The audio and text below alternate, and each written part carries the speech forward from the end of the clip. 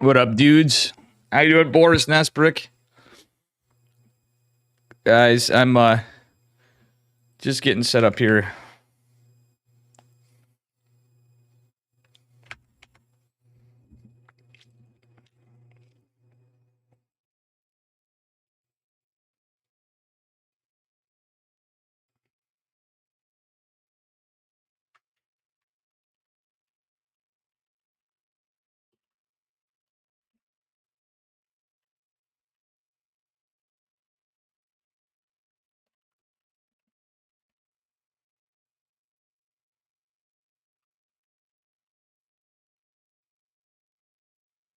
All right, you ban whoever you see fit.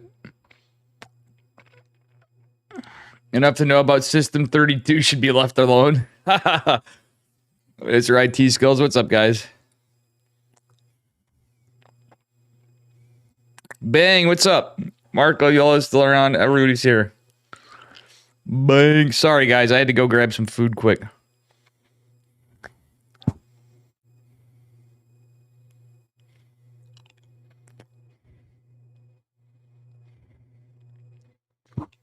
Hey, Cos, what's going on, guys?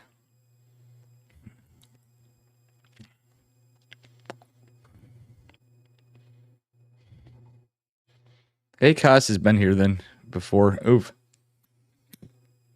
I don't know what you guys are on about. Let's see here.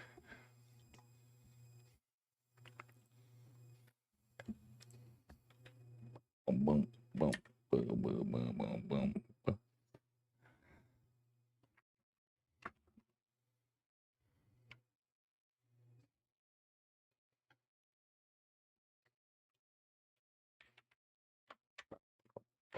Boom, boom, boom, boom, boom.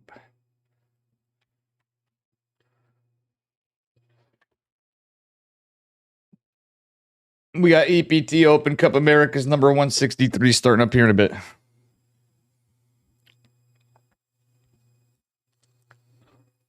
They're working on getting the bracket going.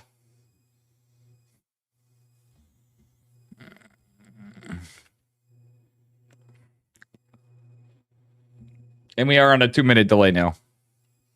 How you doing, Boris Nesprik? By the way, guys, sub to Dave, not a scam. Boom, boom. We are waiting. Who is playing? 47 players checked in. Okay, Arnold Rimmer's playing. Who I played earlier. That's funny. Bad Boars, Cats. Cats is playing. Creator, Cure, Dark. Don't Defense, Duck. Ezreal's playing. That's funny. Firefly. Gumiho. Haramang. Hero's playing tonight. Holden's playing. Hero is playing tonight, guys. Hanmano, Hupsea, Coda, Magic, Pezu, Mason, Master, Max Pax, Nicarak, Nita, Oddjob. Pig, of course, is playing too. Ratata's playing. Rex is playing. Ruchi. No Beyond tonight. Trigger's playing. Vindicta's playing. Victor Bensmer again. Haas is playing. Yo, let's go. Well, he didn't check in, though.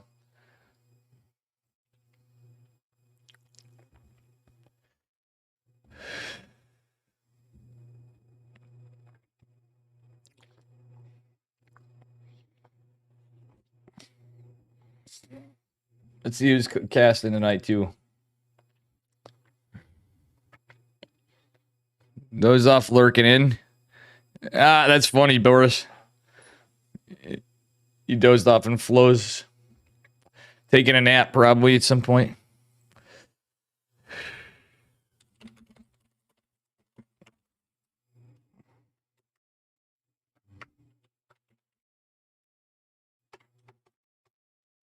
All right, who we got?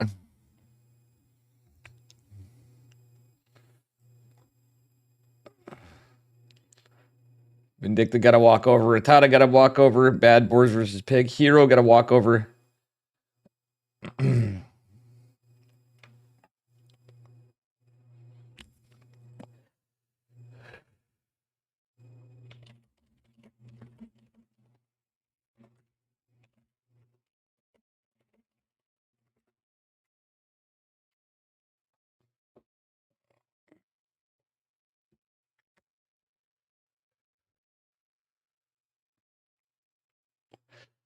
I'm going to try to cover.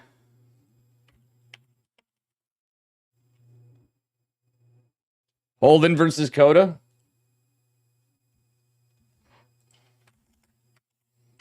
Holden.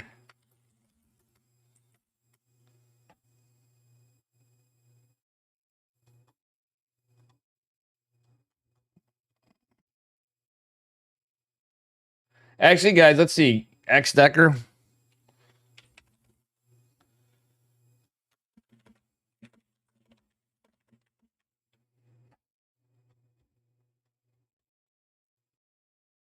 All right, I want to see if Steadfast is staying lower mid or not.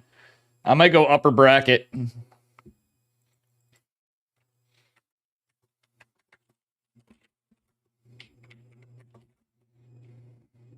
Yeah, all these people are in. I was going to get X Decker because that would lead us to.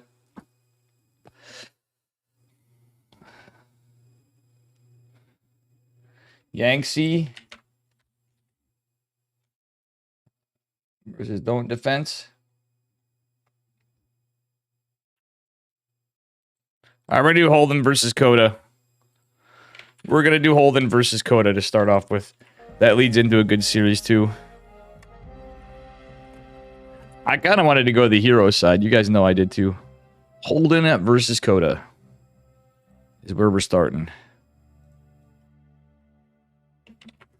What the hell? I'll do it. Let's see here. Do I have the text for this? Where is it? Oops.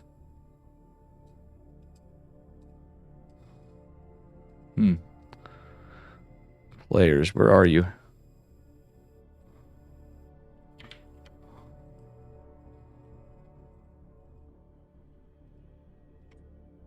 I won't select it. What the fuck?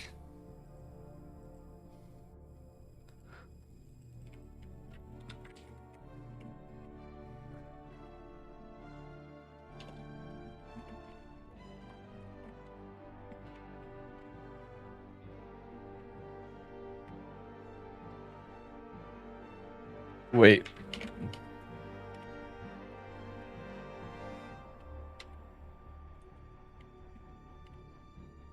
Wait. Oh, never mind.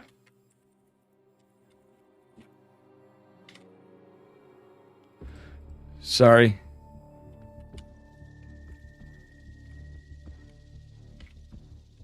Fuck, I could have went through another series. And I think I missed a series now. That sucks.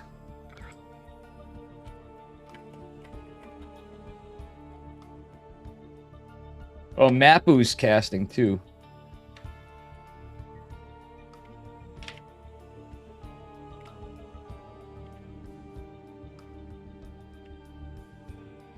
Damn, did I miss the series because of this? I left because...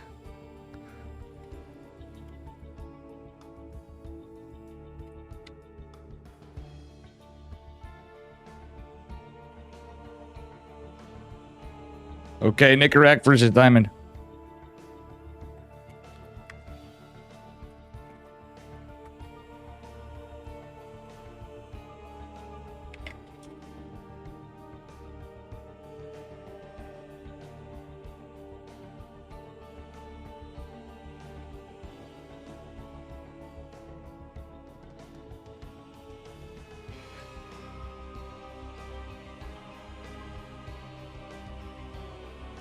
Nicarac versus a Diamond player. Sorry, Holden. Mapu's not there. Mapu is a sick observer.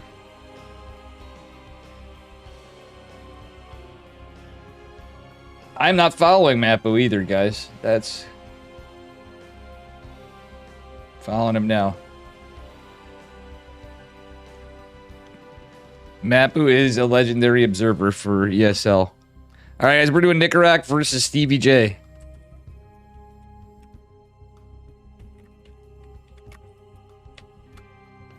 Who was here earlier hoping to be covered.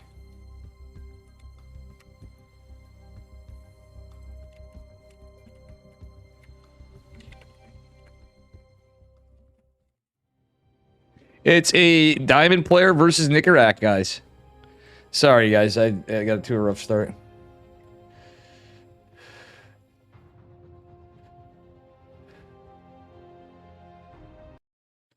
All right, here we go.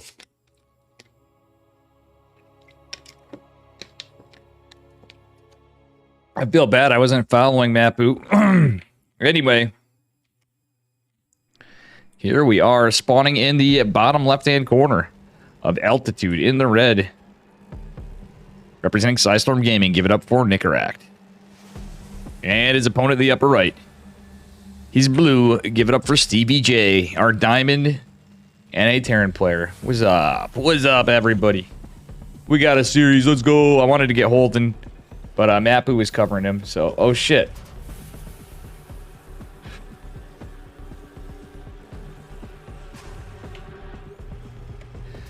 Damn, I didn't know Mapu left the game, too. I'm going to message him. So anyway, it is not looking to be a proxy racks from either of them. Stevie J is going on to... Okay, he did get Holden. All right, good. So if you guys want to see Mr. Holden being covered, Mapu is going on that side. All right, it's going to be a double gas from Stevie J. I'm not sure what's going on here. It looks like Stevie J's got a little lead on a few things, but it's looking like a standard TBT opener. He is going to wall off. Nicaract going for a double gas, too. Nicaract going for a scout. And,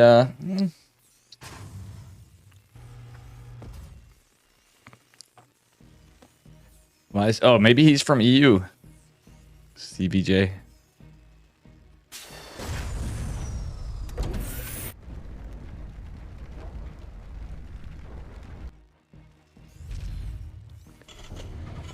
Nicaract being the salty Terran that he is in the TBT, even though he's like, oh god, it's a diamond player. He's gonna do something cheeky, but he's not.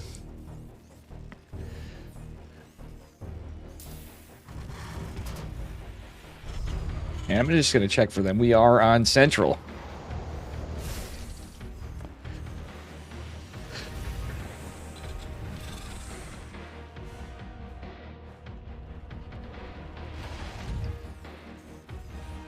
Roy Jenkins, what's up? Sip of the Conqueror. Oh god, that's funny. Reaper is going across the map from Nicaract, but Stevie J is going to be in position for the Reaper cliff. However, the Reaper is going to go up into the main base. There's going to be a Widow Mine opener, funnily enough, from Stevie J. Stevie J not reacting with the Reaper. Starport is going to be delayed. This is a cheekier build from Stevie J. He's going for a Widow Mine drop for an opener anyway. Wow, the SCV saved though, but still Nicaract is going for a CC. He gets a full scout. The SCV is not going... Well, he went to mining and he didn't pull back to the starport, so that kind of ruins the build a little bit. It's going to desynchronize the time. Tech Lab going on factory. Okay, it's just a defensive Widow Mine. Definitely a cheekier, more aggressive play from Stevie J after all. Alright. Very standard opener from Nicaract. He's going Reapers and Hellions. Stevie J is going to swap his Tech Lab. Hey, what is he doing? Battle Cruiser operational. Stevie J is going to attempt to go into Battle Cruiser on one base. Alright, his Reapers are going to be scouted here. Let's go. Full NA, or at least full Diamond League, and I am losing internet again. God damn it. Why does my ISP suck so bad? I'm not going to complain about it too much, but just in case, guys. Alright. CC is going down quite late, but there's going to be a lot of units. He should be doing a high ground CC. This is very defenseless. I really don't understand why he's doing a low ground CC. He literally scouted this. Why are we doing this, Stevie J? You have a shot, maybe, in a million years to get a battle cruiser out. He doesn't have a bunker either. Widow Mine gets some value. He's going to close the wall. He cancels the CC. The Reapers and Hellions are going to breach the doors here in a second. Are respecting the Marines a little, but one of the Marines is going to fall. SCV's trying desperately to hold, but they're just going to be evaporated by the Hellions and Reapers. Marines instantly killed. Stevie J's trying to buy time. It's a Raven Cyclone from... Oh no, the wall falls. And with that, so are the SCVs going to be falling.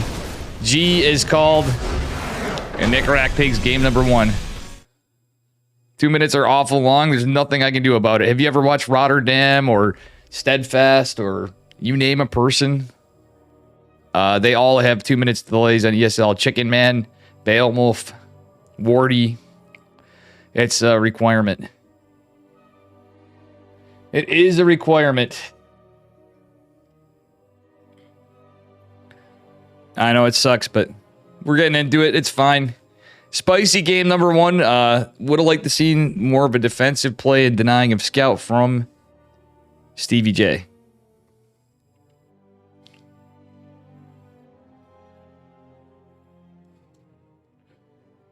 Side effect of permakick.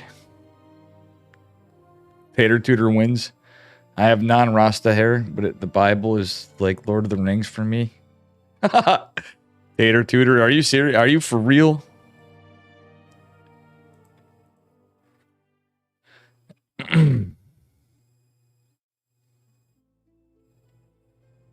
He wanted Solar System. Oh my gosh. Too funny. I really wish I could catch up on chat a little more. I'm going to try to after. When we're in between. We got Pog Squirrels from Gene Sim and Tater Tutor. Alright, let's go. Alright. Spawning in the bottom right corner of Grass Fan. In the red, give it up for Psystorm Gaming's Nicaract. And his opponent in the upper left. He's Stevie. He's Jay. He's Stevie J in the blue. And another Clone Fiesta TBT. Nicaract going for Proxy 2-Rax Reaper. Going to end the game quick, I think. But we were going to see a... Well, we saw an attempted battle cruiser operational. Alrighty. And Stevie J was in chat earlier like... I hope I can be casted. Here we go, the 2-Rax coming down. Nicaract set up for Proxy Reaper. Stevie J hopefully won't be going for a 1-Rax expand, but it's not going to be 2-Rax. He is going to scout, though, and we'll see this eventually. However, yeah, these two barracks are way faster than Stevie J's. I think he went gas first. No, he didn't go gas first. I don't know why he's a little delayed. He is dropping another barracks here, which is a little interesting. In the front, he is going for double gas as well. A good response, but oh, Nicaract doesn't have a Reaper out just yet. He is starting one. Stevie J's is going to be a little behind. I wouldn't hate a bunker. We've seen some interesting games with bunkers. Oh, I don't have TTS on? Why is TTS not going off? TTS is on. What happened to TTS? Shit. Did I accidentally delete TTS? What the fuck? Well, that sucks. I usually turn it off for these anyway because 2-minute delay tournament. But anyway. Yeah, Green, I don't know what the fuck happened. I literally am on the same scene. I gotta take a look at that after. Oh, it's 3-Rax Reaper. What the deuce? This is a cheesy build from Nicaract. He is going full send, guys. 3-Rax Reaper. Yeah, I don't know why TTS wasn't on, but it is a delay. Oof. And a 3rd Rax was being attempted? No, a factory. I don't hate that as an attempted response, but it's going to take too long. He's going to pull workers onto the barracks. These Reapers are going to get a lot of damage, though. SCV attempting to get this down. First Reaper's out, but he has to be careful. He should have just... Oh, GG. Stevie J. This is too much for me. Big Sag, our underdog. TTS is on. Why the fuck did it not work? Oh, it's not on this scene? Let me take a look. Ah, it's under gifts, that's why. Well, anyway, I'm going to turn it off anyway, just because of this.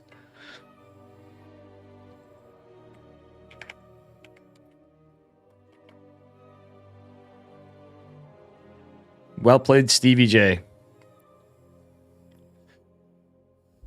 Now I see what happened. When the gifts were off, it disables TTS. You know what? I'm going to leave it in that thing then. Because if I'm doing tournaments, it'll just disable it. TTS will be on this scene, but... Yeah, then we're in tournament mode. I don't mind if TTS is over here, but it won't work on the other scene then, I don't think. That should fix TTS and tournaments. You hear Dave and the shower?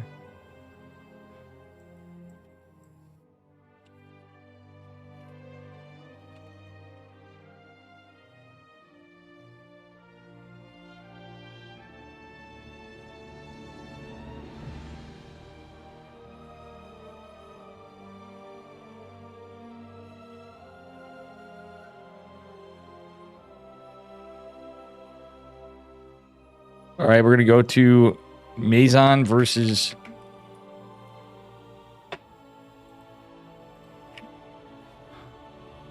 Arnold Rimmer.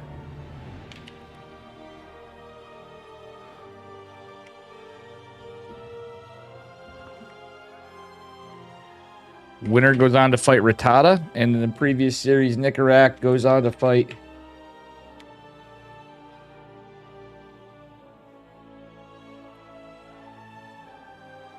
Why the fuck isn't it searching?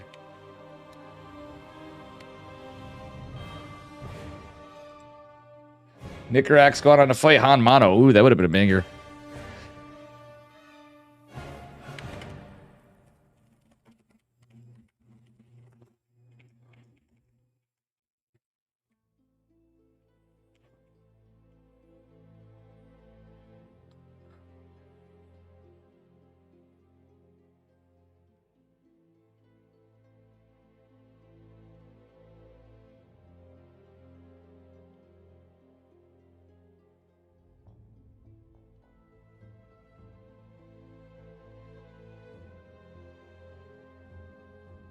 You smoked a lot, son? Huh.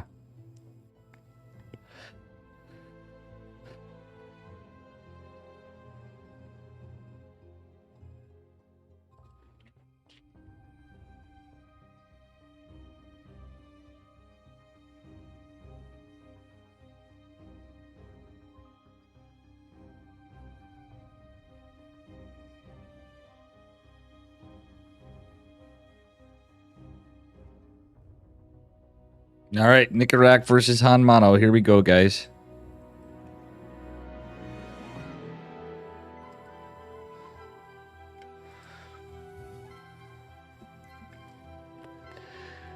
Oh, replay stats bot? Yeah, oh, shit. Yeah, I forgot about that. Fuck. I'm not supposed to be using that anyway. I do it every time we have EPT. Very rare that I forget to leave that on.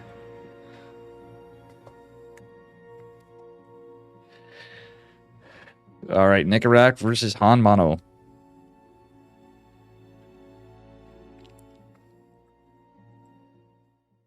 Another TVT. Guys, do I do Guitar Cast? That's the question. Maybe in game number 2. Who wants Guitar Cast after? It may screw up the VOD, but...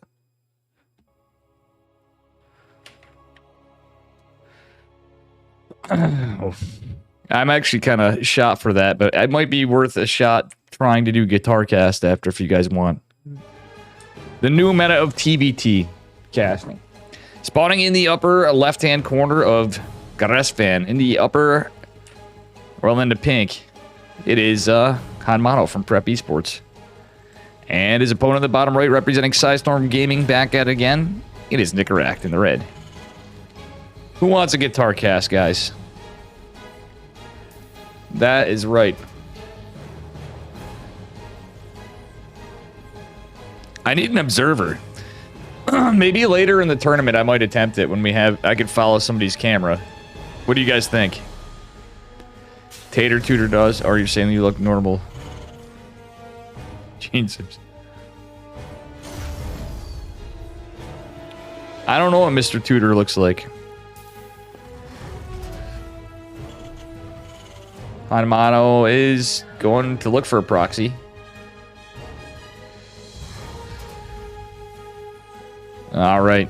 We'll see what happens here. It's a scout from Nicorak as well. Han Mano is not 100% sure This is going to be a double gas opener from both. Pretty standard TVT. Nicorak just going for the scout otherwise. Hanmano's like, well, we're just going to check around for proxies and say heck you. So neither player going for proxy racks. Reaper is on the way for both. And we'll see what happens. SCV getting a scout, not going to harass, because the Reaper is going to pop it in a little bit for both players. Get that about identical time.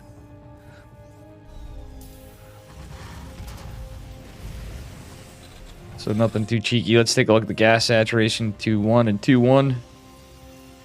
Standard barracks factory opener for both. Nicorak is going into a reactor. Hanmano is not. There is the exception.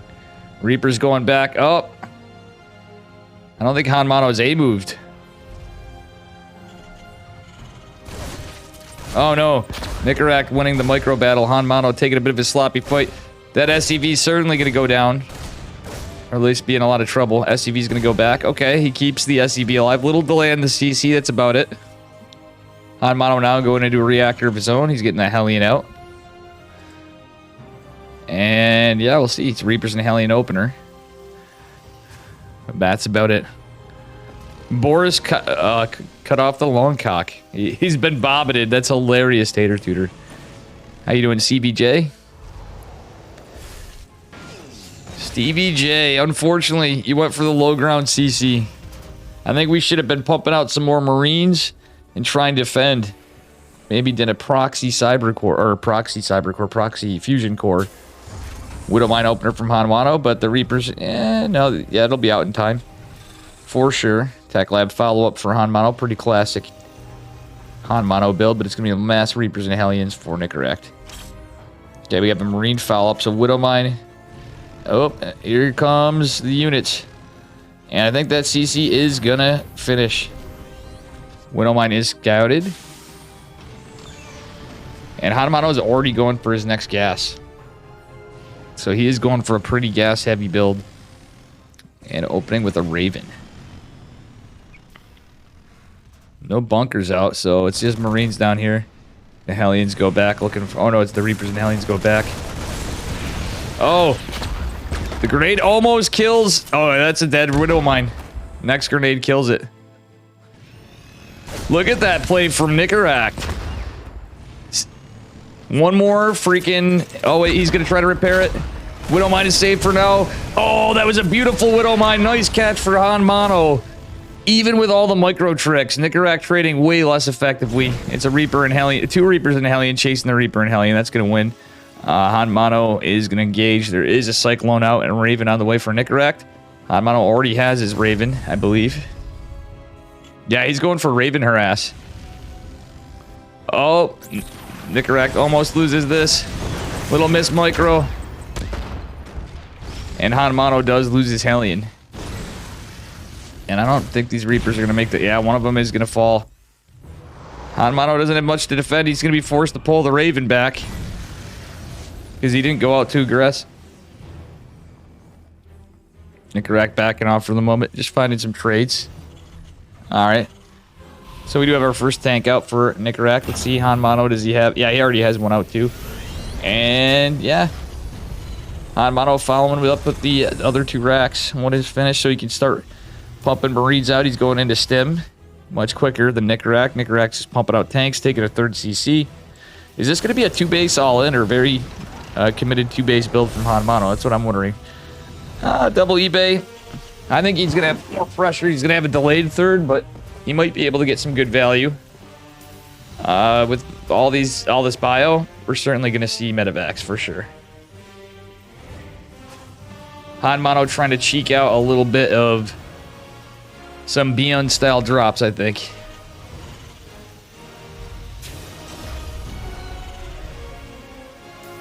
Yeah, Hanmano is looking for some pressure on 2 bases for sure. Nicorak is going to have his 3rd CC, but this might be engaged pretty hard. And, oh, is Nicorak pushing? 3 Ravens. 2 tanks. No, he's going to go scout for a push or drop.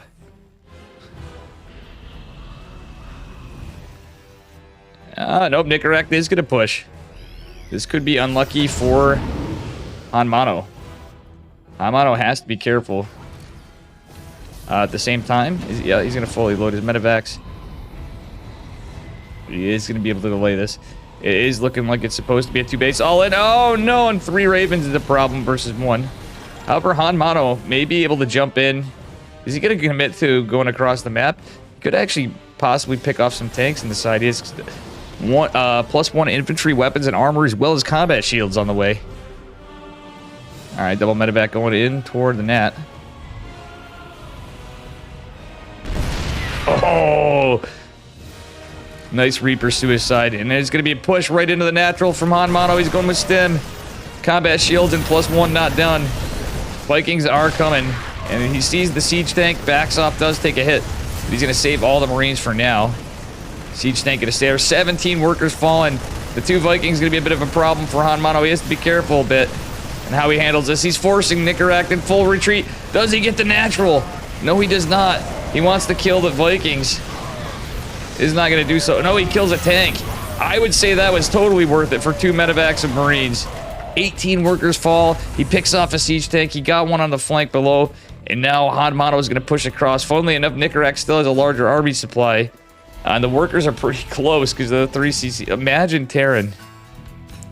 Hanmano is getting an armory already. And he started. His 3rd CC is going to finish up as well with 2 more racks behind it. Nicorette just on 3 racks. Again, the army supply pretty close. This could be a base trade, and honestly, Hanmano might not be able to win it. He is producing more stuff behind it, but it's more medevacs, etc. Yeah, Nicorette's going to go full send. Hanmano sees he's getting pushed. It's a base trade, folks. Hanmano might want to start lifting some stuff in preemptively. By some stuff, I mean the 3rd CC and go like over here. Oh, more workers falling for Nicorette, however. Nicorette is making a big push in. Boys are pulled from each side as they're attempting to go on the tanks, but there's so many auto turrets. All these SCVs going to be cleaned up for Hanmano. At the same time, Hanmano trying to push the issue right here. Oh, nice interference matrix for Hanmano. He is going to push up the ramp. He isn't even lifting off his stuff. He's just like, whatever. GG, Hanmano takes game number 1 in a pretty epic TVT. Very well done.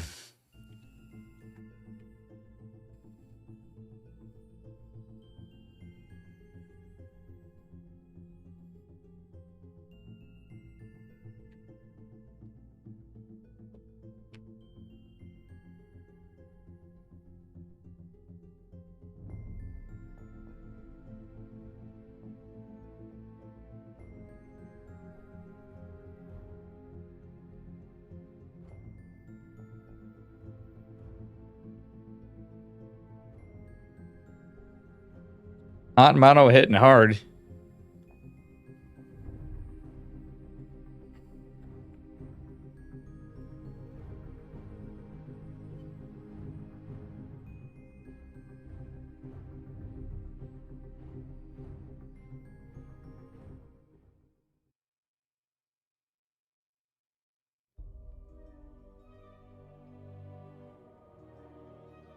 You know, I'm going to try to adjust my mouse settings because I do slip up a bit.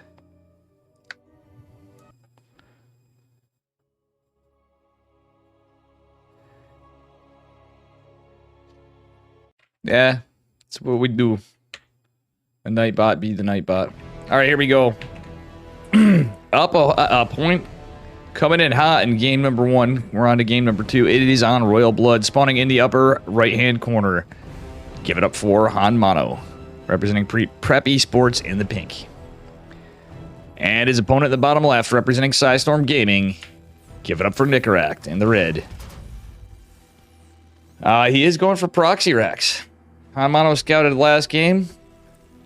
Pretty sick TVT build in game number 1.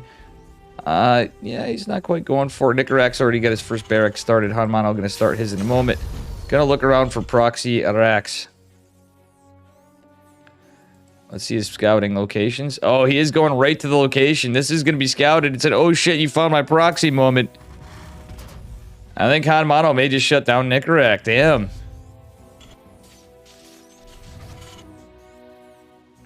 Oh, debating Hanmano a bit at a time. Look at that. The RNG games. First barracks will finish unscathed. Second one is delayed. Hanmano's just standing with one Rex. Oh, another SCV. Oh, two SCVs coming down here for Hanmano trying to chase this down. Oh, that looks like a dead SCV.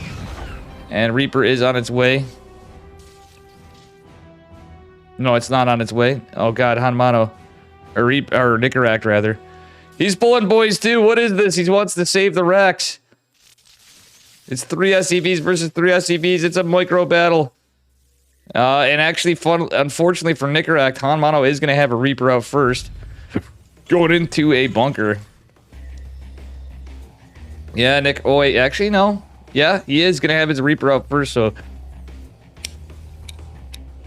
A little bit of a build order counter. However, Nicaract being cheeky, he is going to try to go to 3 Rex Reaper still. 1 in base. Nicaract going to go back. The problem is with sending these boys out, it did affect them quite a bit. Reaper does try to go up and see some information. And it's just going to be a 1-1-1 from Hanmano, or at least a 1 Rax opener. This cheeky 3rd Rax back home might be an issue, but great scouting from Hanmano. He just knew it was up. Oh my god. Nothing's more of an iconic duo than a base trade in TBT. Nah. Exactly. That was a sick base trade, game number 1. Very cool timing from both. Alrighty. Hanmano is going to be pretty well defended. Ish. But he's going for Marines. Actually, Nicaract may be able to do this with 3 Rax Reaper against this. He went into... Oh no, there's a Hellion. Alright, so the Hellion's good. Nice body blocking of the Reapers. 3 of the Reapers are down. Oh man. Nice defense from Hanmano and a good scout again earlier. So he's getting ahead here. Getting the Hellion out. It's pretty big. He still has the bunker. I wouldn't hate the Marine to go into the bunker, but realistically I don't think it matters. Starport on the way as well. There's a factory attempted to go down from Nicaract. You are damn committed on 3 Rax Reaper. And losing 3 Reapers is very rough in these timings. Alright, with that said, 3 Reapers are not going to be able to take care of this. Grenades do help for a second. Oh, he does kill one of the Hellions, but unfortunately 2 of the Reapers are lost. 1 more coming to join the fight. But Hanmano is going for a Banshee. And the Banshee basically just wins the game. GG, well played next. Oh, Nicaract was like, well, that didn't work out so well. And that was a pretty quick series as well. So another one, speed run.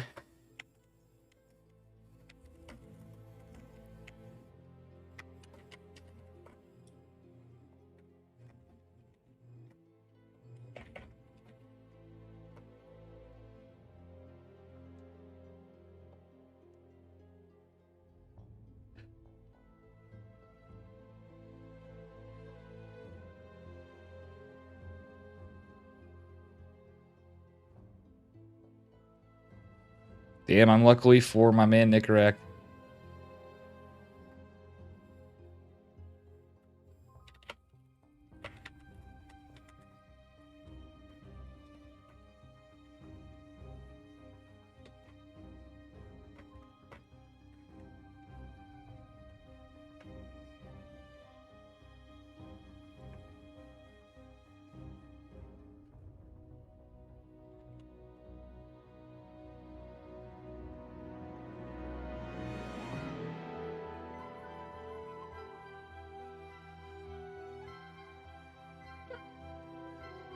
You're locking out after 7 cans of beer, but I will have some of you in my mind. Ha! Jeez.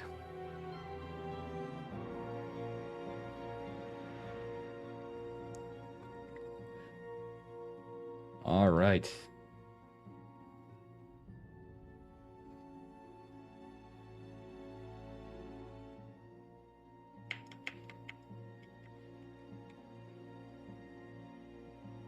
Let's see what we have for the bracket now.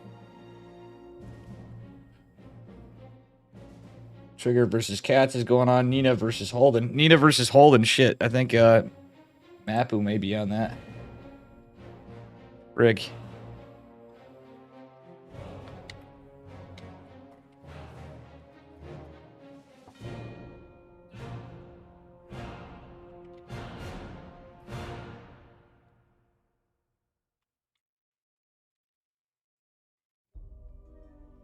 Oh, Mapu did go into something.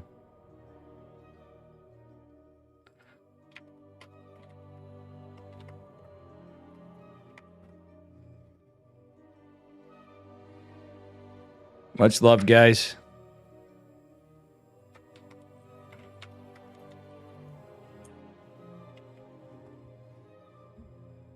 Nina versus Holden. I normally do this.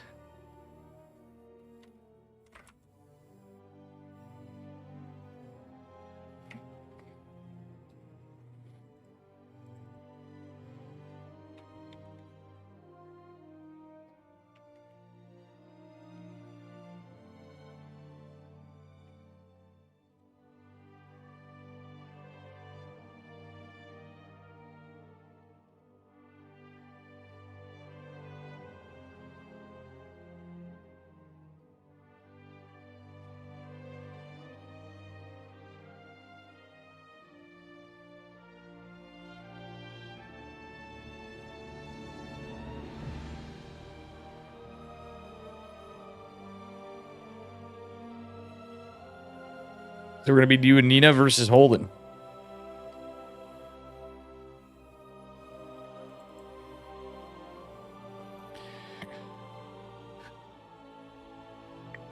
Creator has advanced versus Ryuichi.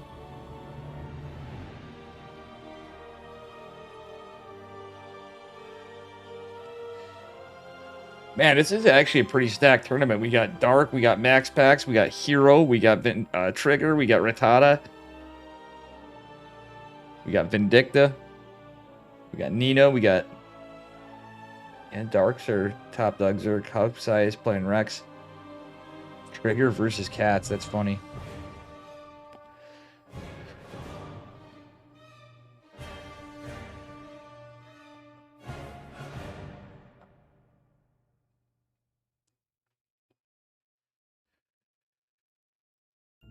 All right.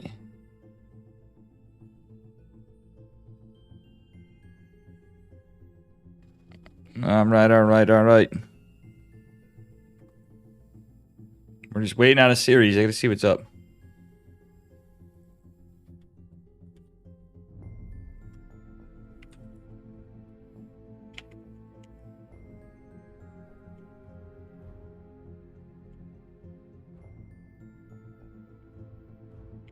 Holden versus Nina. This should be a banger. Banger of a PvP incoming. Once they get going.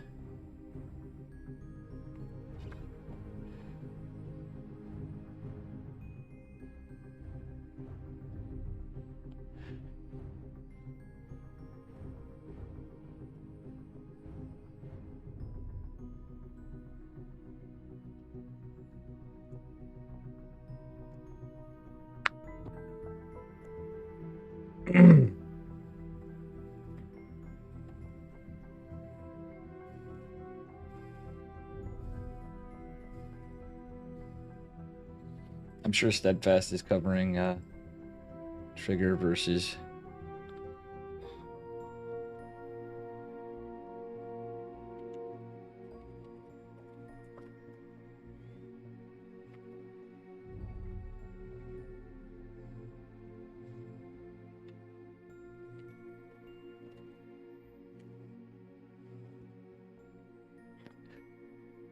I'm just waiting on them.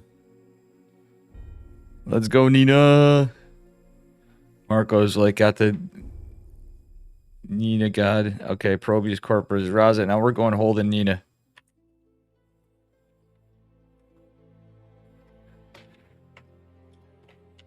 Nina must be AFK or something, or Holden, one of them.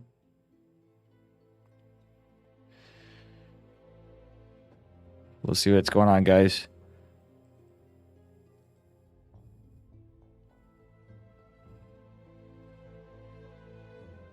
You would have banned yourself ages ago? I don't know. You never used to be kind of BM, but we'll see what happens. What's going on with Holden and Nina? Oh, Holden's AFK.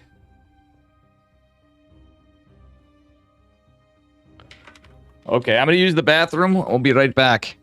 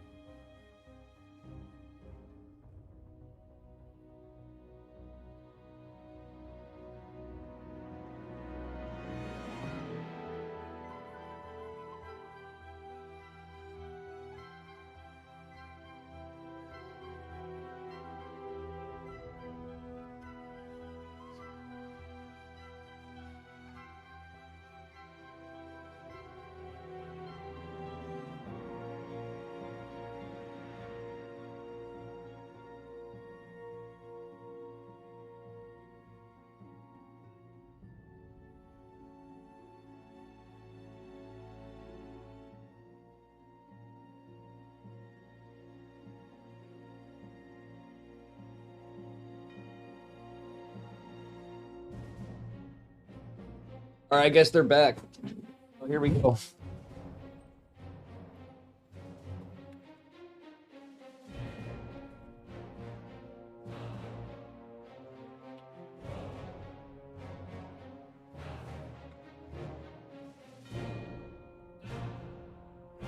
Holden's girlfriend actually there.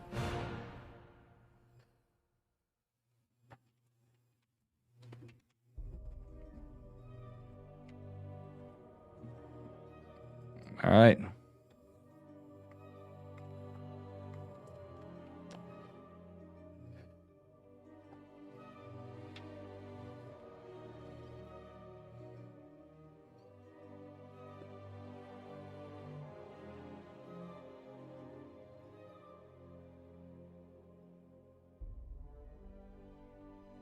All right. We have our game coming up here. The Memento or something.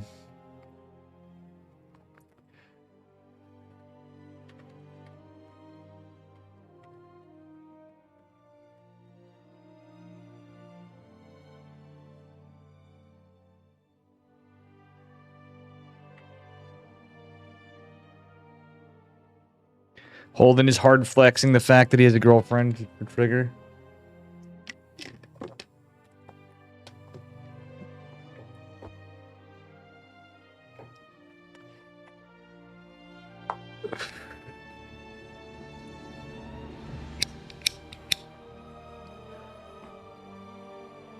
Jeez, I could have went to the bathroom by now.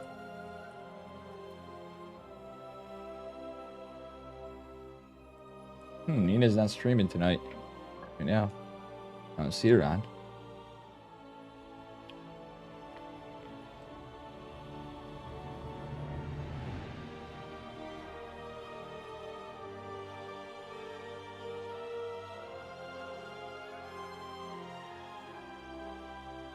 All right, let's see here.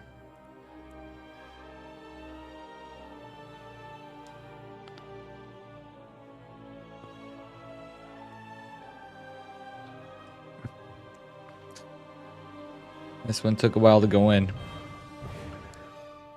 Looks like Arnold Rimmer 2-1 to Mazon. I was going to cover them before, but we'd seen stuff. Psystorm Oliveira. Somebody's memeing. That's Spee. Oh, God.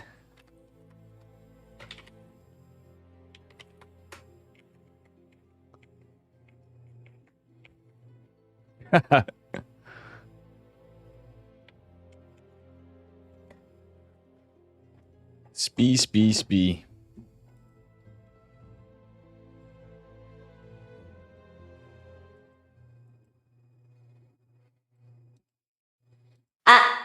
All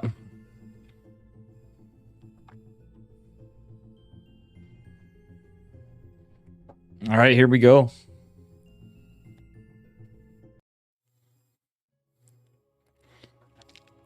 Narmak, how you doing?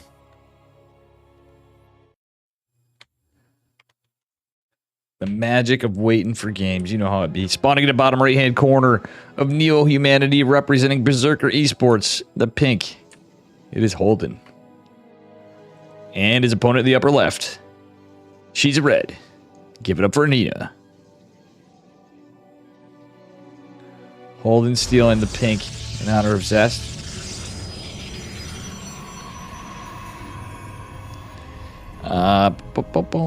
Let's see here. Damn it, Holden, making it tough for me. We should have red and blue, guys, for tournaments. Or at least something anti-similar colors as shades of red. For the folks that are colorblind. Alright. I mean, I guess it's better than blue and teal. Red and pink. Alright. Not much to write home about. Looks like it's probably going to be a 2-gate versus a 2-gate for opener. Holden going for an earlier scout. Nina just going for the double gate scout. But yeah, it's a 2-gate. 100% 2-gate opener. No Princeton universities here so far. Nina's going to opt for a core. Holden getting his. And Nina is just going to make it across the map to scout. Holden with no cheeky other probe out for a proxy. So far, standard opener. Oof. A little derping and the RNG for Holden's patrol path or shift collected scout. Yeah, second pylon finishing in each his base. You're going to be annoying with the probe. I like that pylon from Holden, actually. I mean, in a way, it's... Yeah, you can get a shield battery, like, over here. So, for Stargate opener. Is going to be Stalker Sentry from Nina. Stalker from Holden. So, I think Nina is looking to expand. Nina doing a little bit like the Zest opener, if you will.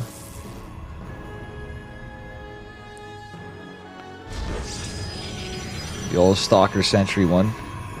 Ooh, a little bit of a supply block, though, for the moment. But I think Holden may also get one.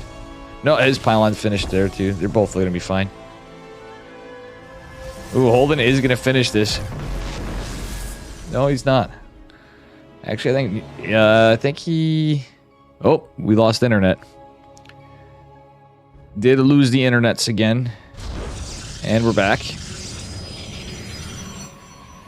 My heckin' ISP. Nina is going for the quicker expand. Holden is going to have his a little delayed. With the... Oh, okay. He's going for an adept follow-up. Interesting. It's actually not too bad, but it is Stalker, Sentry, Stalker, Stalker.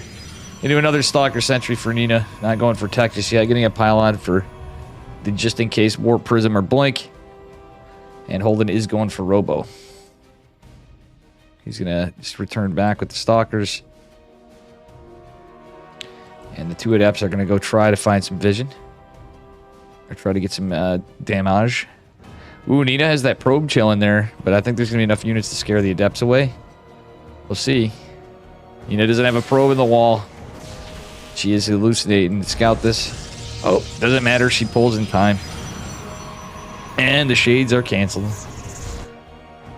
Holden's going to pull back for a second. And Nina is going into a Twilight Forge. So a fast +1. I like that Nina's not long distance mining right there for the moment. Okay, Holden's still chilling with the adepts. He is going into Twilight. So just getting an observer out. Lethal faster. Nina going for blink. It's going to be a blink +1. Oh, adept's going to try to go in with the warp prism. Will it be scouted? This is actually a pretty narrow field of vision. We'll see what happens. Nina going into that +1 quick behind the blink. Actually a pretty good build, to be honest. Just with 2 gates, but still. Other gates can be added. Depths are taken care of, and the warp prism is forced to retreat for Holden. We'll see what happens from here. Observer slowly crawling across the middle of the map. And Holden, or Nina looks like she's going to take the third base on the outlying mineral fields. Holden is going right for his third in the forward position. Yeah, Holden doesn't have the money for a third just yet. Actually, neither does Nina, so it's going to be a little bit before that. Oh, actually, third nexus going down for Nina already. Never mind, that's why the money was already spent. Both players getting their third base. Nina is going to have Blink a little bit faster than Holden, but not a lot of units, so just posturing defensively. It's only 2 gate versus 2 gate. Holden does have the robo, but Nina's going to have that way quicker upgrades. Holden dropping 2 more gates, as well as Nina just dropping 1 more gate for now. So we'll see what happens. Okay, now Nina's going into a robo now. +1 going to finish here in a moment. Blink's going to finish up for both of them. So that little knife's edge finishes. Not going to matter. Yeah, both their third bases will be finishing up shortly. And other than that, it's just a lot of hallucinations going across the map. Good scouting from Nina. Holden's not really putting too much pressure on. He still has the Warp Prism available. Neither player going into charge. Oh, I say that, and Holden's going into charge. He does have his Forge quite later. Nina's got going into +2 right away. Should be noted. Oh, I say that. Look at that. Nina goes into +2, but... something we usually see from Nina, though. Doesn't usually rush charge after. Same as Trigger. I wonder if that's from practicing together. But Trigger does very similar a lot of times. Just committing to blink stalkers. Fast +2 is pretty good. Holden is going to be starting his +1 though, so he's not. He's dead in the water. Oh, Nina actually getting another gas for second gas saturation of the net. So it's 4 gases versus 3 gases, but Holden is not a gassy boy today. Nina's going out for a push. Massive army supply lead. Does snipe Holden's sentry, or his hallucination. I like the stalker posturing between the pylon, the observer, the stalker presence. And Nina going for a 7-minute 4th base in PvP. What the deuce? As well as Holden going for Templar Archives. He's hoping to get some Archons out. But Nina does have the superior numbers. Charge is not finished just yet. Just Holden chrono boost it. It's running out of a chrono. Nina could hit it an anti-timing against the charge. It's a lot of stalkers. That is a damn lot of stalkers. And did Nina lose the sentries? Where are the sentries? I believe they were lost somewhere. No. They must be chilling back at home, and Nina is not going to blink on that. Oh, yeah, just at the last second. And I think, yep, that's a kill no matter what. Holden did lose the Adept. Does he still have the Warp Prism? Yeah, it does still have it. So he does scout the 4th base. And Holden is just chilling on 3 bases. He does have 4 gas saturation, 1 at the 3rd. Nina's 4th is going to finish up. Holden knows it's there. He's now doing pretty good on workers. He's going to need his Warp Prism with this. But he's got Immortal. Or no, he's got Archon Charge Lot with some Blink Stalkers here. 1 sentry is target fired. Guardian Shield would be pretty nice right about now, but Holden not going to use it just yet. It's kind of scrappy fight. Nina taking the better trade with pure stalkers and +2, going into +3 right away. Holden's going into +2, so he is an upgrade behind. He's trying to make some momentum here. One Big Daddy Immortal with this, but the Immortal's kind of derping behind this. If you look at this, oh my goodness. Nina being aggressive, wants to kill that Warp Prism. The 2 Archons are microed back. They are going to disengage again. Nina taking the better fights. Holden is getting another Immortal out. Nina just building stalkers. Holden is going to take a 4th basis. Now, Nina's already saturated on it in the meantime.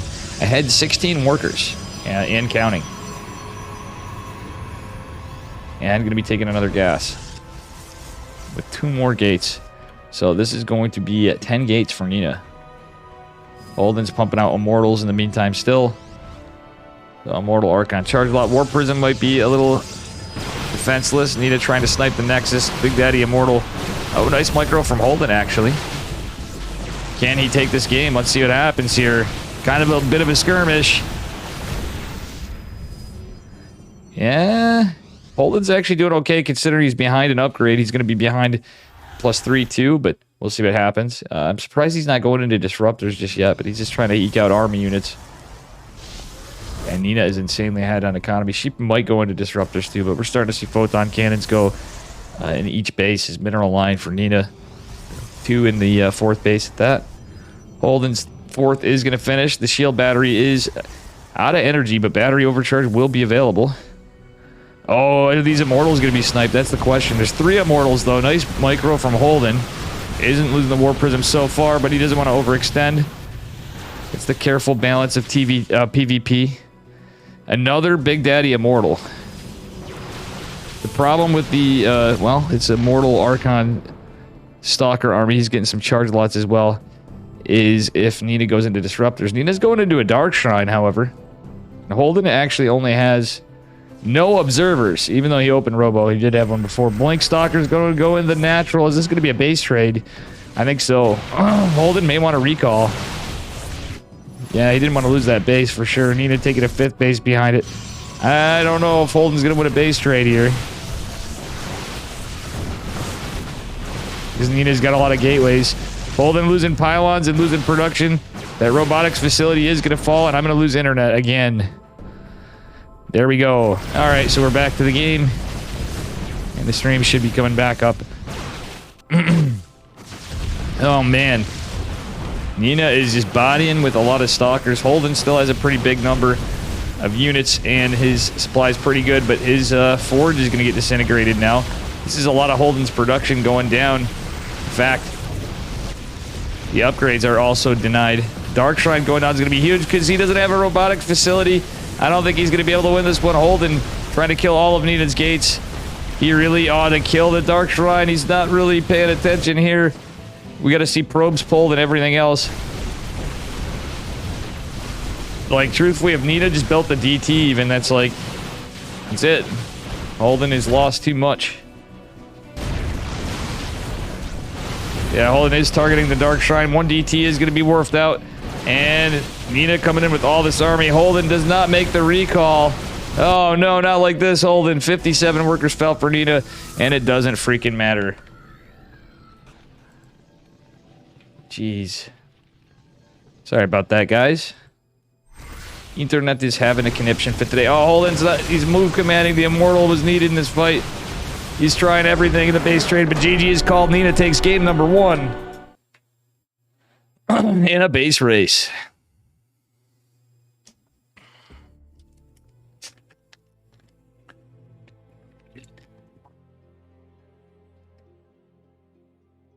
Should I do a guitar cast tonight, guys? I'm one of the series. When we get into like the semis or something, I think I will.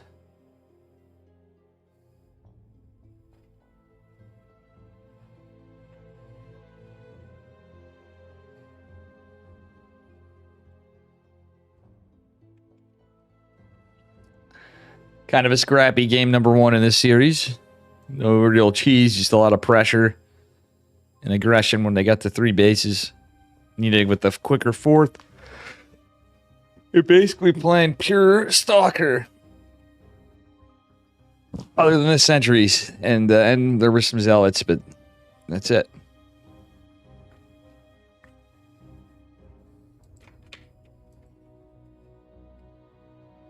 I am feeling mass tired.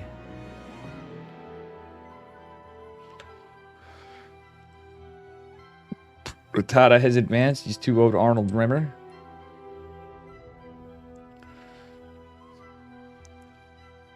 Dark is fighting Han Mono. Han Mono, oh, I didn't see that. That's crazy. I could have stayed on that series. Stevens versus Max Pax. Raza's beat Probius Courts. Creator versus Raza's going on. Winner of Master and Ezreal is going to fight Gumiho. Zerg Lord and Firefly. And then we have Kira and Magic Pezu. Vindicta versus Yanzi. Bad Boars versus Peg. And Hero is waiting in the round of 16. That is what the bracket's looking like as of now.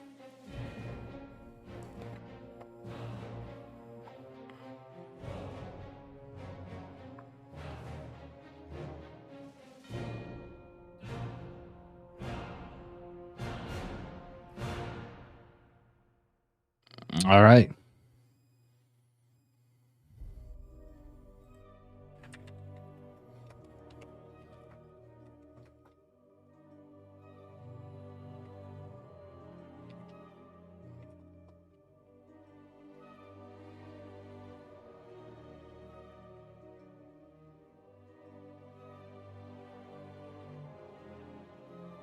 How you doing, Kappa?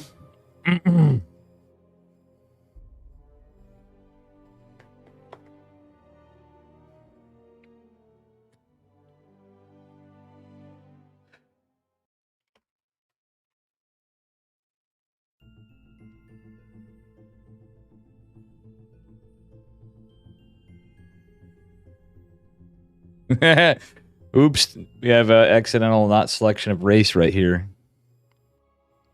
Let's see if Nina plays it out. She accidentally selected Terran, but I think we're probably just going to be remaking this, so bear with me. Oh, no, she got it. No, she didn't get it. All right. Accidental race selection.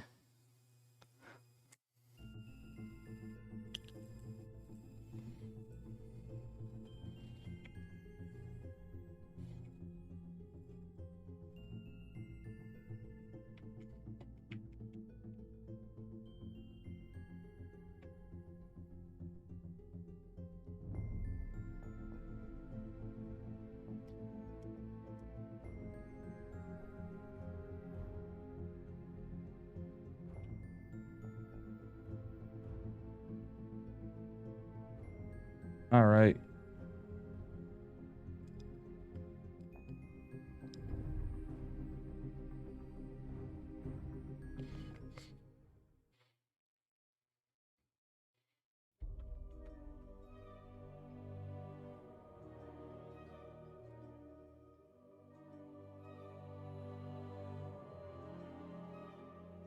Here we go, guys. Now we got it selected correctly. Going on to game number 2.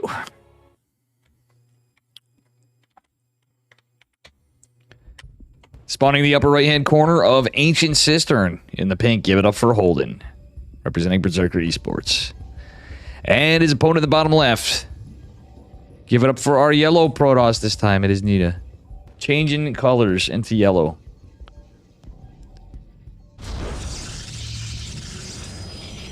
Alright, with the classic probes. And this map, look at this. The lighting makes the probes look like super bright. Maybe it's just my, you know, graphics card settings for my toaster. But we'll see.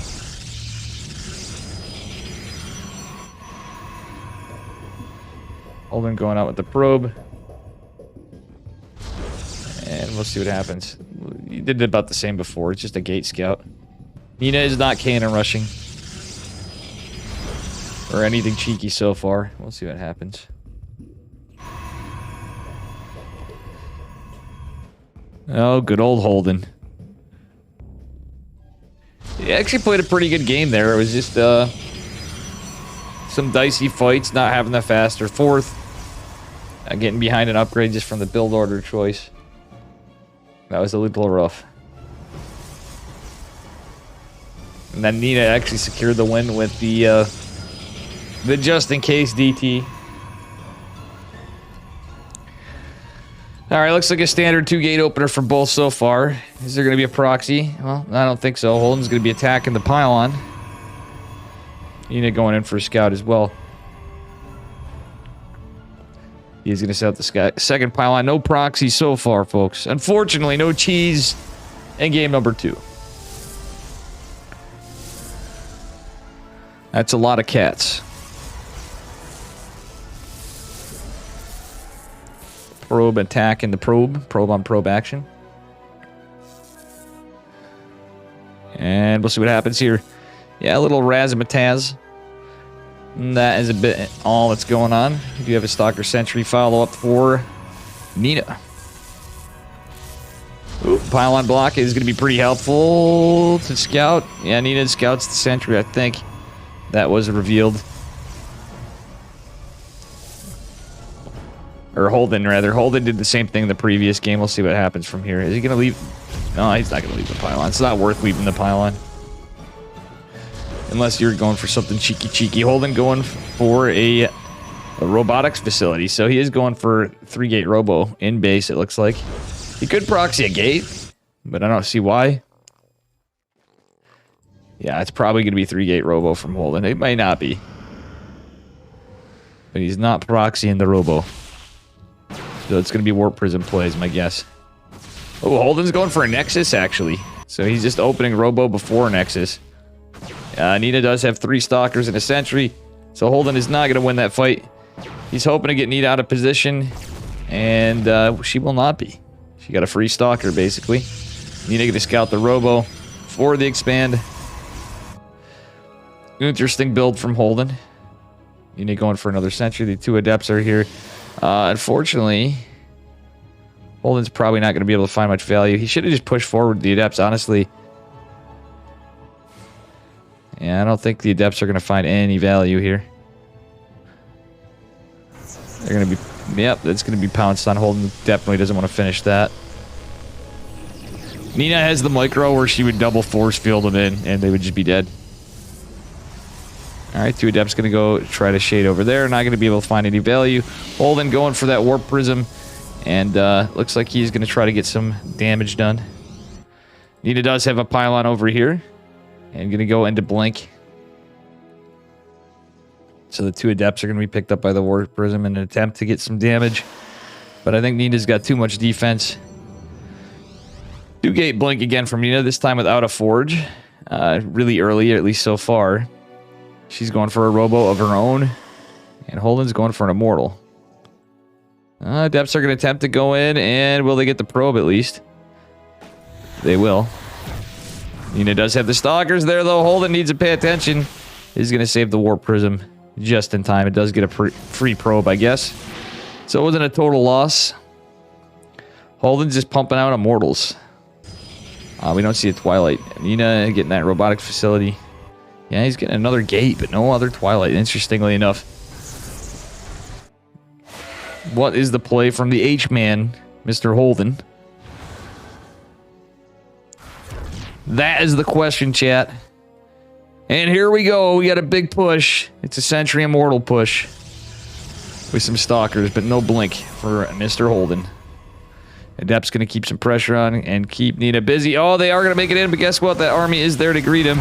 Shield battery not quite done yet. And a little bit of... Okay, Holden is target firing workers, but doesn't... I think he should have probably got one of the sentries. The sentries are going to be a bit of a problem in this push. Warp Prism is out. He does warp in a few Stalkers. He's going for a 2-base all-in. And not even that many workers, realistically. Oh, interesting micro. Holden with the ghetto blink, as my buddy Some Drunk Canadian calls it. Can he push in here, though? Force field's kind of working against him for a second, Adley. We'll see what happens here. Holden doesn't want to overextend, though. Shield batteries haven't finished, and... Well, Nina is going to get his Zealot out, too. That's going to make things interesting. Battery overcharge is activated. Holden is trying to take the fight to the front. Nina actually extended forward a little bit too much, and Holden's actually leading the army supply. And he's kind of like half-ass building probes, which is pretty comical, but he can do it now. Nina has an immortal on the way as well, and that's a bit of a problem for Holden. He's not teching out of this. I would have liked to see a cheeky Robo Bay follow-up, but he doesn't have the gas for it on 2 gases, and that's a bit of a problem as well. Holden needs to pick up that immortal. He is going to do so. Nina's immortal going to pop in a second. She's pulling the boys. The probes are pulled, and oof. Is she going to take this out? The Warp Prism trying to fight desperately. Oh, Holden barely saves the immortal. Oh my gosh, the other one falls. Nina's immortal comes back. She lost 13 workers. Holden, funnily enough, just catching up on workers. The army's pretty even. Nina's going to have another immortal coming out, though. And yeah, this is a hold. Holden actually just narrowly... he almost lost the immortal before, so that was actually pretty good bit of micro. He literally was 1 second away from losing that immortal in the Warp Prism. So that's how he held on. Army supply looking pretty even. Holden is going to be able to warp in more units. He does have an immortal pop in here to defend. Nina just pressuring out with blink stalkers. Holden's not really teched out of this. He's taking double gas. Nina's posturing to take a 3rd base, and it will do so. Nina's just going to blink into the main, though. Holden has no scout or pylon on the side, so she's just going to be able to get up here and target fire a pylon. Maybe just get right onto the worker line. Yeah, that mineral line is in jeopardy. Another Warp Prism coming out, and that might be a free snipe for Nina. No. Yeah, Holden didn't get a Twilight or anything. He lost 4 workers when he was already behind. Funnily enough, the workers evened out a bit. Holden's dropping some more gates. He doesn't have any tech outside of some immortals. I almost wouldn't have hated to see Protoss mech, but I think Disruptors might have even been okay. Granted, Nina's blink micro is very sick. We'll see what happens here. Geez, you guys not liking the cast or what? What's going on here, folks? This is going to be a banger. It's already off to an interesting start for sure. Holden might want to consider taking a 3rd base. Or getting, you know, some tech, like I was saying. He's got double gas saturation. He can't extend it forever on just pure Stalkers and Immortals. That's a lot of pog squirrels and cats, boys. And popcorn. Popcorn cats. When you combine Tater, Tutor, Gene Sim, and Boris Nesprick. It's popcorn cats. Up 2 of the gates are going to be stopped in production, and these 3 as well. Holden's base trading a bit. And he's not going to be able to reinforce back here. That's like most of his production. Literally like 80% of his production's gone. Holden trying to use Ghetto Blink against this. His Warp Prism falls. That's actually very rough for him. And GG is called. Nina is going to advance. Still pretty good fight. I think that could have shifted either way.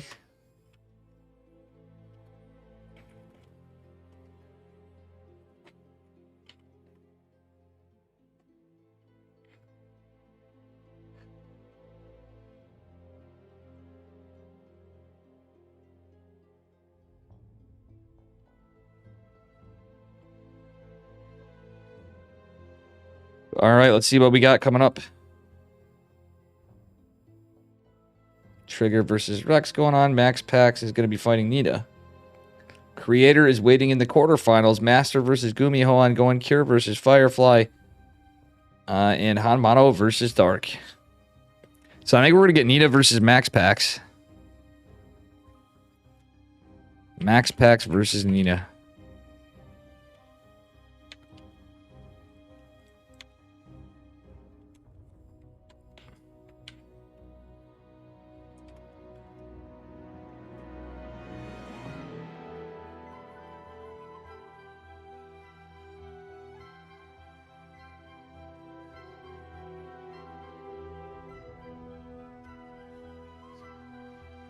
Be right back, guys. I gotta use the bathroom. We're gonna have Max Pax versus Nina.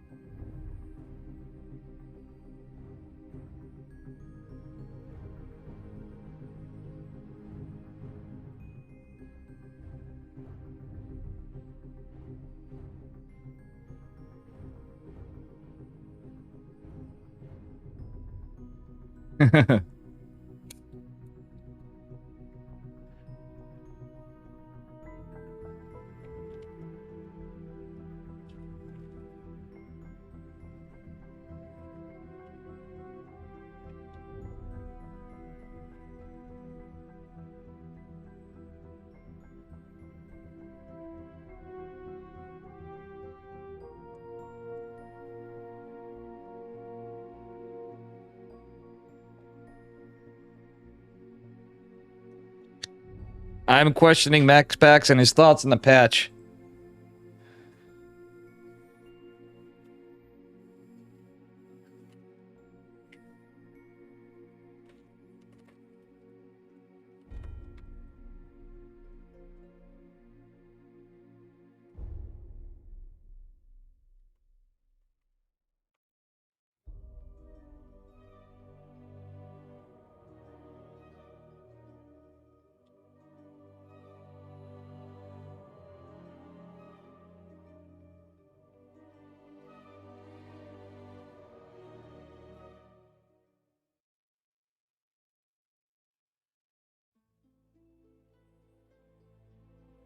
All right.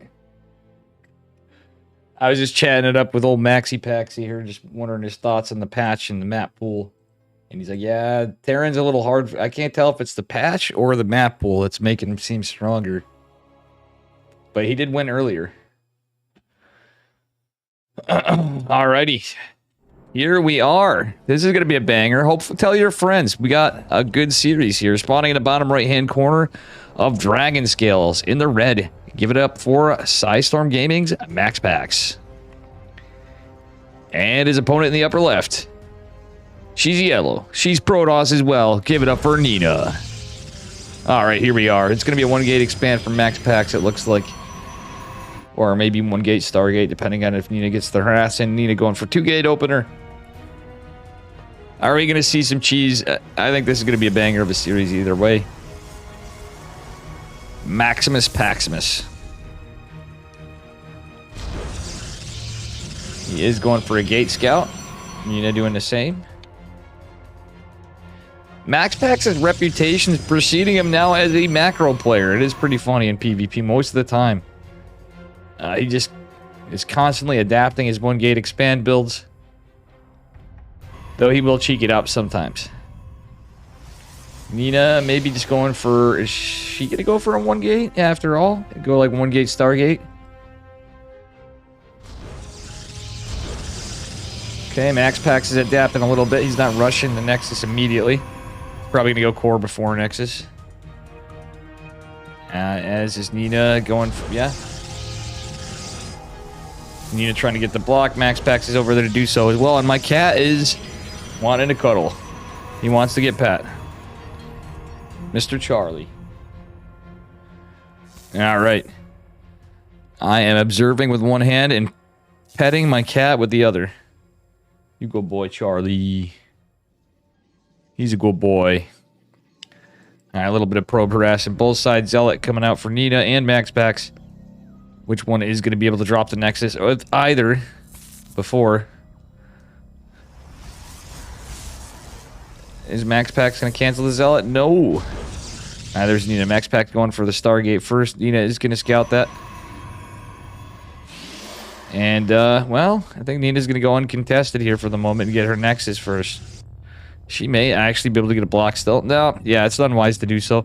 Nina going for the... Oh, no, MaxPax rather going for the Zealot Adept. So he didn't win that game. That is going to be a Zealot Stalker for Nina in defense.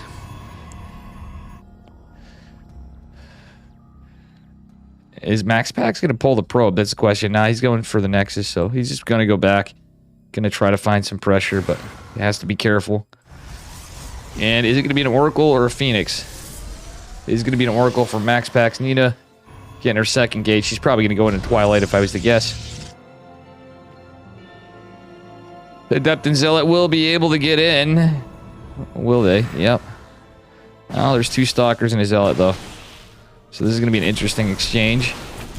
Stalkers fighting the Zealot. A little bit of miss micro from Nina. The Adept is going to make its way in before the shield battery finishes. No, it will not. For the moment, MaxPax is just going to try to keep some vision and pressure. A little bit later Nexus, but it's really not that much. It's not that consequential. Alright, is Nina going to be in position for the Oracle? Adept just going to be annoying, forcing Nina back. She's going to want to take care of that, but the Oracle's coming in as well. And the Adept and the Oracle going to help kill the probes. Look at this. Shield battery be darned, but now there is battery overcharge. It's still out DPS. Is a very smart move from MaxPax. Actually making that a very valuable Oracle. He did the damage of 2 with just an Adept and an Oracle. That's actually some banger micro. Another Oracle coming out to the natural. Nina is in defense with 4 Stalkers. She has 2 Stalkers in each position. 2 Stalkers take on an Oracle pretty easily. So MaxPax is going to have to be careful. Especially in the front with the shield battery, obviously. He has taken no hull damage, I should add. So that was a pretty nice catch earlier with 5 workers. Nina is catching up on weaker workers, though. MaxPax is going to have his Twilight just after Nina, so she's already started on Blink. Nice little catch of a probe from MaxPax, and a beautiful rev tag on the left side. Alright, the Oracles are going to join together, try to be annoying. MaxPax behind this. Yeah, he's just macroing out.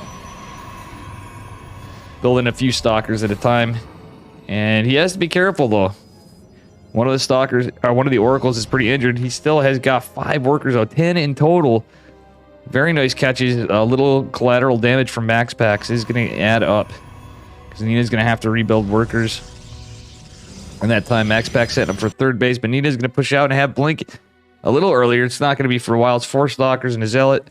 2 Oracles are out. MaxPax does have 5 Stalkers and a very injured Zealot back home. Nice cancel in the pylon for MaxPax. He's going to rebuild another immediately. Well, he's trying to build one immediately. I guess it's 2. With 2 more gates being added on. Nina's still on 2 gates going into a Robo. It is scouted. Oh, and he barely saved the Oracle. With just 7 HP. Third Nexus going down, and we'll see what happens from here. MaxPax has a delay on his third base. I think he should probably go get one. He is going to do so. And he does know that the other one is there. Nice rev tag on the stalkers. Ooh, Nina might come in and pressure. Get hit by the stalkers. And again, she's going to have blink a little before Max Pax. I think Max Pax is going to have it by the time her stalkers make it here. Yeah. Army supply is pretty close. Nice blink micro from Max Pax for a minute. And Nina as well. I think she's going to take the better side of this fight. Yeah, that Nexus looks like it's going to have to be canceled. It is done so. Nina's being very annoying with this. The two Oracles try to get some value. There's no shield battery, and there's not a lot of Pulsar Beam energy. One of the Oracles falls, but a good defense from Nina on the other side. Max Pax, however, getting some very heavy forward aggression here on the right flank. Nina's third base is going to finish, and we do have a Forge going down for Nina. Max Pax already starting +1 behind it because he had to cancel his Nexus yet again. It was a cancel from a kill of the probe, then it was a cancel by virtue of cancel. Gene Sim called you weird. Nice. Nice, guys. Hater Tutor and Gene Sim. Alright, Stevie J's here. Alright, nice little battle going on here. We're starting to see a lot of lost shield for Nina. Max Pax as well. He's got some very bruised stalkers. Nina's going to win the numbers game here for sure. Max Pax overextended a little bit. He is going to have to be careful. Oh my gosh, he's losing a lot of his army. And when Nina's economy's ahead, he's got to get something done. Nina's going to warp in a couple stalkers here. That Oracle's not going to be able to find any damage. Though it did get 6 kills in total. Still, the trade's probably looking in favor of Nina. As far as how the game's scaling, I think she's got a little bit of a lead in some respects. Max Pax going to have +1 faster, but he is way down in units. Recalls the Oracle. I do like the Stasis Ward, though. That could be an equalizer here. Nina going for a Warp Prism. I think Nina knows that she has an army supply lead and is going to go for a push. However, it could be a little bit of an anti-timing. Alright, I like the Max Pax still going to use his Oracle out there. Gene Sim, as many cats as you do. I have 2 cats, but I'm going to have a 3rd cat at some point. My girlfriend's cat, Oliver.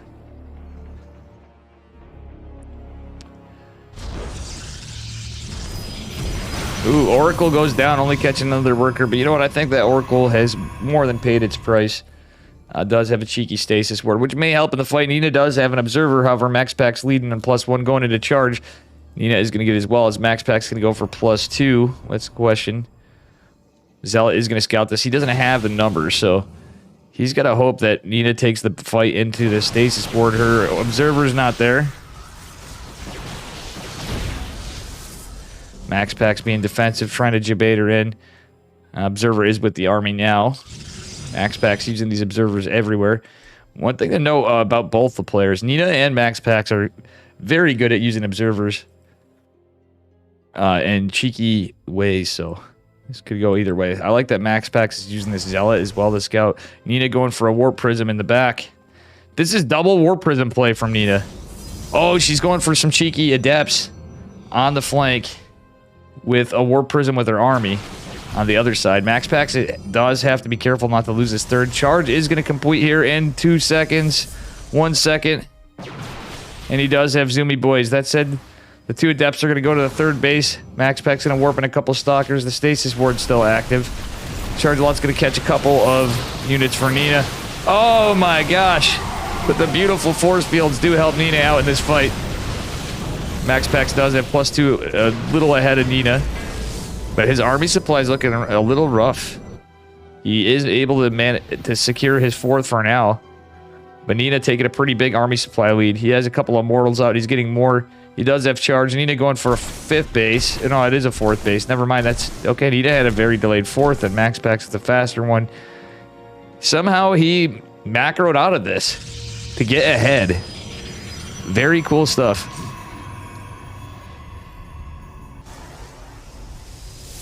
Nina not going into charge, but has some Zealots.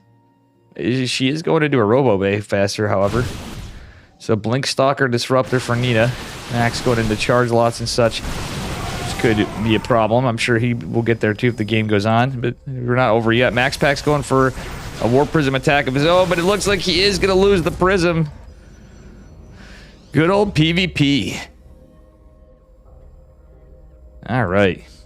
Is Max Pack scouting this yet? I don't think so. Is he looks like he might be posturing to take a 5th in a bit. Which I wouldn't be surprised. Nina going for a Dark Shrine with the Disruptor. Oh, nice catch of the Warp Prism from Max Packs. Nina's Warp Prism did fall. Guardian Shield's going to help this fight a bit. Max Pack's on 69 supply. Nice. Well, guess what? A Warping changes that. He's going for a Zealot run by into the 3rd base location of Nina. But this Photon Cannon should hold this up. Max Pack's disengaging on the right flank, as we can see in the minimap. The rocks are... Oh, I love that. Great defense from Nina. Dropping the rocks, creating a choke. Pretty good stuff. Warp Prism going in for a Zealot run by attempt from Max Packs. Nina's Dark Shrine is on the way. And the Zealots are going to try to come in again. One of the Photon Cannons fell. The Shield Battery and the cannon should hold. Max Packs will get the Zealot run by in here, forcing a recall. He does want to keep the Warp Prism together. He scouts the Dark Shrine, I'm pretty sure. Max Packs hold positioning. The Zealots does get a little bit of damage, kills some Stalkers. It is pushing up the center. Nina with the clutch force fields again. Max Pack's getting a Dark Shrine of his own. It's a battle of Blink Stalkers and DTs. There is a Disruptor out, however. These Immortals look like they're in a lot of trouble. Max Pack's coming in on a side flank with some Zealots. But yeah, he has to be careful to respect this Disruptor. Oh, actually, yeah. Another... Oh, gosh, Max Pack's going in for another drop into the main. Again, he's down in supply. He's taking this forward position base. What a madman. He knows that's where the engagement is. Beautiful blink back, however, and the Zealots trying to get some value in both bases. Nina with a good defense, though. Battery overcharge is activated, however.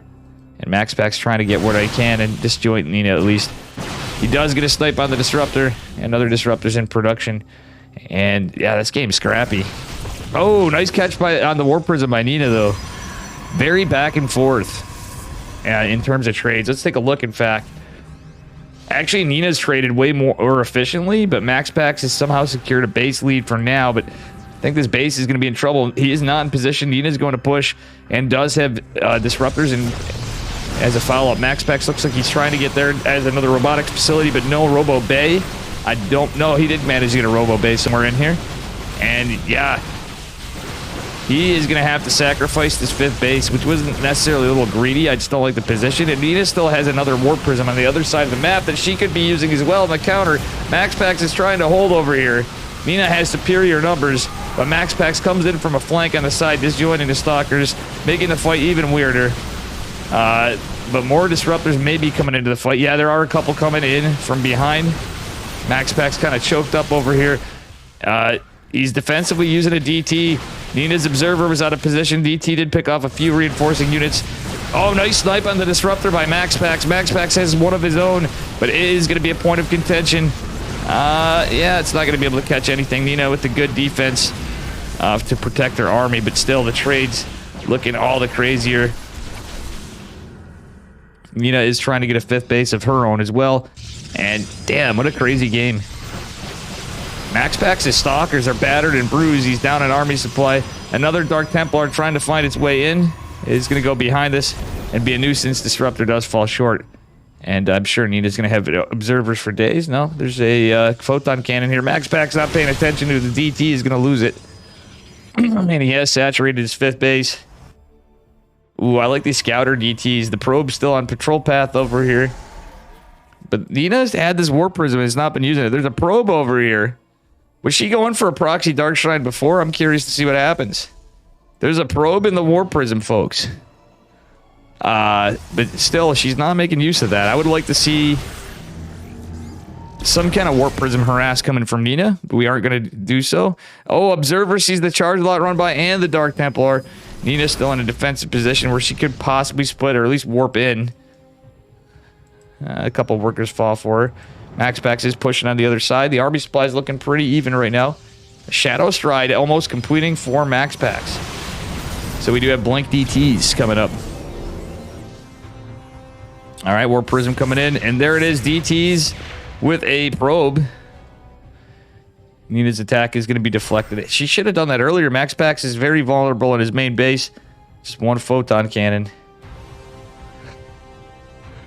Nina is going to aggress the 4th base. It's going to be nice warping. Oh, those are some dead zealots. Shield battery and photon cannon get decimated by disruptors from Nina. MaxPax coming in with disruptors on the flank. And Nina is maybe going to get a stalker. Oh, she does lose a few. She almost was able to save that. Does she kill the other stalker? Or disruptor? She does. Catches another disruptor. MaxPax's. Nina is going to go retreat. MaxPax going to take a 6th base. It's about complete. And we are into +3 for MaxPax. Nina just getting +3 and just now getting charged. She did get a little behind in upgrades here somewhere along the way. Some stalkers, some zealots, and a DT with an observer on the right side. From MaxPax, looking for some defense over there. Ooh, nice blink back from MaxPax. And the Novas both fall short from both sides. But does this one connect? It does not. MaxPax keeping the pressure on the Novas. Nina getting, it's the little song and dance of Blink, Stalker, Disruptor. But I think what's going to make this game crazier is the DT harass, because there is Shadow Stride for MaxPax. Nina not fully taking that Nova, but oh, she is going to lose that Disruptor. It looks like MaxPax trying to zone him out. Nina with counter Novas on the other flank.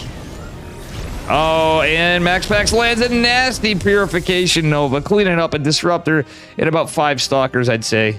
Maybe it was just 4, but still. Very well done. Let's take a look at the graphs. So Nina was leading on army supply for most of this game. MaxPax now taking a lead. Nina with an income advantage, even though MaxPax had the 5th. Shadow Stride's going to attempt to kill the photon cannons. And the DTs in defense are going to help Nina out quite a bit. MaxPax does save 1. Okay, there's a huge skirmish over here. Nina lands a big disruptor. The other one just falls short. She almost took out all, MaxPax almost took out all of her disruptors. These disruptors cooldown still active. Nina using some defensive Dark Templar, which is pretty nice, and he's going to be forced to retreat. MaxPax keeping pressure on 2 fronts. Nina regrouping, going to try to counter harass. The Stalker's taking a beating from MaxPax. Nina going to Shadow Stride as well. And this is a crazy PvP. We're approaching 20 minutes. A lot of action on both sides. MaxPax attempting a little push onto the 3rd base for Nina, I think.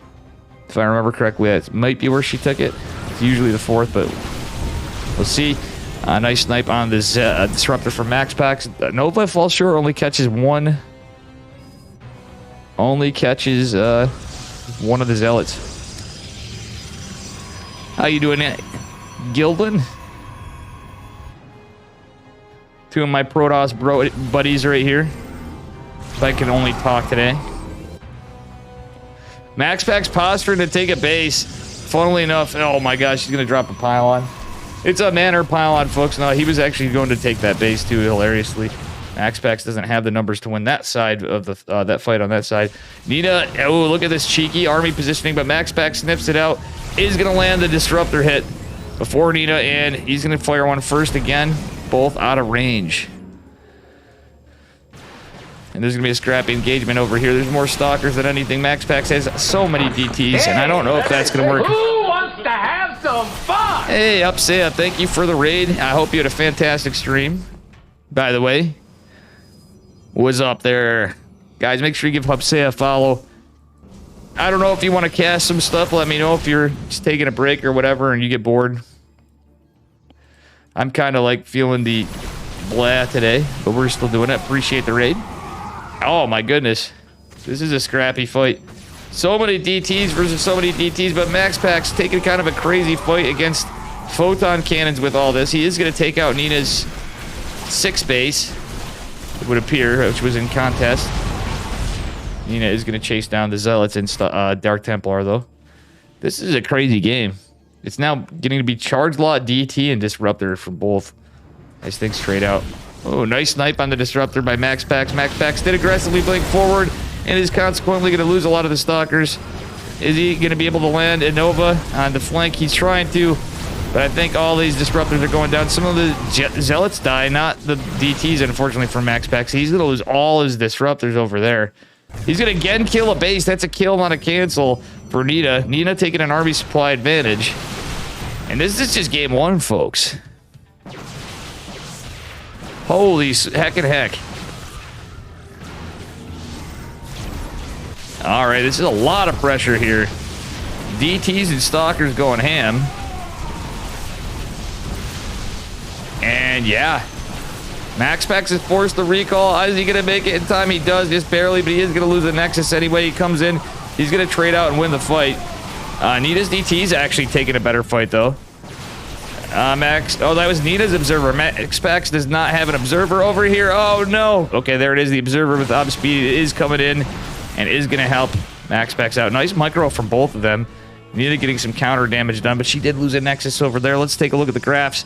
Nina again with the army supply advantage. MaxPax with the heavier income. But Nina is trying to get another base. Oh, she comes behind with the Novas. Does MaxPax land one? Holy shit, that was a sick Nova. You know, this is the kind of thing where late game PvP, there is a little bit of luck involved. There was vision, but sometimes pathing can just randomly go somewhere. Oh, that was a sick micro, actually, from Maximus Paximus. What a banger. MaxPax with 3 DTs over here. Oh, and he micros out. Look at this guy. Nina also is sick. This game is just crazy. You turned off stream to take a break. Nice, dude. Guys, make sure to follow and Hupsay. Again, if somebody wants to shout him out, please and thank you. We are on a 2-minute delay. And, wow, MaxPax coming in hot here. Nino does have more disruptors over here. Ooh, MaxPax is not able to connect with that, and he even loses the next one. He's trying to get as much damage as he can. 20 workers fall. This other base fall, and Nina trying to catch these DTs. They're all clumped up, though. The disruptor does catch a bunch. He is trying to target the disruptors rather than the DTs. The fight on the west flank is actually going pretty good for MaxPax. Nina's insanely down on workers. MaxPax up to 97. He has a 50 worker lead, which is crazy for PvP. But realistically, these supplies aren't very high on either side. He is starting to look like he has potential to do some game-ending damage here as he's continuing to assault, now taking out the third base. Yeah, that's pretty crazy. Nita going to try to find some more damage too. He took the bottom left base.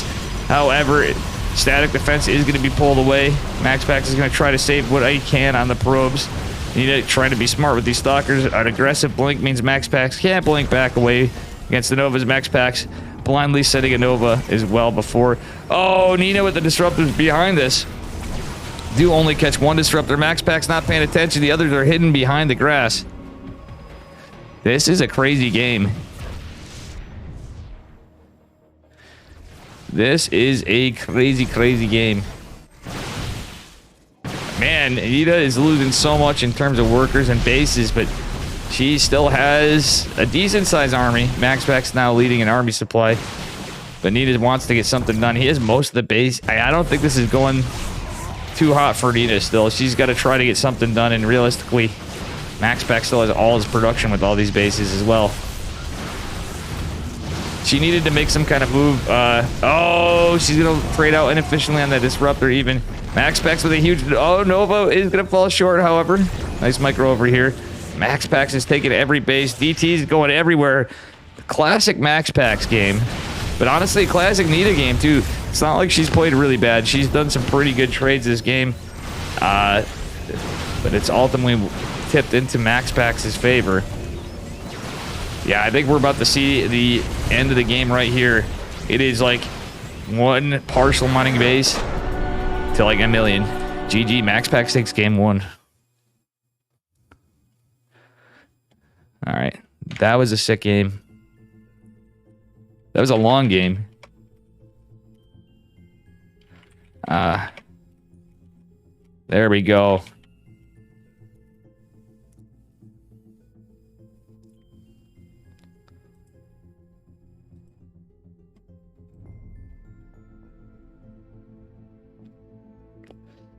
And here we are, folks. Here we heckin' are.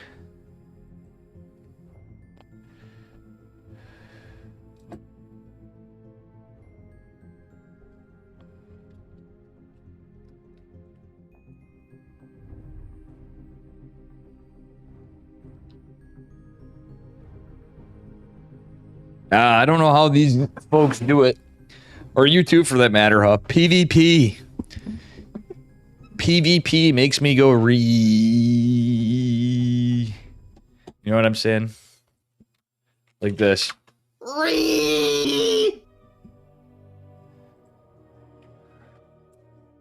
Sweaty game number 1 going into the late game. But we didn't get into any tier 3 other than disruptors. It was just Blink Stalker, Disruptor, and... But not really. We had Blink DTs and charge lots. That was a crazy game. Realistically. Usually we see some kind of Sky Toss transition when they go that late, but not in that one. That's for sure. Anyway, he's up a point. Spawning in the bottom left-hand corner of Ancient Cistern in the red. Give it up for Max Pax, representing Sidestorm Gaming. And his opponent in the upper right, she's yellow. Give it up for Nina, the micro ballerina. And it looks... Whoa, is Max Pax going to do a 2-gate? That would just be earth-shattering news. Previous game was a 1-gate versus a 1-gate. It was 1-gate Stargate is what it ended up being because Nina got the harass done. So Max Pax committed to Stargate before. She did have the faster Nexus. And she looked like she was in a dominating position for a bit, but unfortunately, Max Pax is just so good at defense, too. Even with that economic lead for a long time, an army supply lead, that was crazy how that worked out.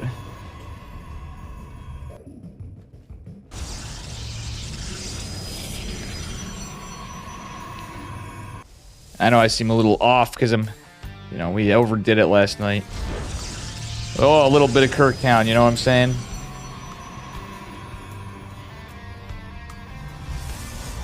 A little bit too much Kirktown. Max Pax is going to 1-gate expand. He's just debating. It's 1-gate Stargate. Well, that leaves your Nexus a little more exposed earlier. Max Pax is getting the Zealot out.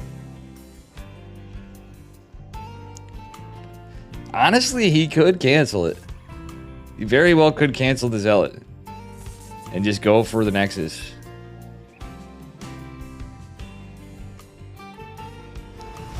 He could have definitely pulled the probe, canceled the Zealot, and went for a Nexus, but he's going Stargate first. Ooh, Max Pax looks like he's about to lose his probe, potentially. No, it is going to get it away for the time being. Zealot does kill the probe. Max Pax is going to go for his Nexus now. And it's only a Zealot, nothing else. He did manage to save his probe. 2 Stalkers are going to be popping out here in a second for Nina. Who's probably going to go 4 units first, I would imagine. Is Max Pax going to proxy, too? That'd be wild. Nah, he's just going to harass me. He might. We've seen him do it. Nina going for the shield battery for the Oracle. Let's see what happens from here. Max Pax is going to go scout for an expand, but Nina does not have it just yet. She is going to try to. Max Pax not going to harass it. Has to be careful of the units. And his is about 60% complete. Yeah, there it is. It's the 4 Stalker opener, so it does hit a little differently for when you take your Nexus. Just after 3 minutes before you can drop it. Nice defense for Max Pax to the shield battery in the back from doing the 1-gate high ground. And Oracle is on the way for Max Pax. His Nexus is finishing up. And I don't know. I think that still is in range of battery overcharge. But I'm not really sure. There is going to be 4 Stalker pressure. Oracle's going to go back. There is another Stalker pushing across the map. The probe's still in here, getting some vision. And Nina doesn't have Warp Gate just yet. It's going to be finishing up. And she is out of position for the Oracles. But she's getting a lot of pressure over here. Not killing the shield battery, but depleting it. Battery overcharge is activated. It is just in range. Max Pax is good like that. He's using a Pulsar Beam, though, and not a Stasis Ward. Still manages to kill 4 workers. Not a bad catch. And 5 workers. Oh, and he is going to get out, barely saving the Oracle. Second Oracle going to come in, try to get some value. But we'll see what happens. 5 workers have fallen for Nina. Max Pax, in the meantime, trying to hold on for dear life. He's forced to pull the boys. Warp Gate's finished for him. He is building a Void Ray. He is losing a Stalker. And this looks like a tough defense for Max Pax. Battery's out of energy and battery overcharge is unavailable. That pylon is very Arthrosis and a little exposed, to say the least. Void Ray not quite out yet. The probes are pulled. We do have a little bit more shield battery energy. Probes are falling for Max Packs like dominoes. He still takes a worker lead narrowly. And just a Zealot and a Stalker holding for now. The Void Ray is certainly going to be helpful. Max Packs getting some... trying to get some damage with the Oracles, but it's not going to be able to. He's forced to retreat with one. That Void Ray can come out any second. It is going to do so. And, yeah, this is a crappy game. Max Packs, what's he doing to the Oracle? Is he going to launch a Stasis Ward? He is. And a beautiful reaction from Nina. She is going to pull one probe. But that is some lost mining time. Max Packs taking the income advantage of this game.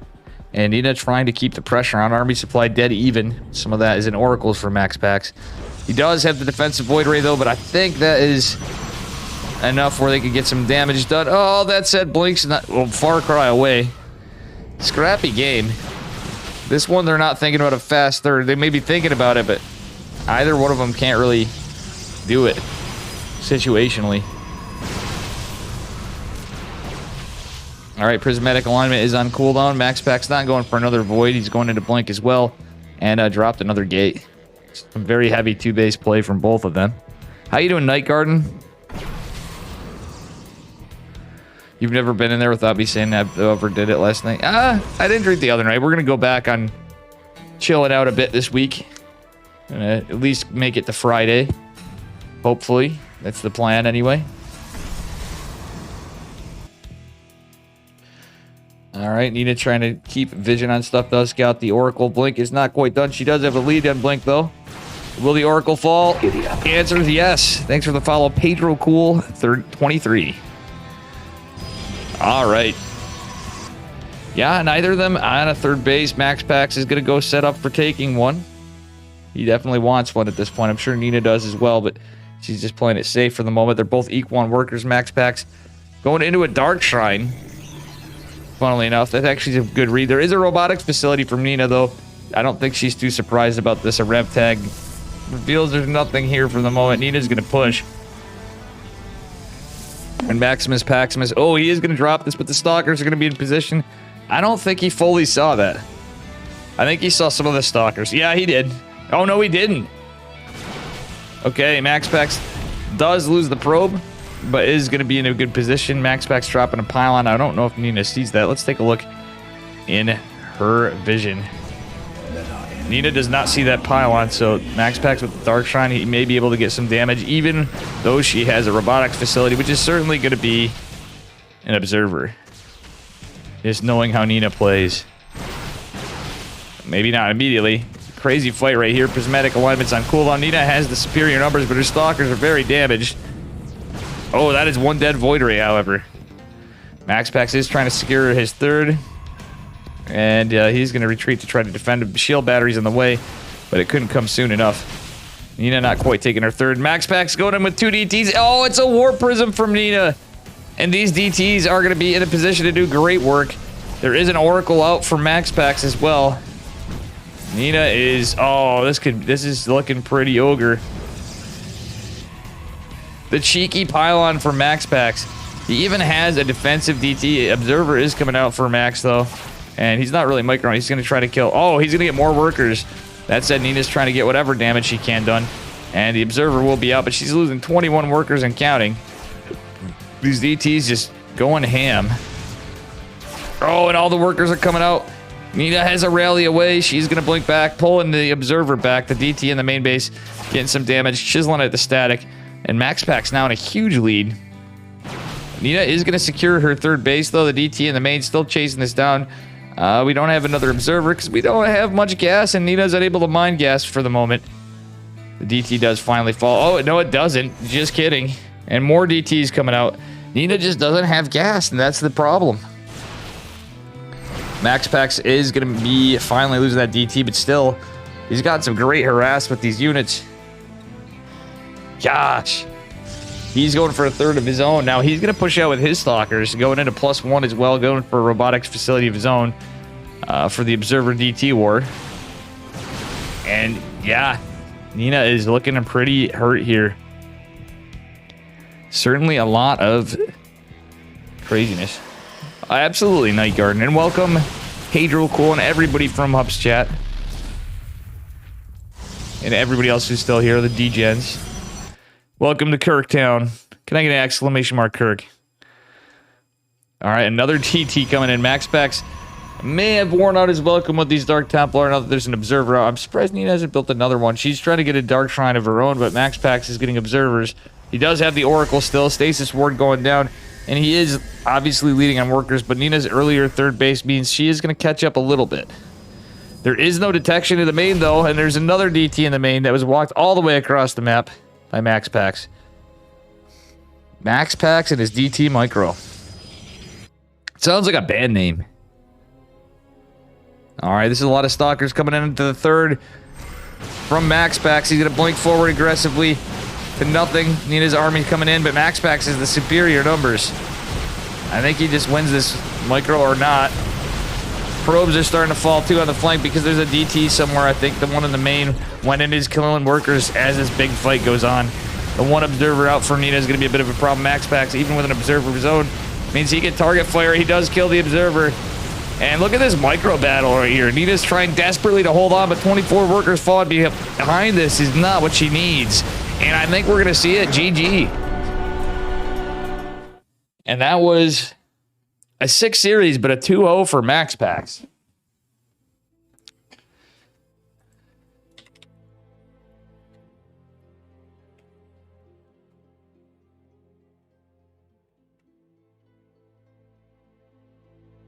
Very good stuff.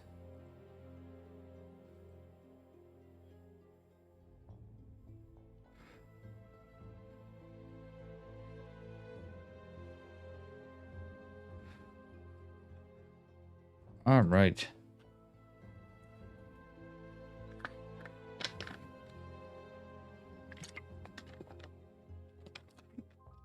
All right.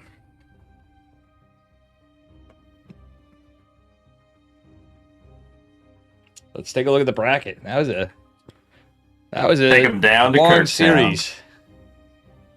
Game 2 wasn't as long. It just basically touched toward mid game, but still that first one. Oof. DTs again. Cure versus Gumiho is going on. Creator is going to be fighting Max Pax. Triggers versus Dark. Ooh, that's unlucky. And Hero is versus Rattata. Poor Rattata has to fight Hero. Oh my goodness. I could see Rattata taking this series in an upset. Same as Trigger. There were a few times I thought Nina almost had Max Pax in that this last series too. So we're gonna probably catch Max Pax versus Creator. Creator versus Max Pax. How you doing? Take him down to Kirktown. All right.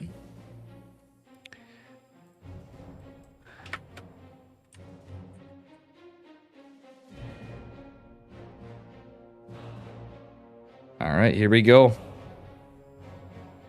And I think it should be caught up here in just a minute.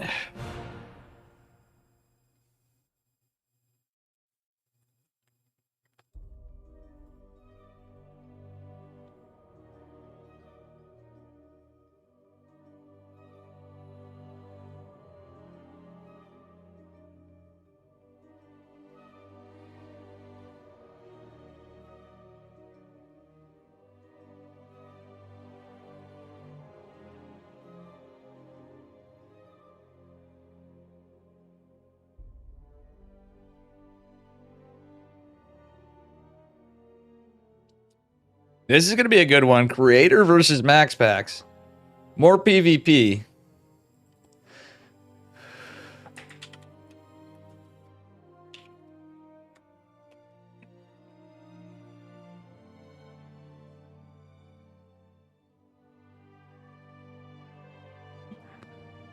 Oh, man.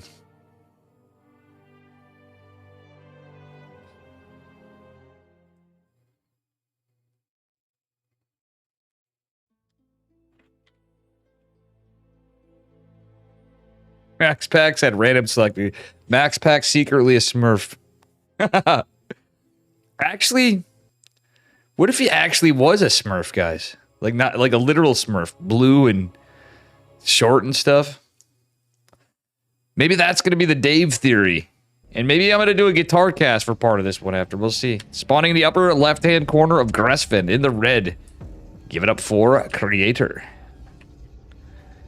And his opponent in the bottom right representing Psystorm Gaming.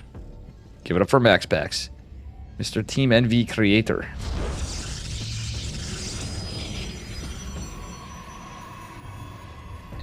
Looks like it might be a 2-gate from Creator. We might see some cheese in this series. Still very solid macro games in our previous.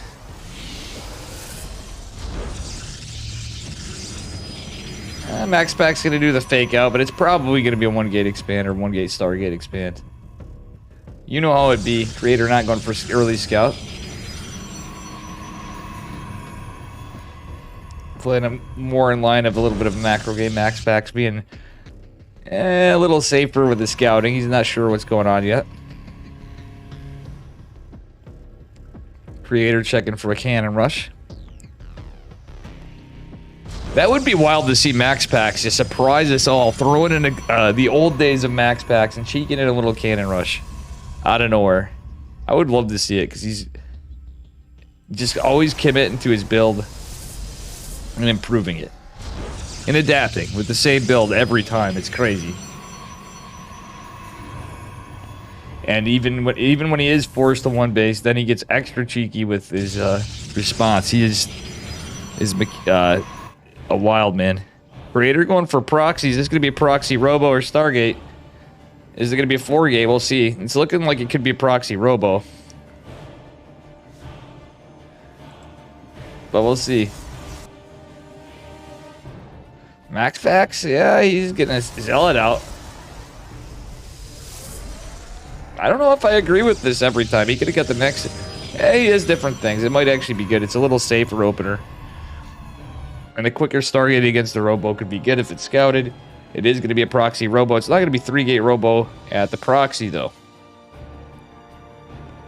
That said, Creator's using his probe, trying to scout around. MaxPax is looking for proxies. Does not find any just yet. Probe is going to come back around. And yeah, there's going to be a Stalker follow-up from MaxPax. Nexus does drop, and yeah, there was a 3rd gate. Yeah, no 3rd gate for Creator. MaxPax almost... Wait, did he get confirmation in the proxy? Let's take a look. He did not find the proxy. He was damn close. Creator looking around for probes. Looking around for information. Is probably going to find this. MaxPax returning with another probe. Oh, actually, no. That's actually Creator going with a probe. Is he going to proxy again? Yeah, it is going to be an Immortal. What? These guys are looking everywhere. Creator's actually mind-gaming himself, I feel like. First Immortal's coming out. A shield battery coming for Creator, but there is going to be a Void Ray. MaxPax knows what's up. And Creator is going to aggress with a lot of units. MaxPax even dropping an additional gate. He's going to need at least 2 gates for this push for sure. Shield battery does have full energy. Big Daddy Immortal is going to join the fight. The Void Ray is not quite out. A Warp Prism is the follow-up for Creator, not surprisingly. Oh, battery overcharge saves the Zealot in an instant. Creator just going to pounce right on top of that battery. Nice micro with the injured Stalker. But this Void Ray coming out is going to be a bit of a problem. He's going to have to target flare the shield battery. And with that said, MaxPax is going to engage. Prismatic Alignment is activated. Nice save on the Immortal from Creator, however. And we have a game. That said, MaxPax did manage to get out an Oracle. He's going to get a kill on a Stalker, but did manage to eke out a couple worker kills. Oh, nice Warp Prism micro from Creator. Is he going to save this Immortal? He's going to need it. But the shield batteries are holding. That said, the Void Ray looks like it's in a lot of trouble. And oof, can Creator do this? He's only got a few units of his own. He is going to be able to eke out some more Warp Prisms. Allows the Immortal to get a little bit of shields. But it's a little bit of an overextension from Creator. So MaxPax's job is just to hold this Nexus, obviously. It's very committed from Creator. He could actually, while it was 2-gate robo, he could have taken an expand behind this, but the Oracle's been putting some pressure on Creator. He's going to warp in another Stalker, but the Oracle doesn't have energy to take it out this time. Max Pack's keeping Creator busy as Creator's being aggressive. Another Void Ray's out, so that's going to be a bit of a problem for Max Packs. Creator not going for another one. The Immortal helps in this push. So if he can keep that alive, it's what's going to help kill the structures. The Nexus and the batteries. Ooh, nice save with the Warp Prism. Oh, it is good. Oh, that's not good. GG. 3 Stalkers went down with a Prism. And Max Pax is going to secure game number 1 with some beautiful defense. All right. Sick game number 1. Very, very good stuff. Very, very good. Going on to game number 2.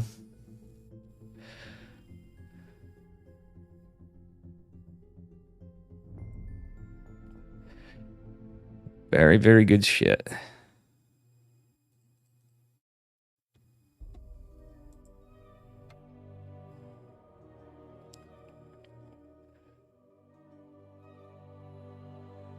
All right, let's see if we have any results in the bracket. Otherwise, this is the quarterfinals on this side.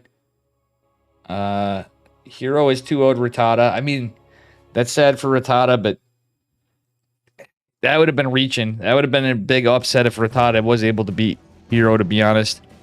Anyway, spawning in the bottom right-hand corner of Dragon Scales in the red.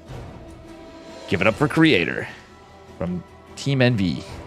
And his opponent in the upper left. Representing Psystorm Gaming in the blue, it is Max Pax. And he is setting up for a low ground in this game. Creator doing so as well. This may be a long one, but we'll see if we have anything spicy. The last one was pretty short and sweet. Cure and Gumi Ho still going on. TBT, of course, that is.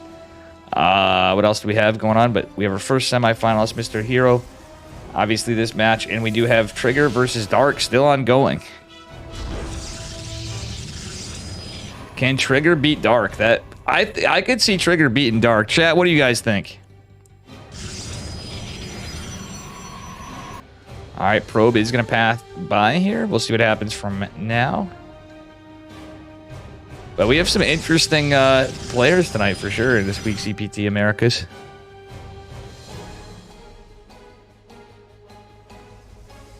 All right, but nothing too wild for in terms of cheese. Our first player, Stevie J, or second, was it our first or second series? I think it was our second series versus Han Mono. Was the closest we had to some real cheese. He was trying to go one base, or well, almost one base battle cruiser against Nicaract. Not Han Mono, Nicaract, that's right. That was pretty wild, but it's about as close as we got tonight so far. Nothing too out in the wilderness.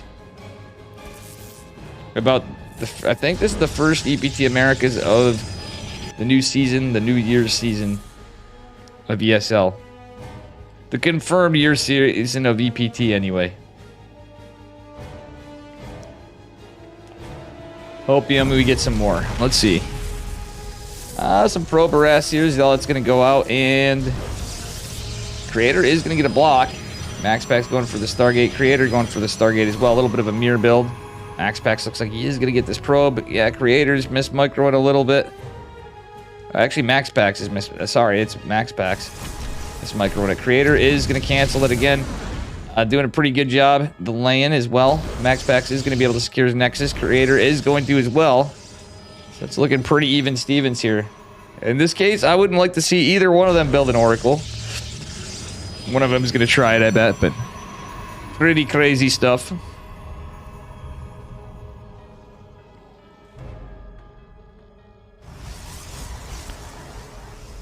Is it going to be a Phoenix versus a Phoenix? No, it's going to be Phoenix versus Oracle. Max Pax is going to be a Chad, and he's like, you know what, we're going to go Oracle anyway, and we're not even going to change the pathing. Even though we can see our opponent's building a Phoenix. What a Chad. Chad Pax. Oh, he's going to try to use the Oracle to kill the wall and get the Adept in.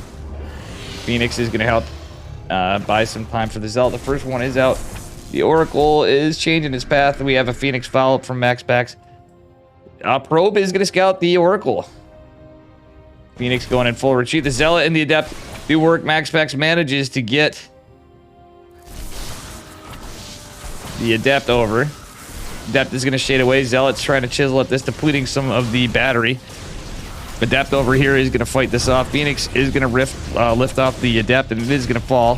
MaxPack's getting some work done with the Zealot and the Adept.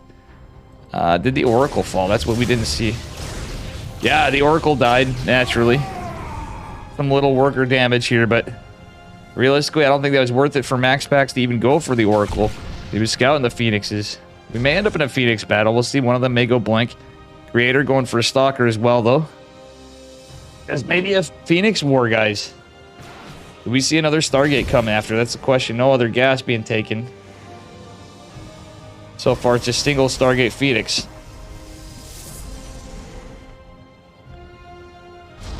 Double Stargate Phoenix from MaxPax. Creator going for another gas just now. MaxPax had one before. He needs to scout this. Okay, he's going for a double Stargate as well. It is a little later.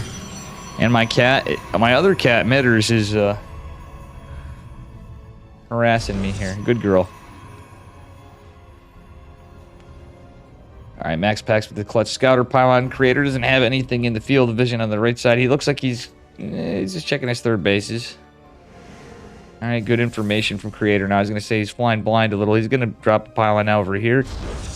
Yeah, just looking for any pushes or any cheekiness from MaxPax.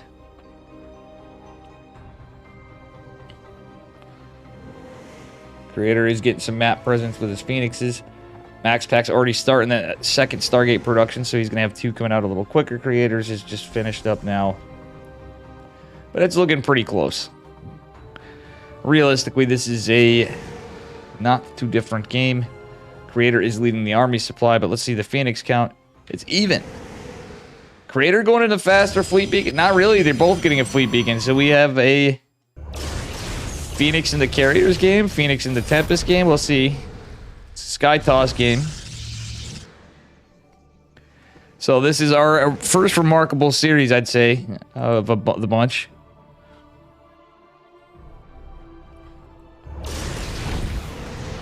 All right, probe going down. We'll see what happens here. Third Nexus going down a little faster for MaxPax. MaxPax got that block. Oh, look, I love the double pylon block from MaxPax because these are all Phoenixes. So Creator has to take this back base. Forgot to mention that. That's actually really big. Creator does have a couple of ground units, though, so he can possibly chisel this out, but MaxPax could intercept. Anion Pulse Crystal started for Creator first, however. So that is one thing he's got going. He's going to have a momentary advantage. I would like to see +1 air weapons come as soon as one of them can. If Creator got that first, too, he's going to have a little bit more of a power spike. Yeah, but we'll see what happens here. They're spending a lot of gas on Phoenixes. And MaxPack's already double gassing in advance. Little collateral damage here and there, but looking pretty even Stevens. 12 Phoenixes to 12 Phoenixes. Creator could take the fight when he has Anion Pulse Crystals, though. That is Phoenix range for those of you that don't know. Yeah.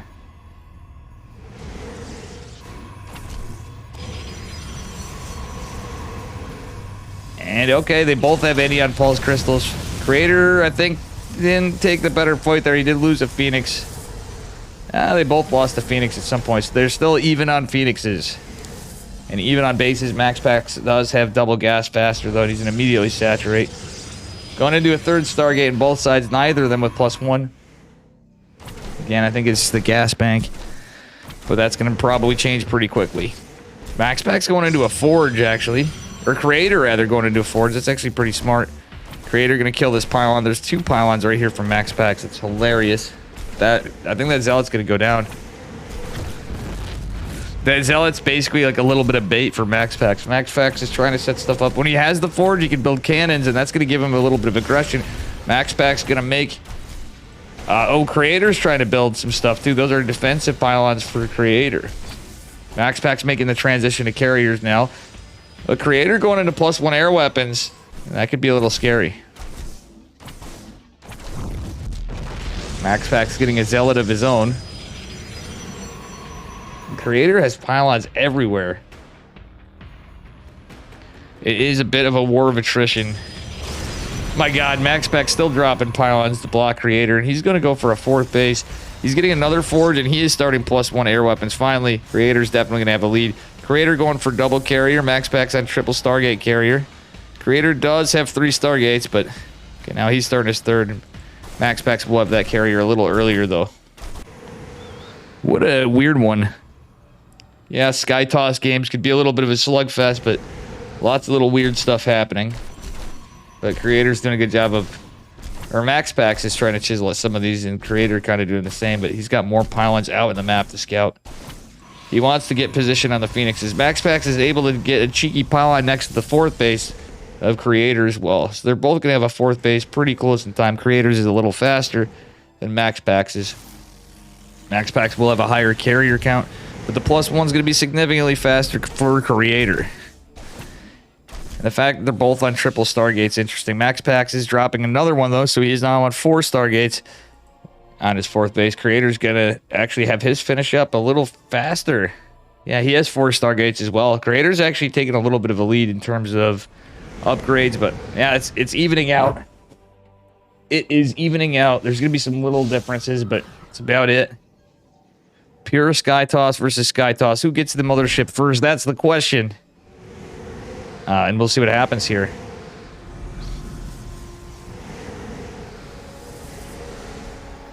Oh, actually, Max Packs is up a point, by the way. Sorry about that. I just realized I forgot to update the score. In all this time. Do apologize, chat.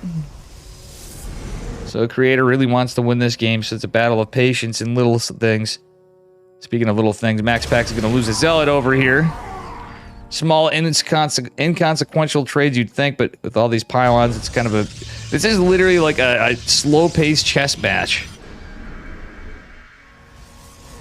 Yeah, Max Packs is doing all the things you need. Getting some sentries for Guardian Shield.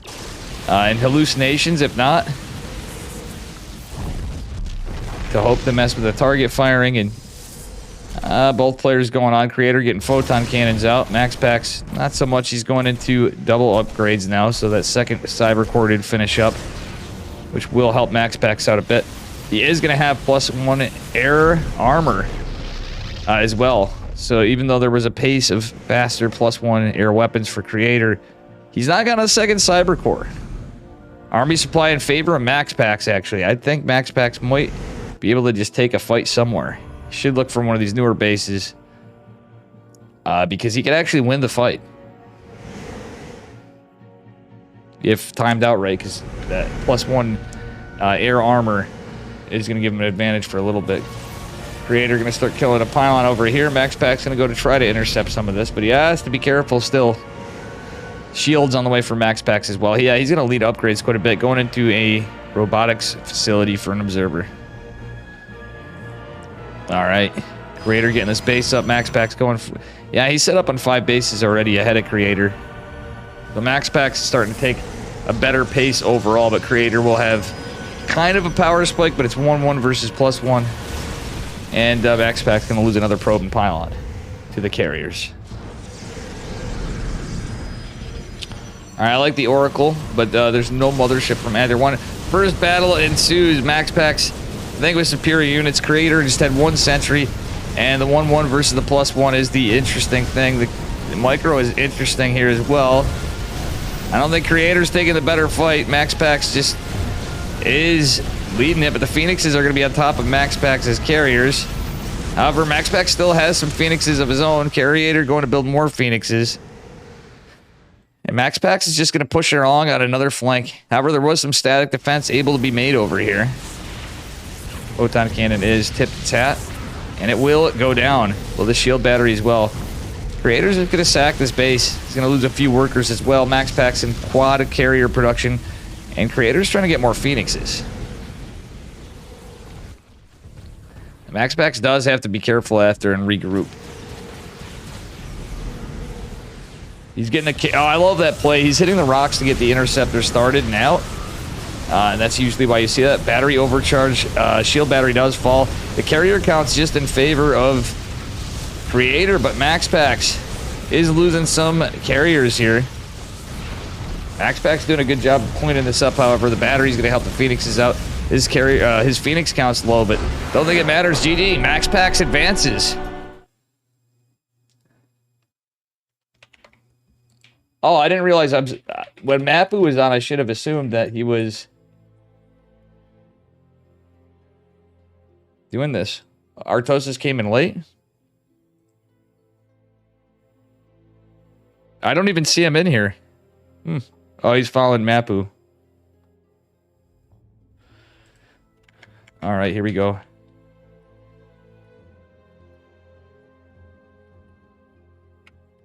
Let me see this. He is. He's doing Kira versus Gumiho.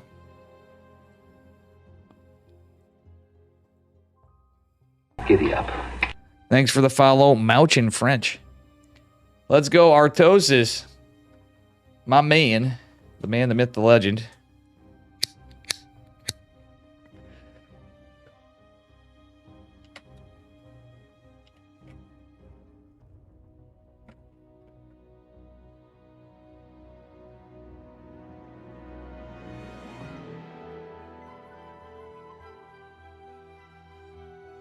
How you doing, Psycho? And thank you for the follow, Moocher Moochin FR. Psycho 3217, welcome. How you doing, Mastermind?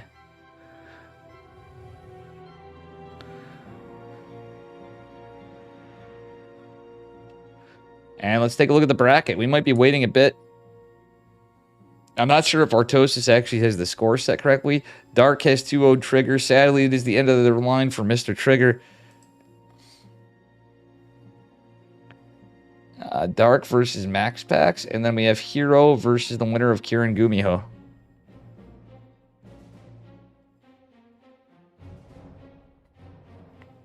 Thank you, guys.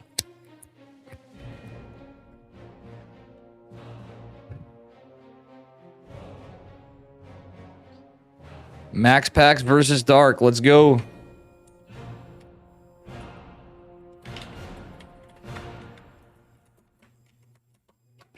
I will be back in a minute, but you are absolutely right.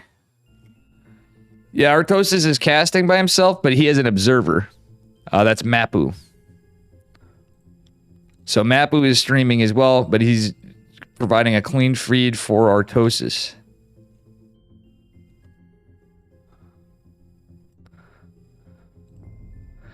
This one's sure to be a banger. Dark versus Max Pax. You only see this usually on EPT NA.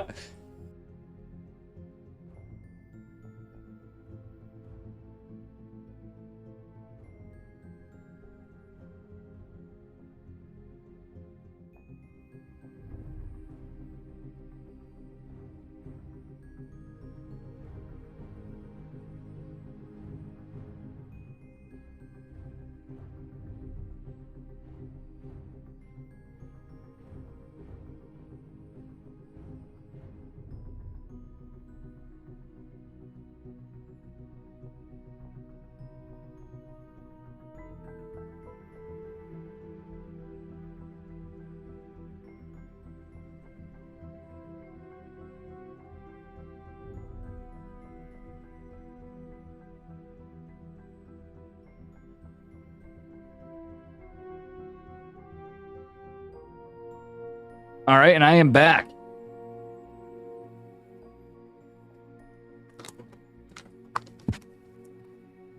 This is the banger we're waiting for. Damn, honestly, if Trigger beat Dark, this would be what we usually have in our tournaments. By the way, guys, I'm going to have another tournament on Saturday. This is going to be the Dan and Dave cash grab number, I forgot what, number 6? 5? 6, 5, I think.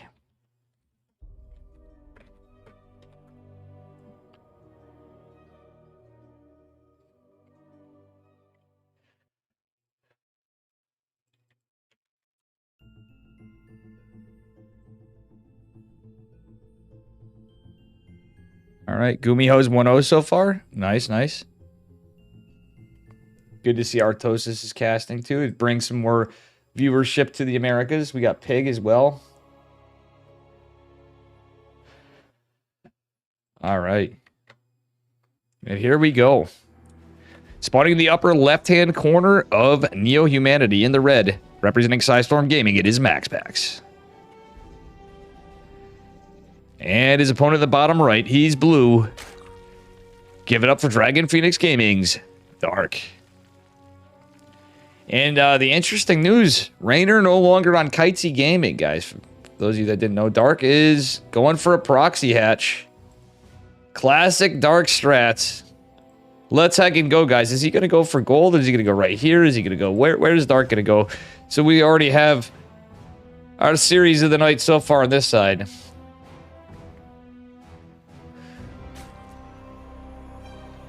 Alrighty. Is going to be a hatch over here. And this should be a banger for sure. Max Pax is scouting around. And is going to confirm there is no natural, but he doesn't check for a pool. I hope Max Pax thinks about this. Geralt's somebody who's from Psystorm Gaming 2 is usually pretty good at sniffing out a proxy hatch. Max Pax is going to look right here. Is he going to think to check in his gold base?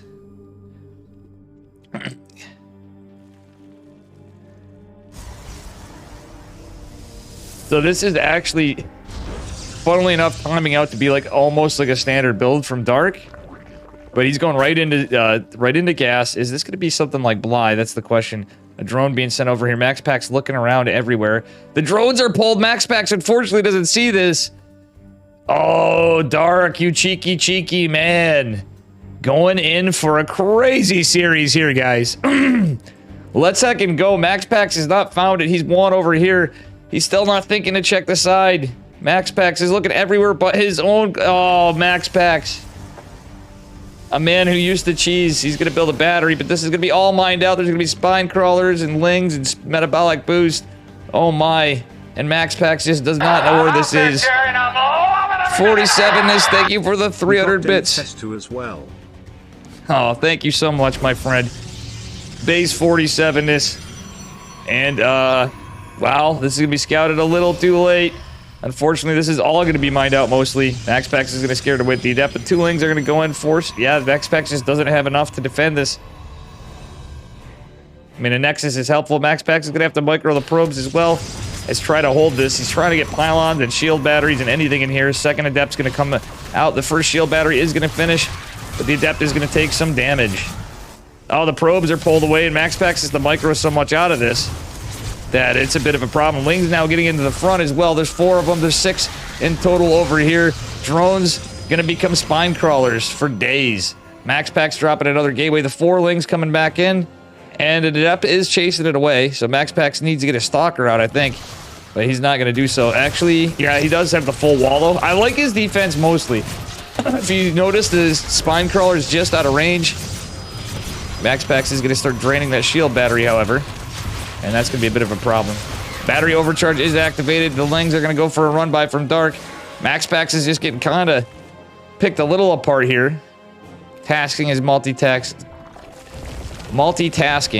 But now these spines are going to be able to get up with this creep tumor. And Max Pax only has adepts. Would have liked to seen a stalker before, but he had to deal with the speedlings. This is not looking good for Max Pax. With these 4 spine crawlers, one's not landed, but it doesn't matter. It's a lot of DPS. They're going to clean this up. Max Pax has no production in the main, and that's a lot of speed. Like, there's a good amount of adepts, but realistically, Max Pax, I don't know how he's going to hold this. He is ahead on workers still technically, but Dark is just going full send. He's trying to get a robotics facility out. So realistically, how committed Dark is, I guess if Max Pax could buy time and maybe get... Yeah, I would have liked the Forge, honestly, before, too. It sounds crazy, but he could have established defense in the high ground. But yeah, he was pretty well committed and just didn't scout where the proxy was. This is a game.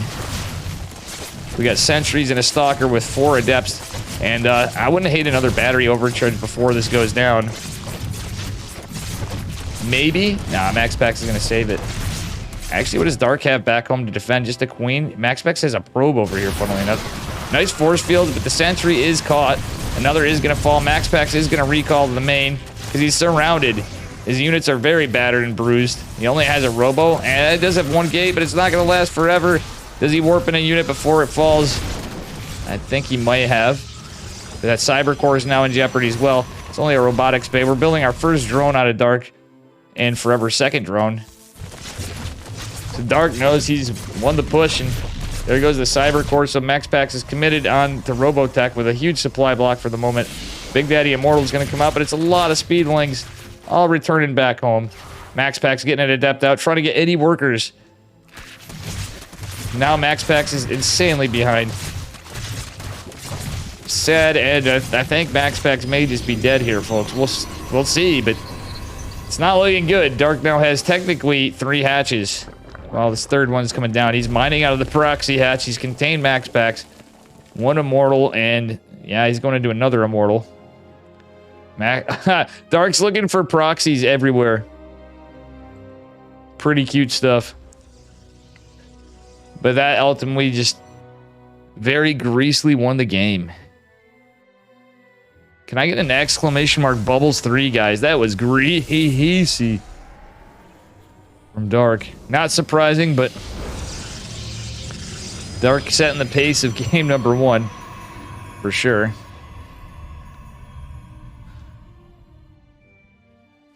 Look at this. Dark's looking in every inch of the map. My God. This is a feels bad man for MaxPax. He's going to attempt an Immortal drop. And Dark does know there is a robotic facility there, so going to be a bit of a problem. Yeah, Dark's like just insanely in it.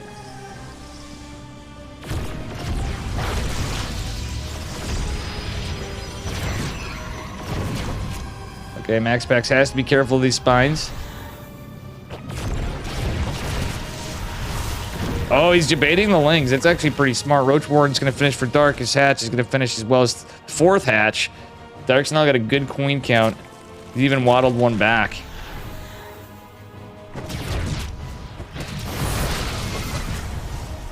Oof. MaxPax is trying to hold it.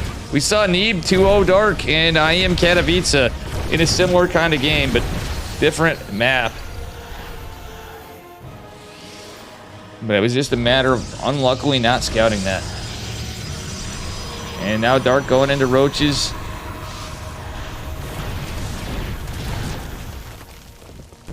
Alright, Dark's going to pull back the spines.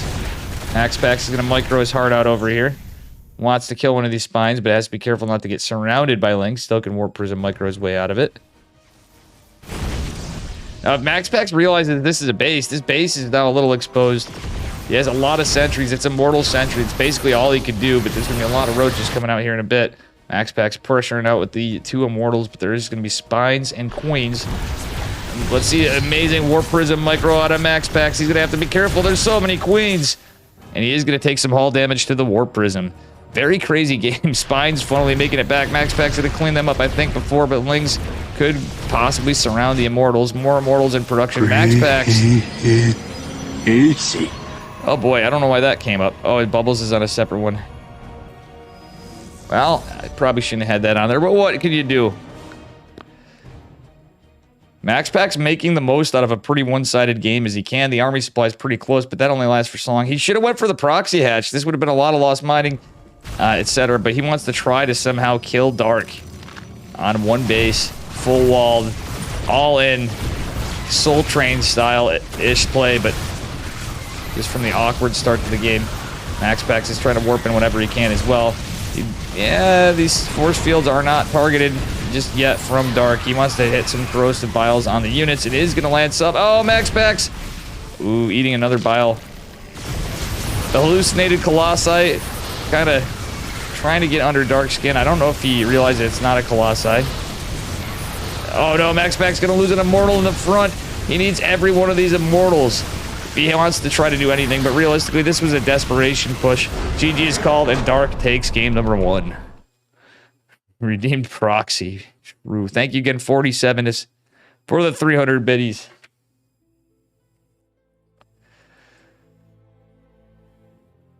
Damn. Feels bad, man. Dark is a tough opponent. But if there's a Protoss player that has a shot, it's certainly MaxPax. It is possible we'll see a Hero Dark finals like we've seen in the past. But we'll find out.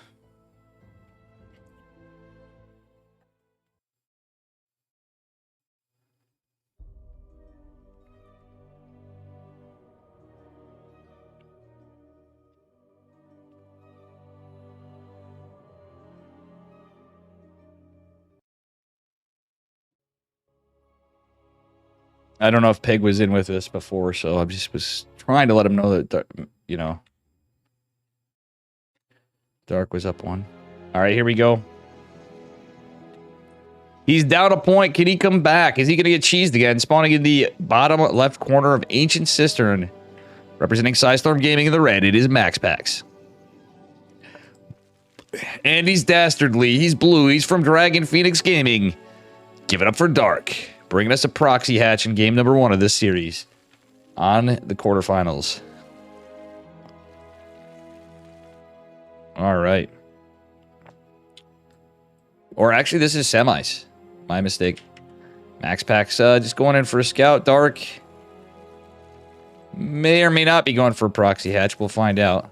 I doubt it. Looks like a 16 hatch, but things were timed out pretty close to a 16 hatch, but proxy the last game. It is going to be a standard opener from Dark so far. But does that mean it's not going to be an all-in? We'll find out. Let's see what MaxPax's play is this game. He is hoping to win another one. He just won earlier today against Spirit. And funnily enough, MaxPax forgot about the tournament yesterday, but he would have certainly played. So for those of you who don't know, also subscribe to my YouTube. I do have all my tournament casting on there. Yesterday we had a it ended up being $263. Chad Mandu put up the 200. Chat used Matcherino codes. Vlad and I can't remember who else donated $25 each.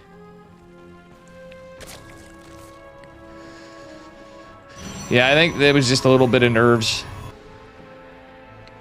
I'm surprised MaxPax didn't think of that. The crafty player he always had been. Oh shit, they found my proxy. Well, when he found out, it was too late. Unfortunately for him. Alright, Dark's pool is going to finish. Is he going to go take a third? He's probably going to go... Yeah, he's going metabolic before third base. Pretty standard out of Dark. And said matchup. MaxPax still has the probe out. Dark is going to have some links here in a minute. MaxPax just going to confirm this. And he's just going to go home. I think he knows. Yeah, he wants to confirm it after that last game for sure. I think MaxPax should just go right the hell home, though. These links are going to pop. And he will evade if he wants to do that.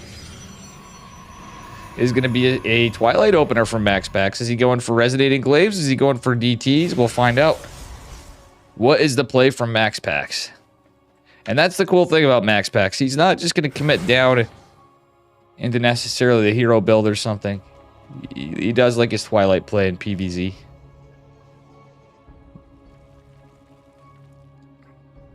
You know, I got to say, though, all things considered in that last game, considering the situation, MaxPax did about the best he could to try to get something done, but it was just, there was no shot that was happening. Stalker's going to deny this.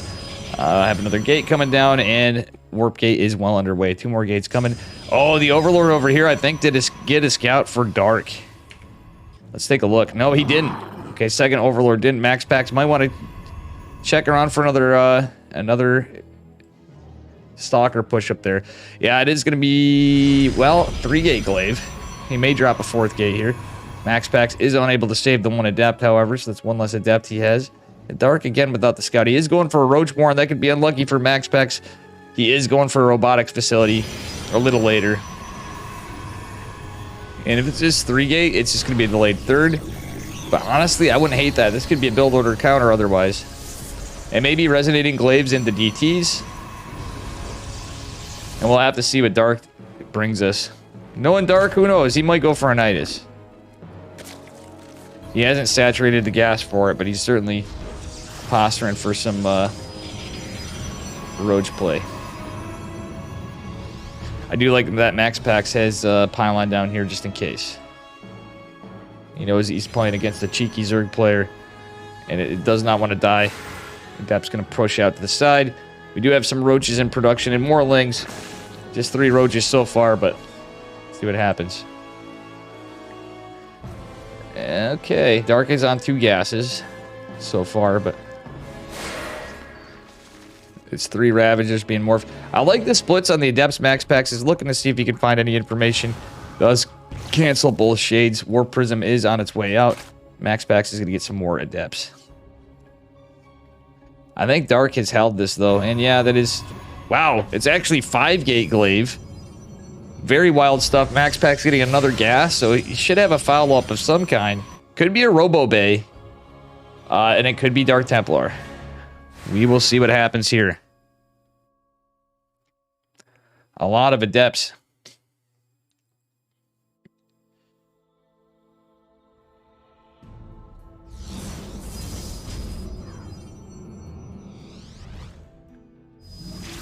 All right, they're going to shade all into the Gnat. There are a lot of links, but the Roach Rav is elsewhere. Oh my god, that's a lot of links. Still, that's a lot of adepts. Maxpax has to be careful. The Roach Ravager's going to come in. Is the shade going to finish? Oh no, Corrosive Vials are not going to land. That actually worked out pretty well for Maxpax. The Roach Ravager kind of split up and my mouse slipped.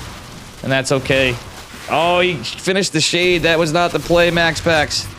At the same time, there's more Ravagers. More Roaches coming out soon. Maxpax looking to try to get something done here. Is he? Yeah, he has more Depths morphed in. He is doing a good job of forcing Dark out. The problem is Dark is going to have so many Roaches. Maxpax, now he doesn't have a lot of drones, but at the same time, he's not losing that many. Dark's got the defense, and I think it's a strong offense is his defense. Let's be real here. Beautiful micro on the War Prism from Maxpax. The Observer coming in clutch. Don't think that is scouted, but it probably could be. Maxpax doing a good job clearing out some creep spread. Is going to debate the shades. He needs... This is very all-in, but he needed some kind of follow-up to this. Because now this is just a lot of Roach Ravager. And that's about it. Even the Queens have basically stayed alive, which is unlucky for Maxpax. He's going to try to shade on top of this and get whatever damage he can done. Cleans up a Ravager.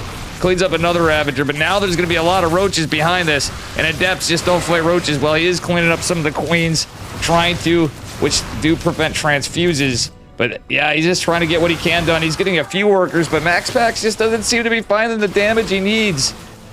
And he's going to lose these Adepts. But that said, there is a Desperation Immortal and a Nexus coming down. Maxpax taking care of that wall. He's going to lose these Adepts, however, and all the steam is out. Dark has actually defended this quite well. Maxpax doing a good job of cleaning up the creep spread, at least. I don't think it matters, though. Oh, he's getting a little bit of damage here in the natural still before the Adepts went down. So, in total, it's 32 to 43 workers. Maxpax, his bigger issue is going to be defending. Okay, it's just going to be a Link Flood. He does have some units back here, but this third base is probably going to have to be canceled. The Adepts are almost dead and are not going to be in there to help defend. There are a few more. Another Immortal coming. We do have a Sentry and just some Adepts. Army supply looking pretty close. Maxpax still putting pressure on the Spore coming in clutch for Dark. Yeah. Maxpax actually getting some good pressure still behind this. Oh, wow. He gets some in the third. So it's 36 to 46 workers. 3 bases to soon to be 3 bases. Army supply looking pretty even. Guerrilla Reconstitution on the way. More gas is coming. More Queens in production. And still there was creep spread for Dark. Or am I so Satan Savior. You just blew your mind? Satan's Thank you for the 11 months in a row. Poppy. Zerg better be winning re. How are you doing, Satan Savior? Hope everything's going well. Thank you for the 11 months in a row. What a damn legend. Alright, this is going to be a big push from Maxpax, however. He might be coming back in game 2. We'll see. He actually managed to mitigate the economy. It's looking kind of even. Dark going into Glial Reconstitution is not good for Maxpax, but at the same time, he's going into Blink. No upgrades for either player. And realistically, the Corrosive Bile disengages the force field. That's about it. Immortals trying to fight. The Queens are good units, though. They are going to fall, and 3 Immortals is not the kind of fight that Dark wants to take over here. Maxpax keeping the hurting on. He needs to keep these Immortals alive. A nice micro. He just steps back. He's a little pre-split from the Corrosive Bile, so all the Immortals weren't clumped up. More Roaches coming, and Glial Reconstitution is going to finish here. But Maxpax has a lot of power. Oh, very unlucky. Little derp forward from the one Immortal, so it did take a lot of shield damage. However, 3 Immortals, good unit. We're going to see some Stalkers morph in WW, or GG is called. Maxpax is going to take game number 2, bringing us to game 3 series with some sick ones. We had the crazy proxy hatch game number 1, and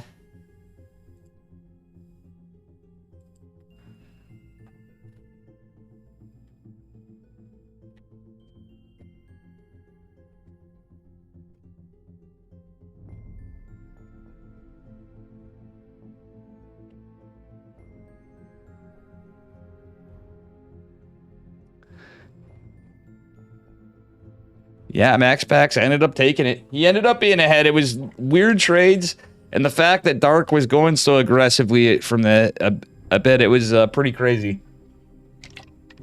I had to keep you guys guessing. I think Dark still had a shot for a bit in there, but there was just some cheeky decisions, and I did miss the Warp Prism micro going on behind that, so Max still kept the worker count low. Very well done. Game number 3. This has got to be the series of the night. We'll see. We're going to have a banger finals. It can go either way, truthfully, with these two guys. All right. This is match point, folks. Spawning in the bottom left-hand corner of Royal Blood. Representing Psystorm Gaming in the red. Give it up for Max Pax.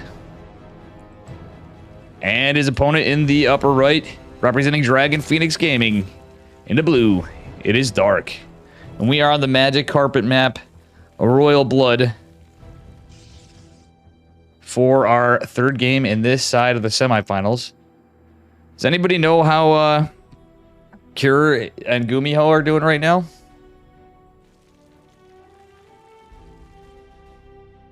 All right.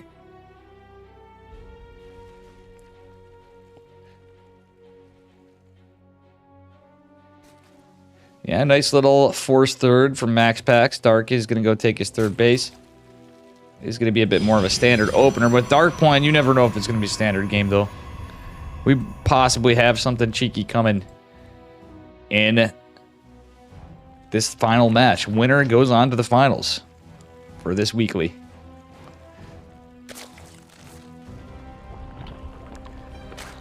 All right, nice little bit of probe harass from Max Pax. Dark just going out getting some Overlord positioning like he did previously. Is looking like... yeah, he's going to get some scouting in both sides. Probably over here, too. Let's take a look. Yeah, for sure. Sorry about that. Just trying to see this. Oh, Psycho, big true. It is a shame. Max Pax has potential to do really well. For the most part, how the maps are and stuff, the consensus is, I think Protoss players as a whole are... Max Pax isn't even sure if it's a balance patch or the maps. He's like, I'm not sure which one, but he's like, Terran is feeling pretty strong on this map pool. Was his consensus when I was just asking him in between one of the series. But that said, it would have been interesting to see him at IEM Katowice. Because let's be real, guys. Or Atlanta, for that matter. I mean... for sure. Hero and Max Pax got to be the best Protoss. I think Estrella had a good shot too, but unfortunately didn't have his best results in Katowice. And Neeb, unfortunately, just barely eliminated. What's up, Space Music, man? All right. Dark, not going for a third hatch yet. Going for Metabolic Boost. Yeah. So it is just going to be a Speed Link first opener for Mr. Dark, as he usually does. Okay, Max Pax going for a Twilight again. He is pretty good at the Twilight builds. Is he going to go for the same thing twice? We'll find out. And honestly, depending on what Dark does, that may not be a bad idea. He actually won with a Roach Warren pretty early. It was like straight to Roach Warren. And Max Pax still won the last game. Which I feel like could be just a build order counter for the Zerg. But Max Pax is too good. And we don't see anything coming out of this yet. It is DTs. Let's go. DT Archon. Gumiho 2-0 Cure. Let's heckin' go. All right. That is pretty wild stuff. And here we have it.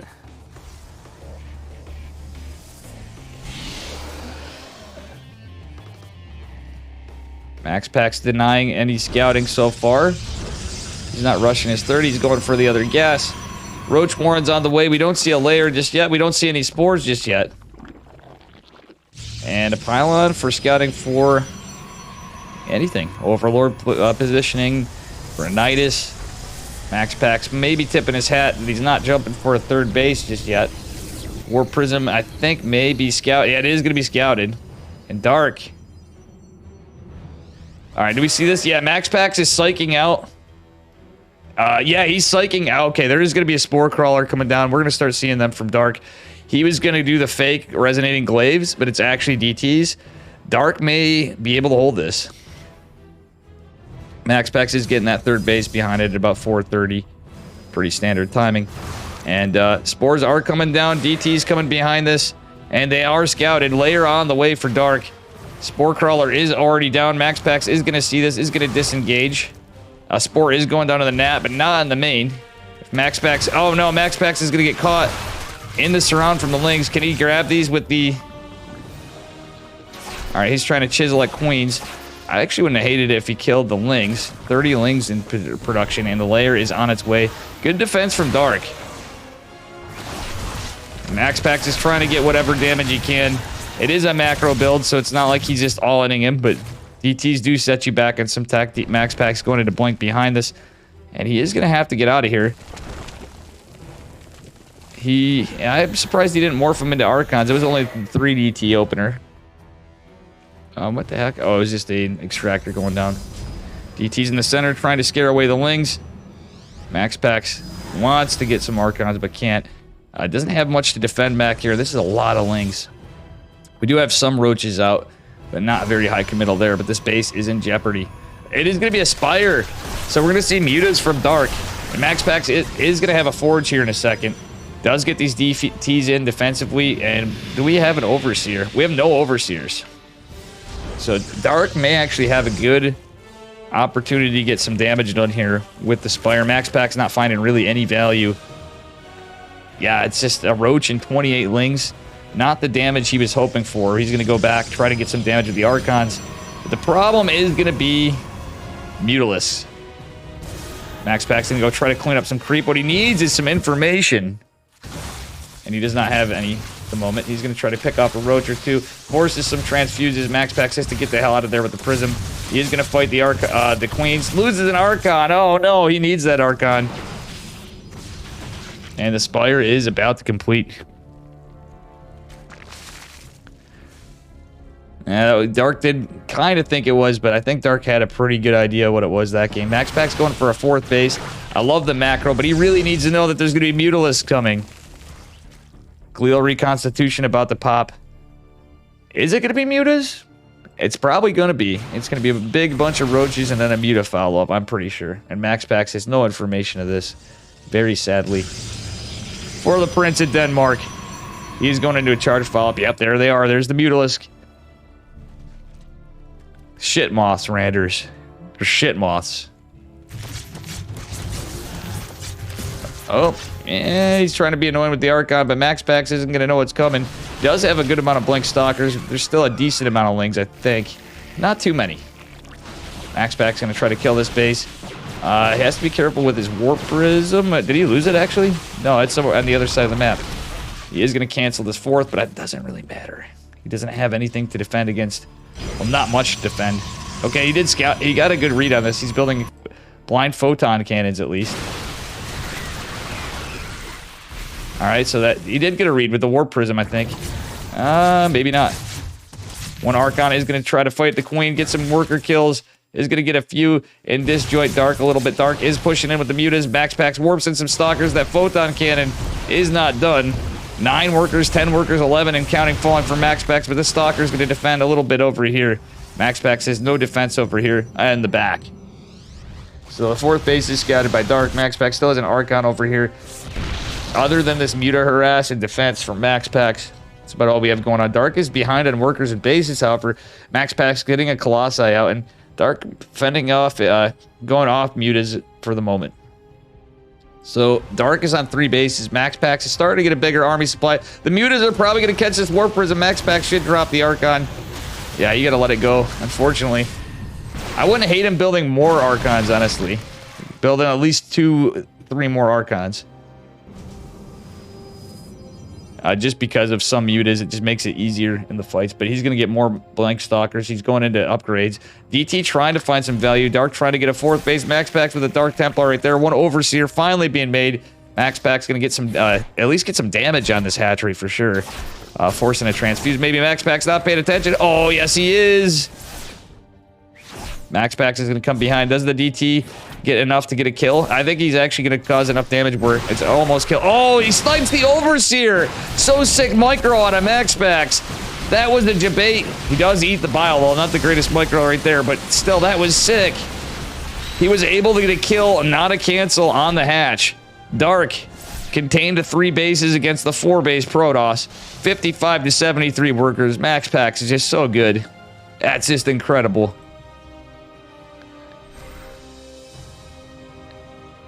Yeah, Dark is looking pretty committed. He has a scary-ass army. And Max Pax just has like a Colossi. This is going to be the problem, is there's so much Roach Ravager. Max Pax is going to have trouble. One of the Colossi is in a lot of trouble here. There's still a few mutas to be annoying. Colossi is trying desperately to retreat. Max Pax getting surrounded over here. That's not what he wanted to see. There's not Lings. This is pure Roach, basically. A couple Mutalisks survived. Max Pax looks like he's in a lot of trouble, no matter how well he played this. Can he hold and can he survive? He needs other units. He's trying to get disruptors behind this. The Colossi were an unfortunate play. But this is basically very, very committed from Dark. Max Pax is cleaning some of it up, but look at the army supply. Do not lie. It's looking scary for Max Pax. He's going to lose his Cyber Core, and oh, Disruptor does fall short. Max Pax is not building another Cybernetics core behind this. So he's got to try to keep this army together. He's continuing his ground upgrades, but it doesn't matter. He can't produce more Stalkers. It's going to be reliant on good Purification Nova, basically. Max Pax trying to get another Cyber Core. And his momentous lead is just stopped by the insane... Well, actually, no. Max Pax cleans it up, and he is going to go on to the finals. It was possible for him to throw it, for sure. Dark had a very scary army supply, but Max Pax did have +1 kick in there. That 4 base economy lead was really good, and he was kind of teching. A bigger thing was he was getting upgrades. It was looking scary for a second with Dark actually killing the Cyber Core, and you guys saw that army supply. It was like a 2-to-1 army supply lead.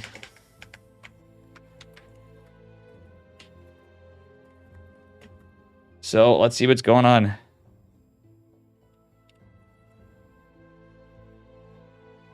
Max Pax has advanced. What advisor, what's up? Hey, thank you for the raid, Holden. Have some fun. Thank you, Mr. Holden. Hope you had a good stream, buddy. Sick games today. What very well played. You definitely had some interesting stuff going on there. Thank you for the raid. I hope you have a good night, man. And you had a fantastic stream. All right, let's see what's going on now. Bada bing, bada boom. Artosis is covering Hero versus Gumiho. Gumiho is down a game. So we're waiting on that. If Hero just 2-0s Gumiho, that means it's going to be a PvP finals. If not, it'll be a PvT finals. Max Pax has advanced. And yeah.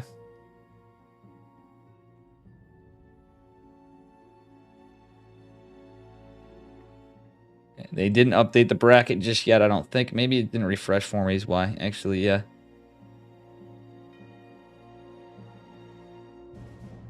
Yeah, it is now. Sick games. It wasn't the Disruptor. Max Pax just held, man. And that was a scary army, and I think Dark took some crazy stuff. Imagine for fights. Protoss.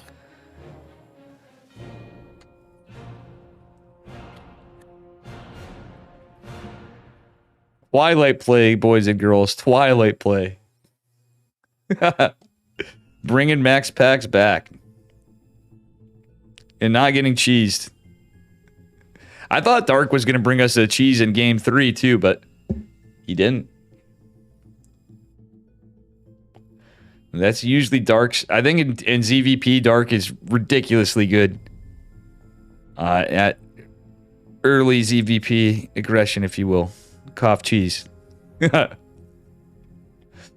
right, let's see here. We're just waiting for this. Unfortunately, all the casters, otherwise, I think me, Pig, and Steadfast, as well as everyone else is waiting for the other side of this.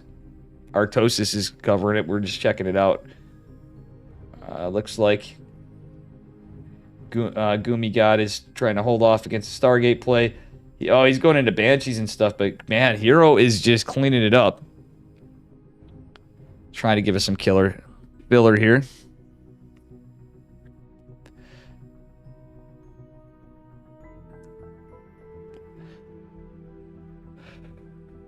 And we'll see what happens.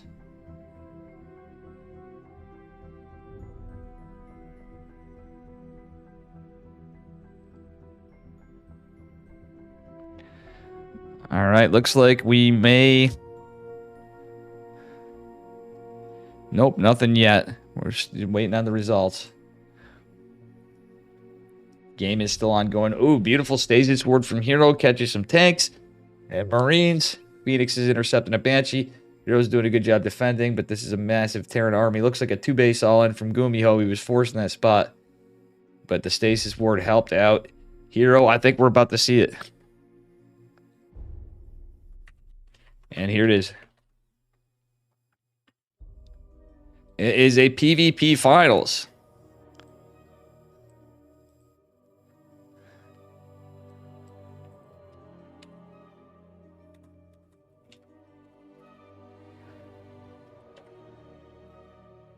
Damn, it is a PvP finals. This is going to be a sick one, too. The 2 best Protoss players in the world. Let's be honest here, guys. Not even close. This is the ultimate Protoss versus Protoss challenge right here. Unfortunately, Hero might bring us some big cheese, too.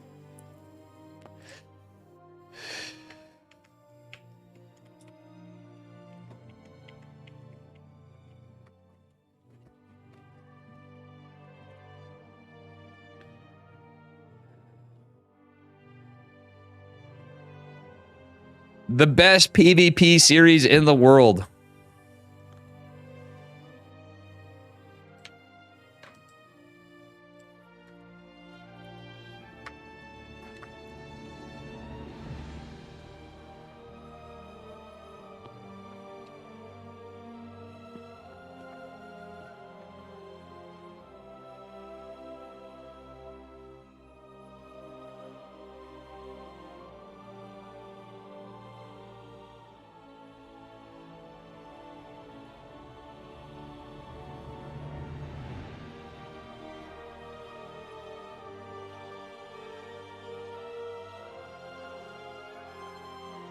Doing a little tweet about this. And we are in for a banger of a finals.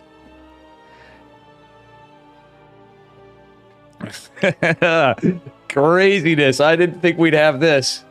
And I'm quite thankful for that at the same time. Let's freaking go, guys. It could have went either way with Dark and Max Packs. Let's be real here. And, Gumiho versus... I think Gumiho probably was a little less favored than Cure. If he was fighting... if he was fighting Hero, Cure probably would have done a little better. Imagine Protoss. Yes, exactly. It's exclamation mark Protoss. Imagine Protoss. You don't know the power of the Dark Shrine. Princeton University. Do not underestimate the power of the Dark Shrine. Here we go.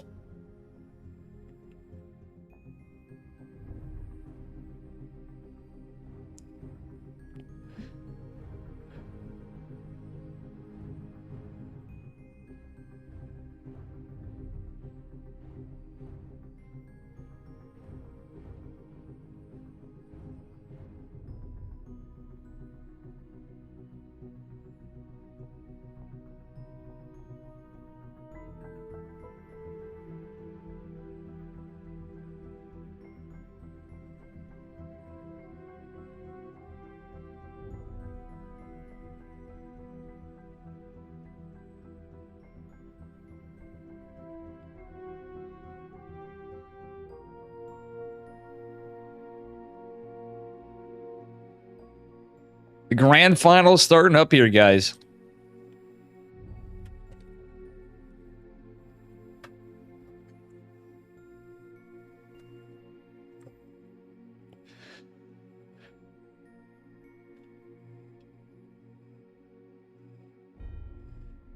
We had a Cabal infiltrator barcode in the lobby.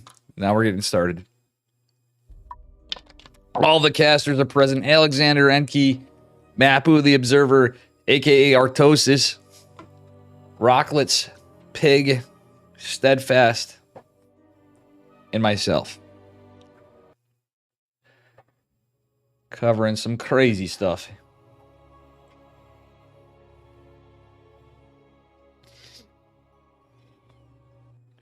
All right, here we are, folks. And in the bottom left-hand corner, representing Psystorm Gaming in the blue, it is a best of 5, by the way, it is MaxPax. And his opponent in the upper right, representing Dragon Phoenix Gaming, give it up for Hero in the red. Hero going for a high ground, MaxPax going for a high ground. He's probably going for a Nexus first. We'll see what Hero has in store for us, too. This is going to be a banger. This is like the ultimate competition for these two in a Protoss versus Protoss.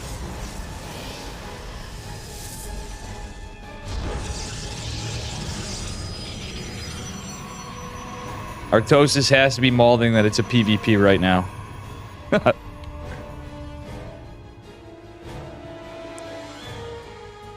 Alright. Good to see Artosis stepping it up on EPT Open Cups.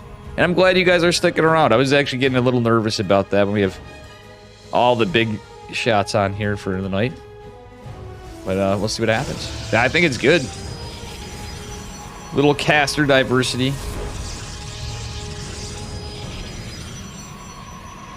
All right. Hey! Go! Who wants to have some fun? Yo! Thanks for the big raid, Mr. Kirktown Gulp. I hope you had a fantastic stream. And you've came into the Battle of the Primates. This is the grand finals of this week's ESL EPT Open Cup Americas. Guys, make sure you give Colossal Gulp a follow. Thank you very much, sir. We're on a 2-minute delay, so I do apologize. Guys, could somebody shout him out, please? And we are in for the craziest PvP finals, potentially, in quite some time. MaxPax just 2-1 Dark. Hero just 2-0'd Gumi Ho. And we have arrived to the finals. Alright. We do have a Stargate opener from Mr. MaxPax. Not too surprising. Zealot Stargate. MaxPax going to take his base. Hero chasing down MaxPax's probe. Are we going to see a proxy out of Hero? That's going to be the question. He is going to 2-gate. It looks like he's probably just going to expand for now. Yeah, he's setting up to expand. For sure. For the moment. But it is Hero, so who knows. MaxPax looking around for proxies, I think. Yep, just a 2-gate expand for Hero. He's not overcommitting. He just went Stalker Sentry. Actually, he went Sentry. Interesting. Sentry Stalker. A little different opener from Hero. That allowed him to get the Nexus a little quicker. So it's not that much of an income advantage for MaxPax. Actually, look at it. It's really not that significantly ahead. But literally right now, we're watching the 2 best Protoss, arguably, in the world. And facing up from Europe and Korea. And this does not happen often. Tonight's tournament was reasonably stacked, too, so both of them did have some tough competition, potentially, so. And MaxPax is just too good with Twilight builds against Dark, apparently. I think that might be Dark's Achilles tendon, unless he cheeses. Achilles heel, rather. MaxPax trying to get some value at the Oracle, but Hero just has too much to defend. He doesn't even need a shield battery for the moment he's feeling. He is going into Twilight significantly faster than MaxPax. But MaxPax is ultimately going to go into Blink as well. Pretty straightforward opener, but a little bit of pressure. MaxPax coming in with the second Stalker. It is 3 sentries and 2 Stalkers on one side, 3 Stalkers defending the Oracle on the left. And Hero's out of position. Can Max Pax get anything done? He is going to get a couple probes. Actually got one with the other Oracle. And yeah, he is going to evade, retaining both Oracles. That is 3 workers. Taking a look at this. The income, the army size, not too different. Hero has a little bit more of an army at the moment. He's going to have... Actually, Blank's going to finish about the same. Max Pax is just a little behind on it. Hero is going to have more Chrono Boost for the moment, but it's probably going to finish up relatively the same. Max Pax getting as much worker damage as he can. Hero going for an ultra-fast third base for PvP. This is some pretty wild stuff. And I might do a guitar cast, guys. In one of these games, now that I have observers, what do you guys think? Should I attempt to do a guitar cast? Chat, I'm going to leave it up to you. Just type guitar if you think I should do one of these games with a guitar cast. It is a Protoss versus Protoss. It's not a TBT like we talked about before. But I think I might actually do it. It's up to you guys, though. I'm actually feeling a little shot, so it's probably not going to come out the best, but... the voice is feeling it. So I don't know how well that's going to go. Max Pax going for a little bit of a push. Hero has more units, and yeah, Max Pax is going to be quite behind on his third base. Still, he takes one at a good time, so it's not too bad. Well, actually, as I called it, the blink is not that different. It's literally within a second of each other, pretty much. It's like 1.6 seconds difference. So they both have blink. So Max Pax can't escape after when he realizes he just can't breach that. There's a shield battery and a good number of stalkers with warpins available. Max Pax getting some damage with the Oracle still. And he still has the second one. So this is going to be a bit of multitasking here. Max Pax is finishing up his forge, but Hero has a little bit of a +1 lead. Max Pax going right in a charge. Meanwhile, the fight is still going on. Hero is going into a robotics facility as well.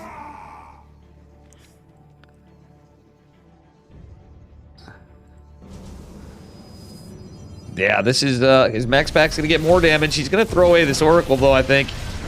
Yeah, that blink is done, and there is the end of that Oracle, finally. Max Pax did retain the other one, but it is almost dead. Hero is going for a Dark Shrine.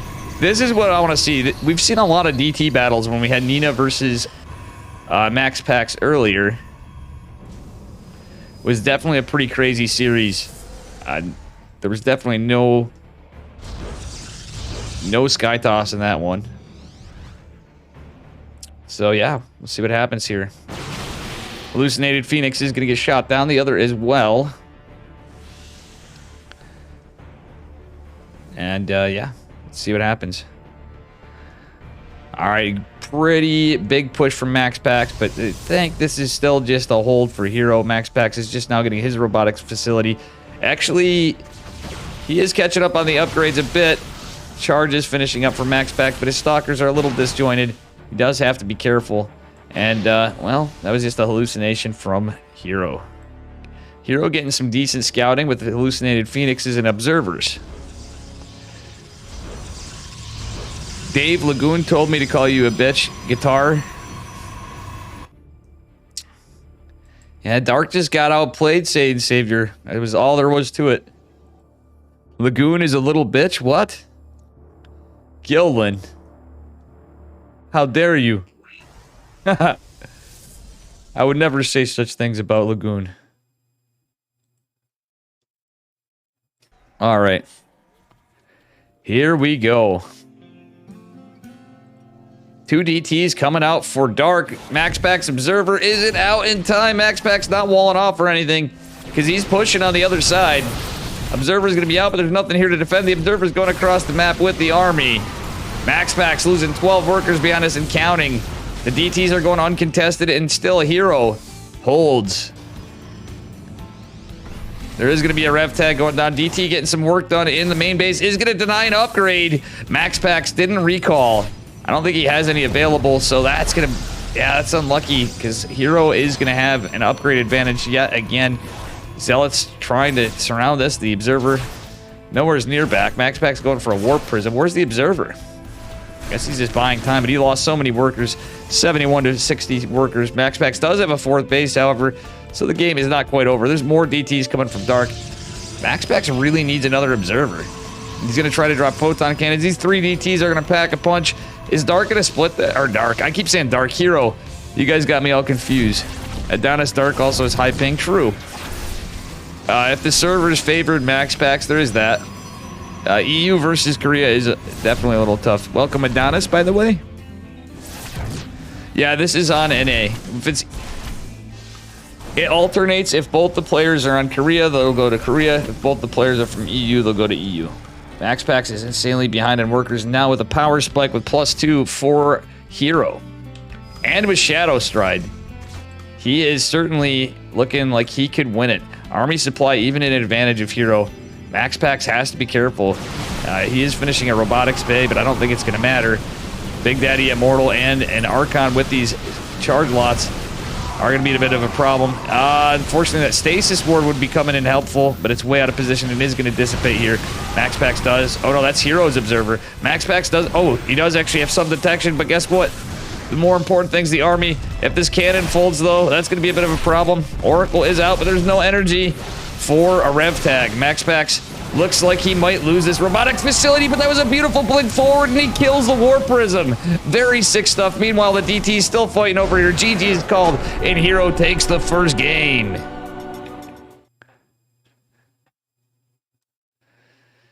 Oh, man. So I got 1 vote for Guitar Cast.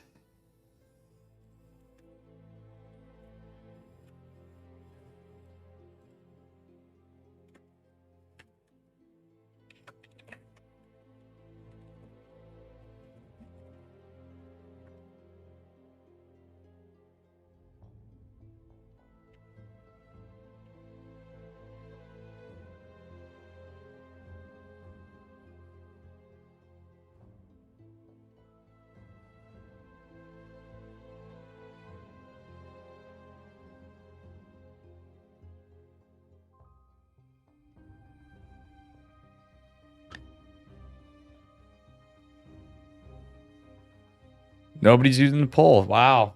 Wow.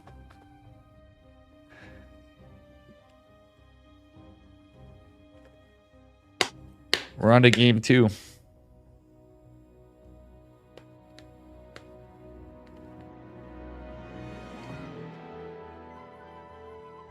No votes.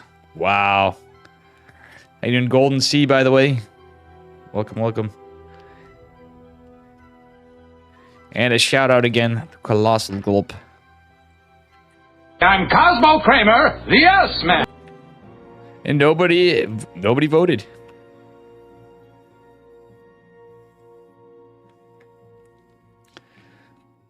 We had 1 for Guitar Cast, so I'm not going to do it. Maybe that'll be in a Dave tournament thing when we have other obs. And here we are, going into game number 2. It is a best of 5. That was crazy. MaxPax with some style points at the end, at least, for sniping that War Prism pretty well. All right. He is down a point, but he's not out of this just yet. Spawning in the bottom right-hand corner of Babylon, representing Psystorm Gaming in the blue. Give it up for MaxPax. And his opponent in the upper left, representing Dragon Phoenix Gaming in the red, it is Hero. Nico wants guitar. Let's see what happens here. I'm going to find an observer. Let's see which one.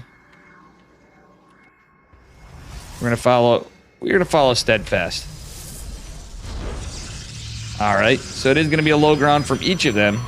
It's going to be a 1-gate expand probably, or 1-gate Stargate probably from MaxPax, as we saw previous times. And you know what? Guys, bear with me a minute. I'm going to add this in. I'm going to attempt it. This could be a disaster, guys. I'll attempt it. So yeah, we got this queued up here. And we'll see what happens. Guitar Cast it is. We're going to attempt this out and see how she goes. Let me just put something on. And I'm going to get my guitar. as we get rid of the music for this one. Just the troll chat. We're gonna go on to this real quick.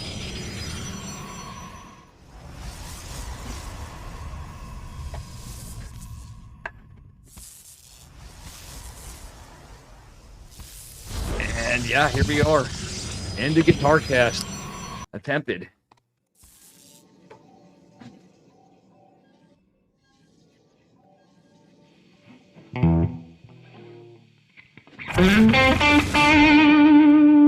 Max Packs with the block. Hero, does he got it? We'll see what happens in this Protoss versus Protoss.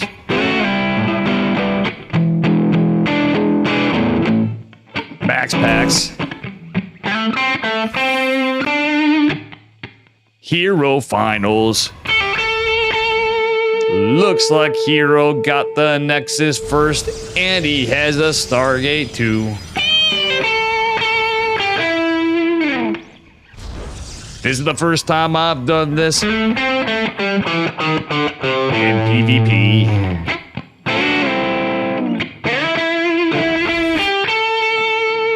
Zealot and Adept. Gonna go and find a Phoenix. But there is the Max Packs Oracle again. Nice job, Hero, on the block.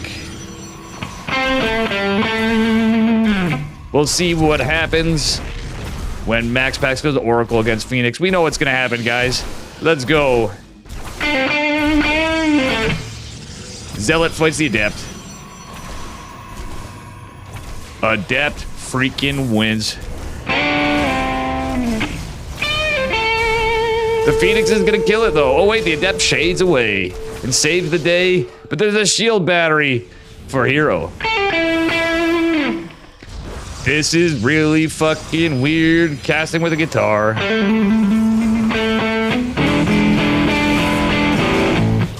Max Packs loses an Adept.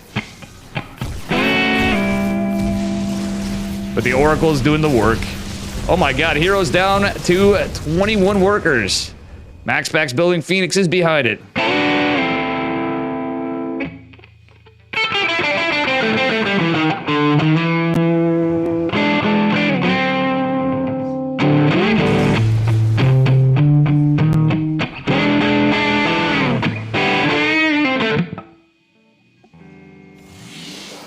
Here we go. Give me a second. I'm gonna raise this backing track a bit. Fuck it.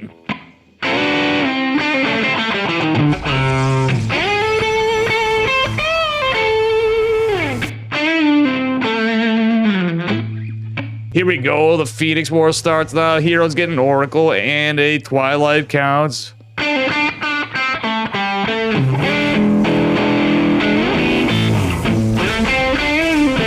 It's a dog fight in the sky, folks.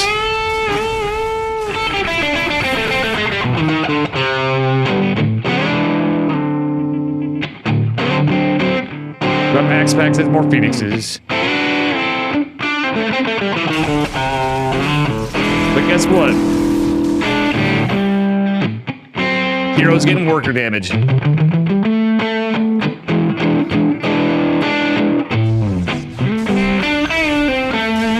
Hero is building a Dark Shrine, folks. It's a proxy Dark Shrine. You know I like this shit. Proxy Dark Shrine from Hero. Max Packs is winning the Phoenix War, but this is gonna hit like a sucker punch.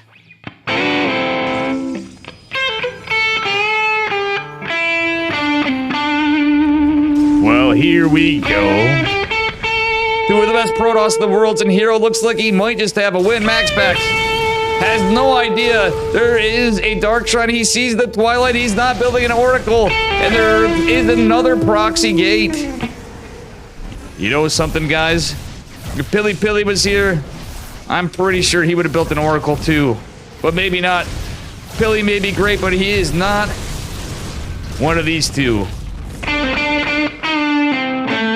It's the best Protoss in the world. Welcome, Yeti Spaghetti. How you doing, Stevie J?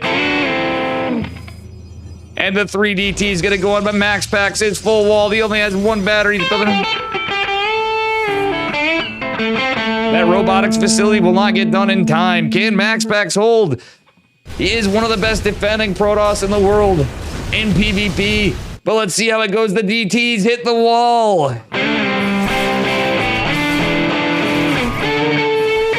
Dark Templar, not get, oh my god, Max Pax. Not like this, he didn't use batteries on the wall and battery overcharge. He's trying to get an Oracle out, he's trying to get anything out, the DTs are split up. Hero has 3 bases, it is very close to workers. Can Max Pax lost the robotics facility. Is the Oracle gonna come out? He's gonna need more than an Oracle. Hero is done it, I think, we'll see. Max Pax did get an Oracle out. But there are DTs spread apart. Oh, Hero just taking an insane worker lead.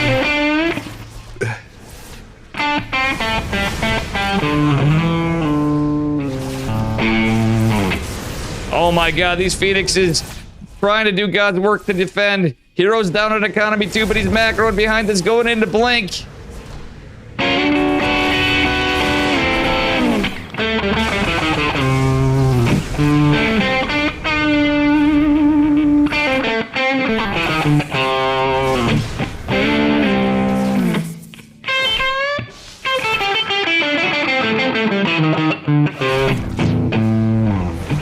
My god, these DTs are doing God's work, guys, and I don't think Max Pax is going to be able to do it.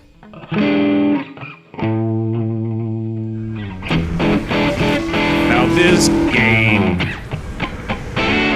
is very much Kurtown. We got Dark Templar in a Phoenix versus Phoenix match. And now there's going to be Blink Stalkers too. Guys, I may not be a mathematician, but you know what? I just think the supply do not lie. It's actually pretty close still. Max Pax going to get counter damage. A Void Ray killing a lifted Dark Templar. When do you see this stuff, guys? You see it only on EPT Open Cup Americas. That's the only time you get... Well, Max Pax wants to come back, but he also wants to win. He won earlier today.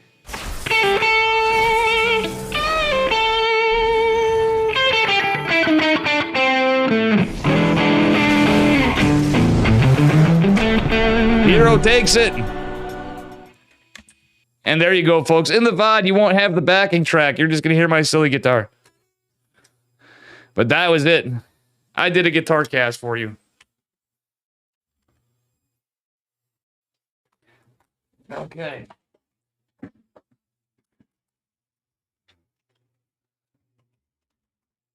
Thank you very much. Now we're back to straight casting here.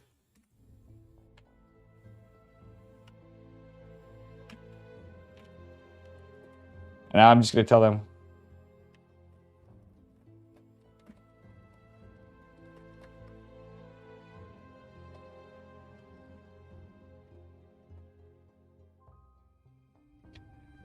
Thank you very much. If you're new to this stream, please smash that follow button. I just let them know I casted you with blues guitar.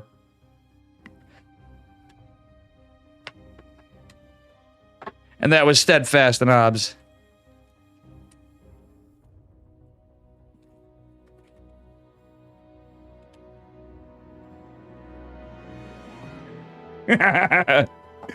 Oh man, oh man. That was a banger of a game number 2. I should have probably had the backing track for the pod. It's going to sound really silly, but...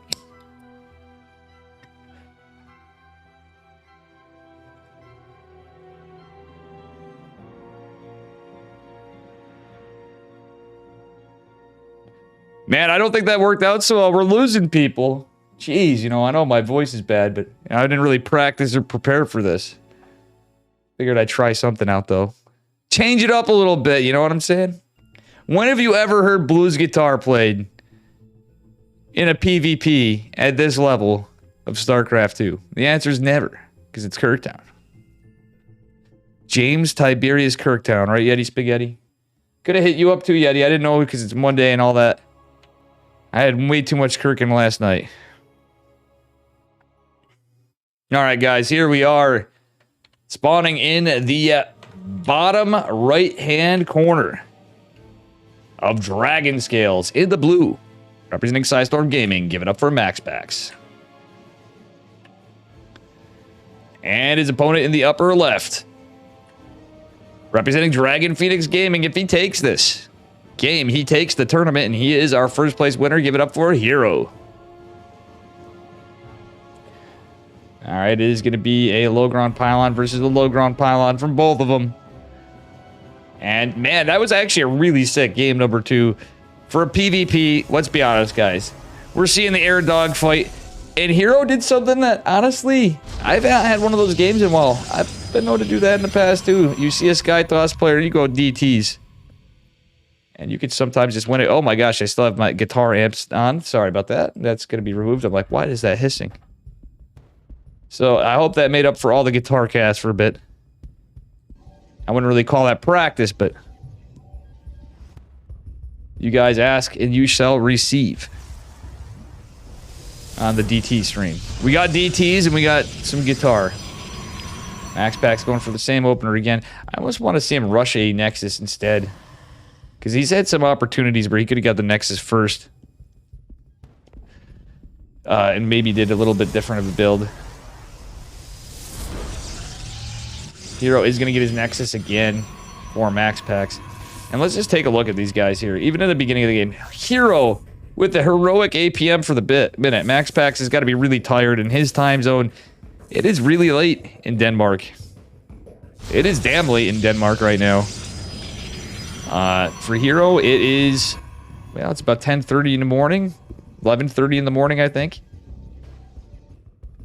Hero with the cheeky pylon block. Max Packs is going to get the Zealot out. Hero's going to cancel the last second. We've seen this before. Oh no, Hero let it finish? What the deuce? You don't want to do that usually. It's actually going to set Hero back a little bit. As much as it's annoying for Max Packs, it's certainly going to go down. Even though he is going to have his Nexus damn fast. Is he going to drop a core or something? Let's see. Is he going to do something? Hero, you know Hero. He's full of tricks and shenanigans. Max Packs wants to kill this desperately. The Adept's going to pop the second. Guess what? The probe finishes the job. Max Packs is going to be quite delayed on his Nexus compared to Hero. But you know what? Oh, Hero's... Haha! The Zealot versus the Adept. Who wins? The Zealot and Adept. There's going to be a Stalker to catch Max Packs, though. And it's going to be a micro battle right here. Actually, what the deuce? Max Packs trying to shade away. He's getting out a Oracle immediately. This is not going to be a Stargate opener from Hero immediately. He's kind of all the wiser to Max Packs, though.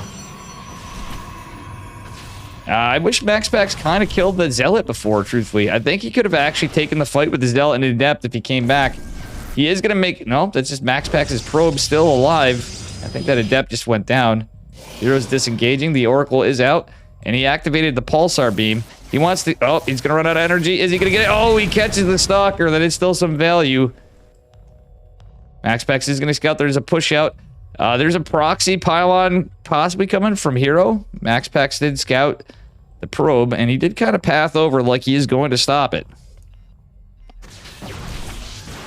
Can you imagine the next Katowice Roddy whips out a guitar and starts jamming? Nah. I can see Chicken Man doing it, though. I can see Chicken Man doing it. Artosis doing vocals for a heavy metal band. I think that'd just be a good meme. Hero going for proxy. It looks like it is probably going to be... Oh, he's got 2 more gates. 4-gate blank, maybe? Is he going to build another gate? 5 gates? This is a Hero build if I ever saw one. Void Ray's trying to get out. Max Packs... Wait, oh! Is forcing a recall of 2 of the Stalkers. Wow!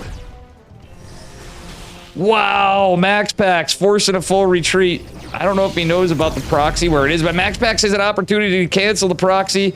There are going to be 2 Adepts warping in. They are going to be attacked for the moment. Does the Zealot get an extra hit point on this? Yes. That's a slow warping for now. Or it's not slow warping, but it is going to go down. That's 2 Adepts down. The pylon's going down. Hero's going to want to cancel this gateway. 100%. Hero now, actually, Max Packs has a lead with the Twilight Council, but he's obviously down on gates. He only has 2 gates versus 4. Hero has this weird SimCity going on. What is this? This is a wild game. MaxPax with some good defense, getting some good kills with the Oracles. He forced the recall, and that saved him. Hero is going to have a faster Nexus. It's possible MaxPax could do the same. Hero loves his fast Nexi in every freaking matchup, I swear. Depending on the situations in PvT now, mostly from the maps. But pretty crazy stuff. MaxPax going for a proxy now. Is he going to go for proxy DTs? I would love to see MaxPax do it. I think this is just a proxy pylon for scouting. He might actually... Yeah, it's going to be a proxy pylon for scouting for now, but it looks like he has some plans here. Stalkers are going to find the proxy, though. The one on the left flank, and they're kind of positioned... Oh, are they? Hero trying to get some adepts out again. MaxPax, look at how good he is, though. He has the probe still patrolling for adepts. One of the oracles falling is going to be rough for MaxPax. Does he still have the probe there? He does. The depths are not going to make their way in. MaxPax walls off. He is starting his third base. Heroes is about to pop. Let's see MaxPax do something cheeky here. Because guess what? Heroes on Twilight only. This would have been the best game for MaxPax to proxy Dark Shrine, or Dark Shrine and then proxy. Hero now with a proxy again. I want to see DTs versus DTs, guys.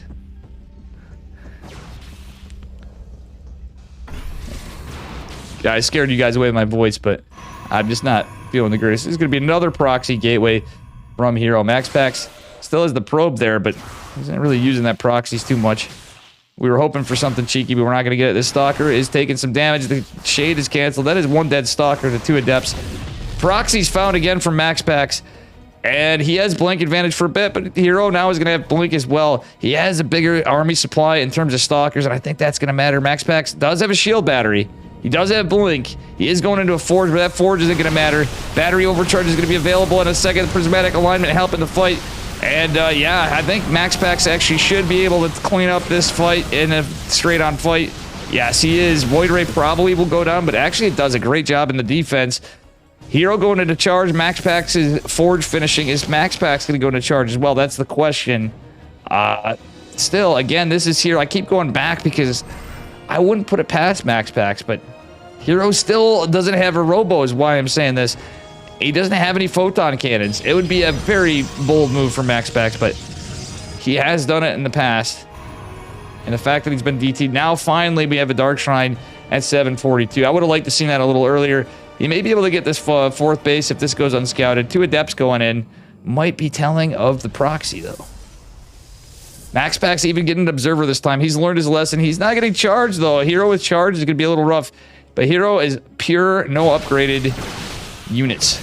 It's reminding me a little bit of like a nice game out of Hero with the fast Nexi, and he actually stayed on 2 gas this entire time. And fast expands with just all gateway units and no upgrades for the moment. But no tech, really. So it's just Zealots and Stalkers for days. MaxPax is going to realize he forgot the charge, I'm sure, at some point here. But let's see. Do we see DTs warping in once this comes back? 2 workers falling, 2 Adepts from Hero. Getting some good work. 4 workers. That actually may be about worth it. No, MaxPax saves it. It kind of trades out in favor of MaxPax slightly. Hero with a proxy pylon as well. MaxPax has the Dark Shrine. He's going into a Robo Bay. He really needs to send some DTs out from this proxy pylon now because it could do some very good damage. Guess what? There is going to be cannons for MaxPax. Army supply in favor of Hero, but MaxPax has got upgrade advantage. He's about to have ground weapons +1. It isn't available for the moment. The battery overcharge is activated. There's so many Zealots here, though. MaxPax with a defensive DT is going to tip his hat, but guess what? There's a DT going into the 4th. Finally, we're going to see some damage. That +1 is kicked in. The Zealots are good units, though. MaxPax with an aggressive blink forward, trying to trap and body block the Zealots. That 1 DT is putting in the work, actually helping the damage point out for the Stalkers. But Hero's got Zealots for days.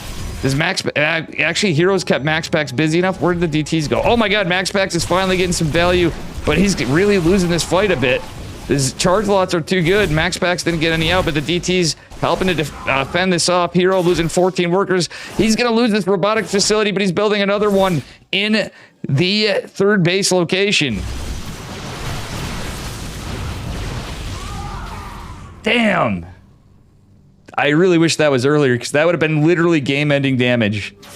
to bring us another spicy game in the series. Actually, Max Pax could just go. He could have went for the pylon, but he's got more DTs coming. He's going to go for the 4th base. Hero's going to attempt another cannon over here. Hero with a bigger army supply. Max Pax trying to do economic damage.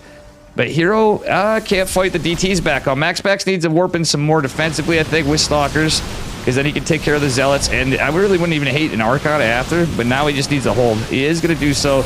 Robotics facility is out. 19 workers and more are falling. Another observer's coming. Hero is down basically 24 and counting workers. DTs are everywhere. Max Pax is giving him a little bit of poetic justice here as he's lost the DTs just previously. Oh man, look at this game. Look at Max Pax killing 26 workers. Hero down to 33 workers. He does have an extra base. Max Pax is just continuing his attack. He's going into disruptors. He's going into charge. He's going into +2 ground weapons. And Hero is looking like he is in a rough position. The extra base doesn't mean anything. Max Pax is safely taking a 4th base. Now that he's done basically next to game-ending damage, Hero is going to go for a last hurrah. Max Pax isn't going to have charge left. Oh, but he doesn't see this pylon. Max Pax, if he does scout it, could blink forward maybe. Oh, no, he wants to... Yeah, he's going to snipe the units a bit. But, oh, actually, that's pretty smart. Disruptor is out and is going to zone this back. Hero can reinforce with this. Max Pax has a DT attack in the 4th with all this, but we're not going to look at that. If you look at the mini-map in the bottom left corner, it shows you Hero now has an observer of his own. Is he going to snipe? Yeah, he's trying to snipe Max Pax's battery overcharge coming in clutch. We have disruptors. Hero just doesn't have the numbers, and Max Pax is going to take game number 3. He is like, yeah, I'm sorry, Hero. You may be the best in the offline. I'm going to show you how it's done. We're not going over without at least a win here. Can he come back? Are we going to see a reverse sweep? What do you think, chat? What do you think?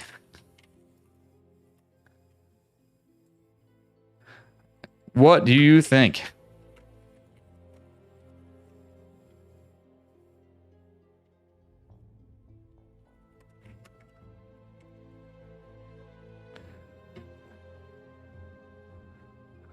All right.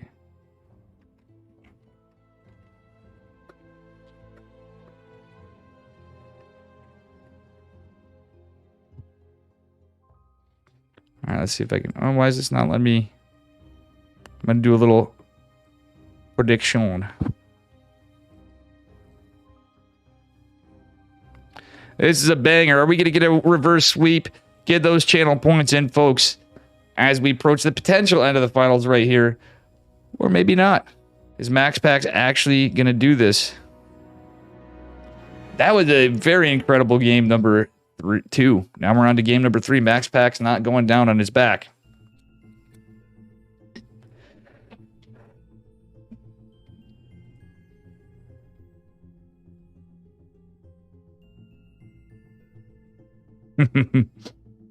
Good stuff, guys. Some very incredible PvP action tonight. These guys are just taking it to a whole another level of shenanigans. And just really solid gameplay, too. Some unlucky situations, but yeah, here we are anyway. Spawning in the bottom right corner of Gresfin. In the blue, representing Psystorm Gaming, he came back a point. Could he do it? Give it up for Max Pax. Prince of Denmark himself. And his opponent in the upper left, representing Dragon Phoenix Gaming. In the red, give it up for Hero.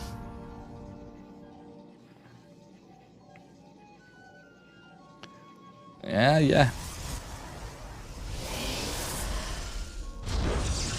All right. High ground for Max Pax. I'm sure he's going to do the same opener, but that is... It's so wild to see Stargate openers turn into those games. Max Pax literally mind gamed the hell out of Hero. Hero is trying to do some proxy gate shenanigans, but Max Pax's scouting was too good. His defense was too good, and ultimately his brain was really just sharp as attack in that one. Out-strategized.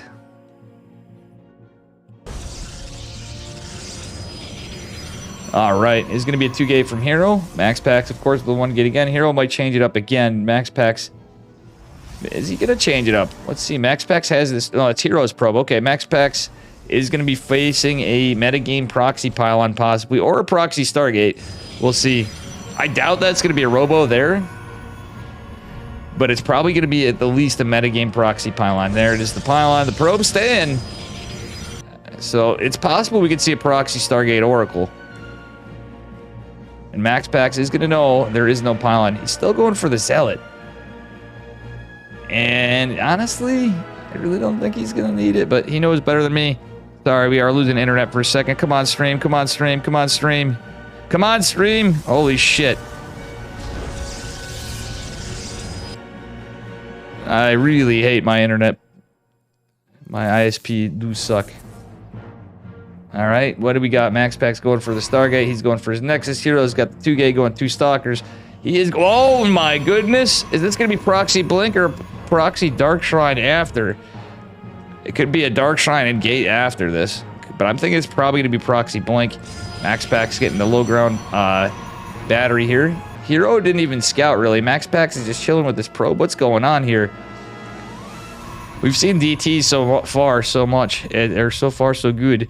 It's possible MaxPax could scout this, depending on the pathing with the Oracle. MaxPax probe is going to be found. And that was actually kind of a cheeky probe for MaxPax. I don't doubt he forgot about it. He's probably getting tired in all things said and done, but there is nothing being researched. Okay, there we have it. It is going to be a Proxy Blink opener, at least.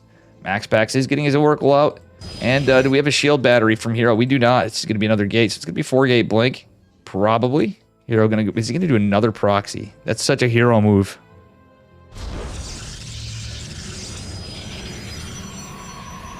Is Hero going to take it or MaxPax? Guys, the poll is going to end soon. Figured we'd put some channel points on the line here. Get that TTS while it's good. Or the other things we got. All right. Stalkers putting a little defense on the line here. There's 4 Stalkers versus 2, but the shield battery is going to help MaxPax hold. He's getting another... Oh, that's Hero out. MaxPax getting that Void Ray. Blink is on the way. The Oracle getting some good damage. Because that was a lot of Hero's army for the moment, but at the same time, it's not going to be too much. It's a lot of lost mining time, though. Those probes did take quite the journey to Narnia. And there's that other gate. It's 4-gate Blink on 1 base from Hero. So MaxPax has some defensive units. I like that he's 3 shield batteries. I wouldn't hate another pylon. Maybe like here. You know, in the back's good, but the slow warpings can happen accidentally in the heat of the moment.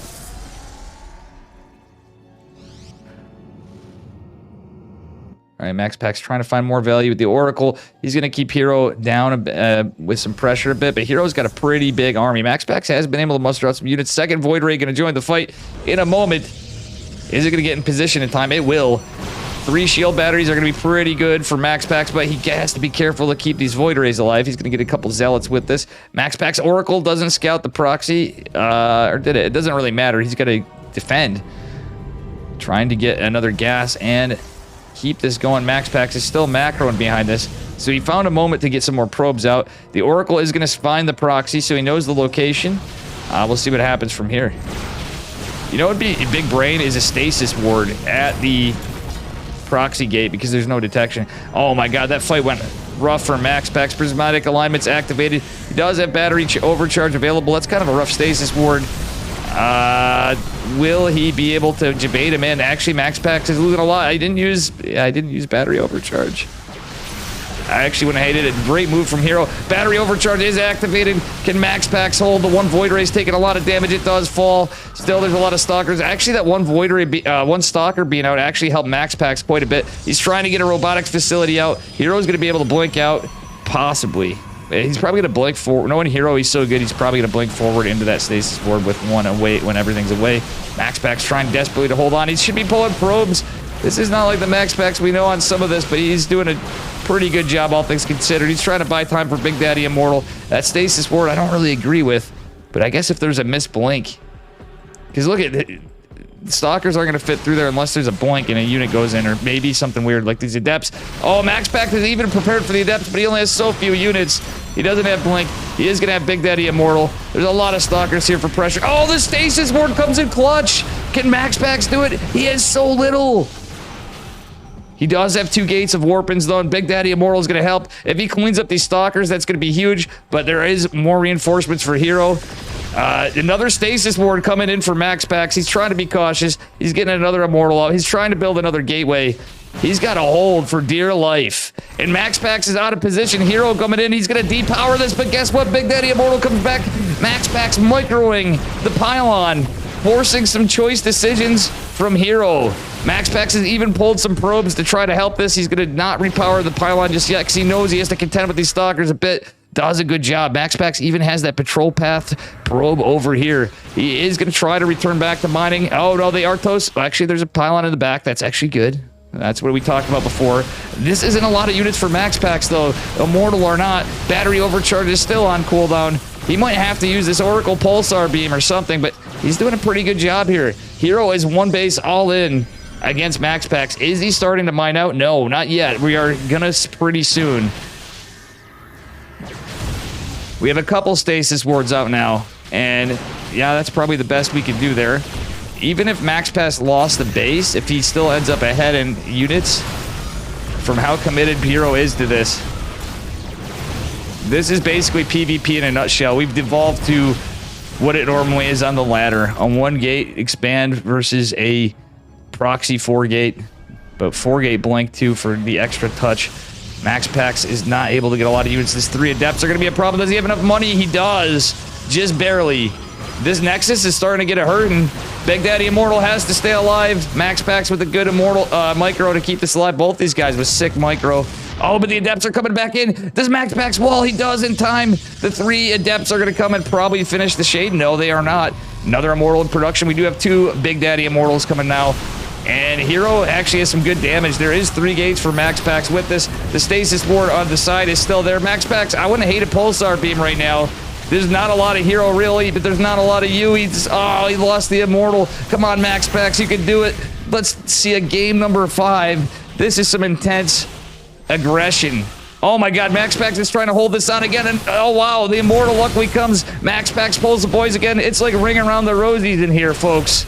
Hero is starting to actually had a bank for Warpins again, too. And the Zealot and the Adept are here. So Hero warped in more reinforcements again.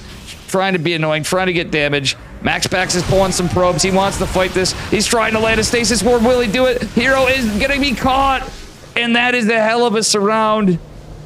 It buys Max Pax some breathing room to get another Immortal out, but that's about it. The Oracle debating the Stalker away from this. Oh, buddy. This is sick. That was an incredible move from Max Pax. It's actually pretty damn close now. Hero is losing some momentum. He is pulling boys. What the hell? Hero wants to fight with a boys pull too with this. This is the Clown Fiesta. What a series. There's a boys pull with this, folks. Max Pax looks like he's gonna win. It's the boys pull of cope, folks.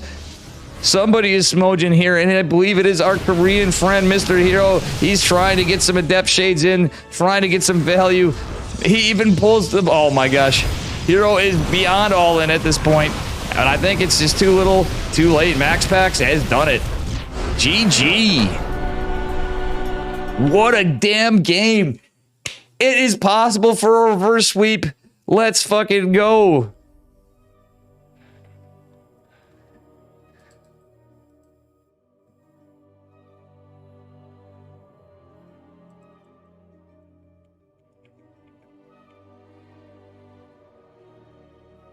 These games are sick. Damn, we are on a game 5, folks. Max Pax has delivered to at least bring us to a game 5.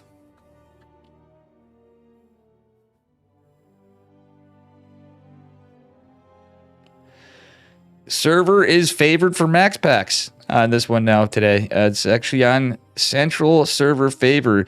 Man, who says PvP sucks? This is an exception.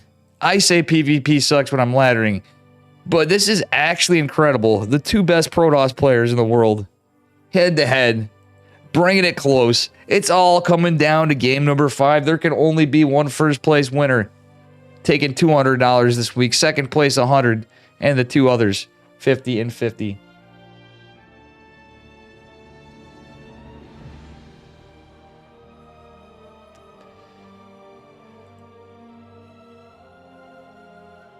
And I hope you guys enjoyed the guitar cast that caught it. Some of you stuck around, all things considered. Thank you very much. It's the second one I did. And the other one was like right on the freaking fly, so whatever.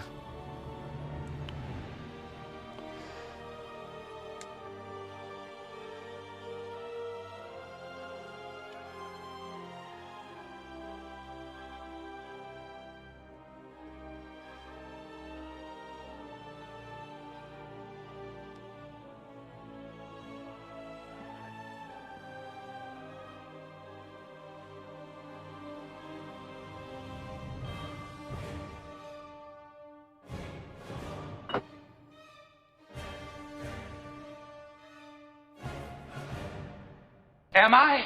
Boris Nesprick, thank you for the 18 months in a row, you freaking legend. Nesprick just subscribe. Thank you so much, GG. brother. Appreciate you. Guys, sub to Dave, not a scam. And we have another tournament coming up this week. Actually, tonight I might make that up so we have the Matcherino and everything in the challenge so players can sign up. We have the $200 Dan and Dave cash grab number 5, I think, according to Liquipedia. And yeah, we did have one of the cats. I didn't see which one. I just saw it at the corner of my eye, something there. So we do have another weekly tournament coming up on the 25th. I'm going to figure out the time, which is going to be best. And all that stuff. And then we will be making a challenge in Matcherino.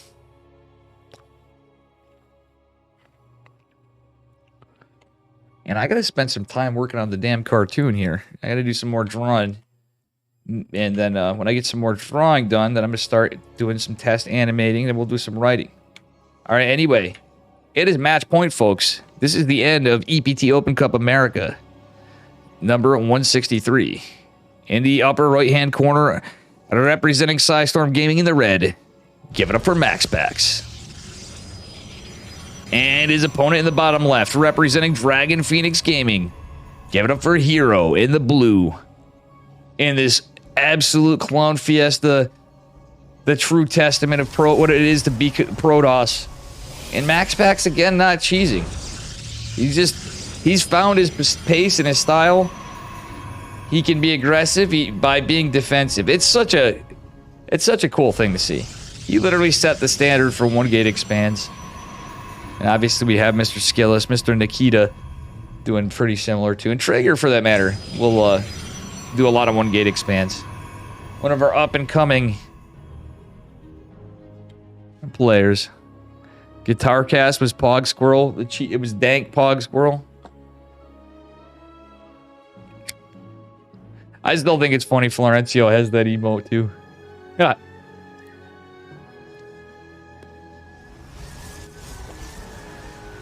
Oh boy. We got 3 Pog Squirrel emotes on Twitch. We got Gene Sim with the Pog Squirrel photo. My original Scuff Pog Squirrel drawing. Then Florencio adding the cheese hat and the stuff. How you doing, Pashka? Oh, man. It is going to be a one-gate expand for MaxPax. This time he admits the Zealot, and he's going right for the Nexus. He's being a greedy boy. Hero may try to punish this. MaxPax won't have the Stargate as fast. He doesn't have the gas as fast. So you're putting yourself a little bit exposed. MaxPax still keeping eyes on this. He is doing a little bit of deviance this game to his build order.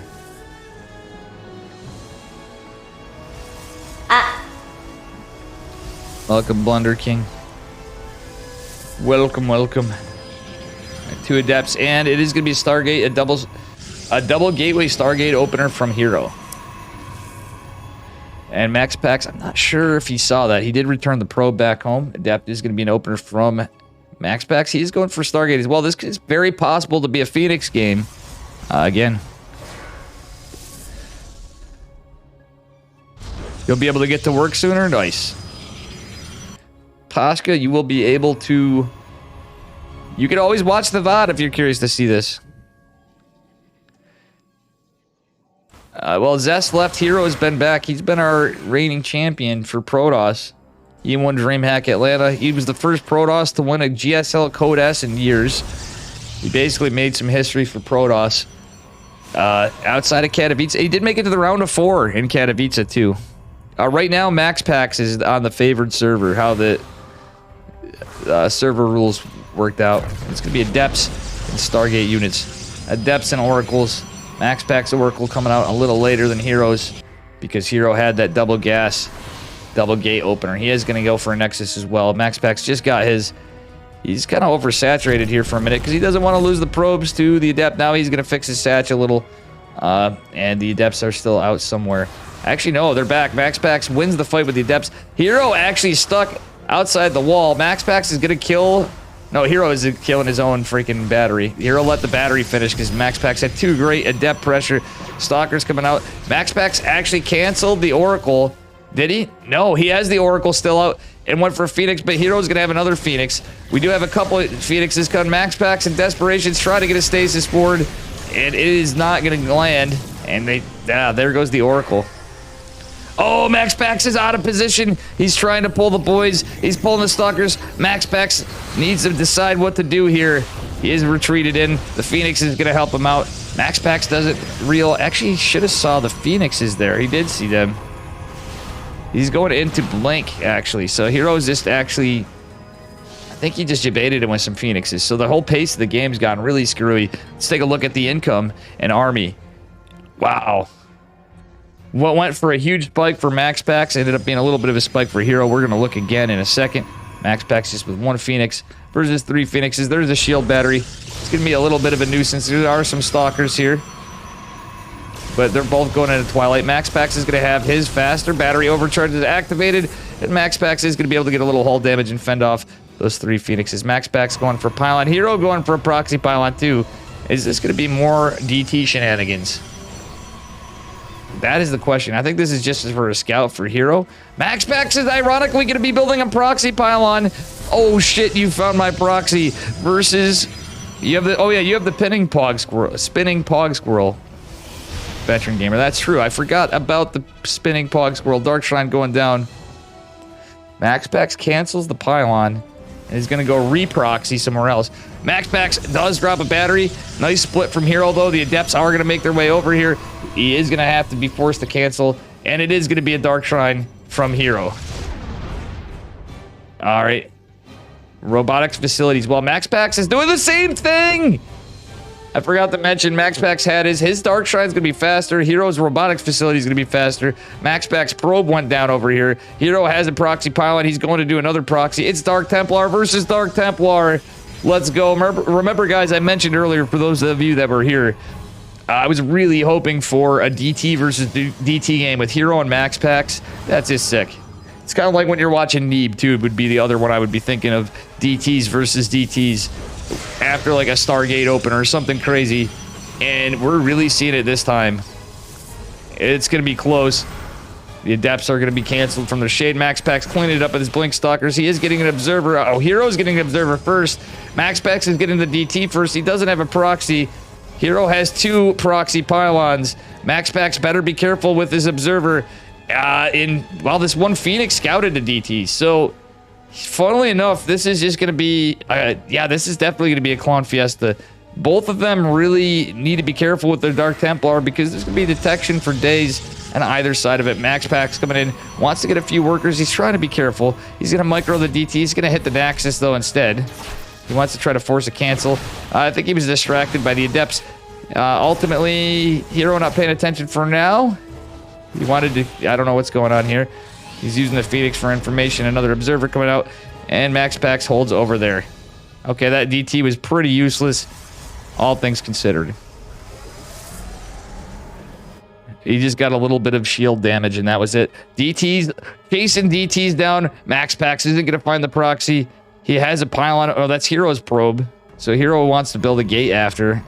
I'm pretty sure of it. Or maybe he's just keeping it out to drop Pylons all over. Hero has a defensive DT of his own. Max Pax is not any of the wiser to it. Hero has more Observers. And Max Pax, I think, may have just noticed there. He's trying to get DT damage. There is an Observer right here. Hero is going to see it. Nope, Max Pax not microing the DT. Now he is. Oh, man. Send in the clowns, folks. Yeah, that was definitely a little bit silly of a loss of an Oracle in the beginning of the game for sure, Pashka. 6 probes do fall. I'd say that's kind of worth it. Kind of worth it for Max Pax. Army supply in favor of Max Pax slightly. He doesn't have his Warp Prism yet. He's going for a double Forge follow-up. Hero going for charge again. Max Pax really shouldn't forget. I really don't think he should be forgetting the Forge. He has to be careful. He's going to lose the Observer. There's another Observer in jeopardy. It's a game of Dark Templars and Observers when you're in this situation. But at the same time, Hero is getting closer and closer to charge. Max Pax isn't getting it. He's getting Phoenixes and Immortals. And even though he's trying to get 1-1, Hero with this massive proxy is going to hit like a powerhouse. I don't know if Max Pax can hold this, guys, especially when charge finishes. These are not the units we're looking for. Phoenix is going to do nothing. Yeah, I don't really think Max Pax kind of got disjointed. He should have just committed to gateways, especially if he was trying to go double Forge. I think Hero may take this, guys.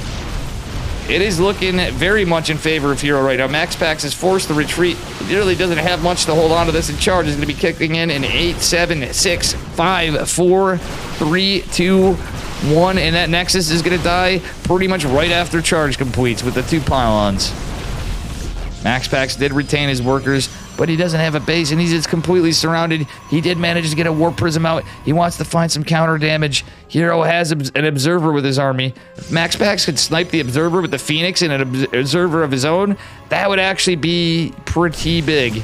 Okay, here we go. Max Pax is trying to get some return game-ending damage. Is not going to be able to. So, oh no, the recall is going to prevent this from getting too much done. Is Max Pax going to save the Warp Prism? He does take some hull damage. Can he find some momentum? He's going to try to retake a base. He's got to look for proxies. That was a pretty quick reinforcement. I think maybe actually Hero reinforced before he pushed out. So I'm not 100% of Max Pax knows about the... Yeah, he's going to look for it. He's going for charge of his own. He does have an upgrade advantage. Hero is just now starting +1, but he's going into a 4th base. Max Pax losing that base and 2 pylons was devastating. Still, he retained his workers. Proxies found. And Max Pax really should... I mean, it's kind of hard as economy. He's going into a robotics bay. Now he really is going to have a tough time on Gateway and a Gateway army anyway, because Hero just is going to have the numbers. So it's kind of like desperation disruptors at this point, but it's going to be a lot of chargy boys. The Immortals surrounded. Battery overcharge is activated. Hero with an Archon and an Immortal with this army too is not good for Max Pax.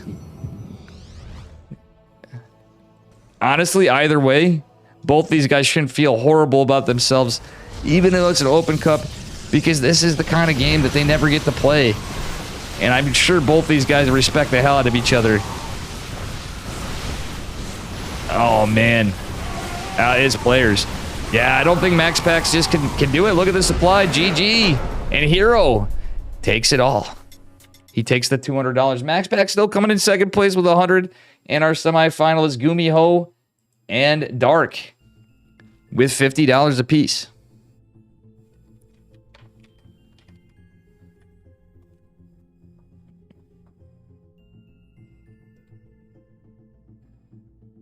And what a sick tournament that was.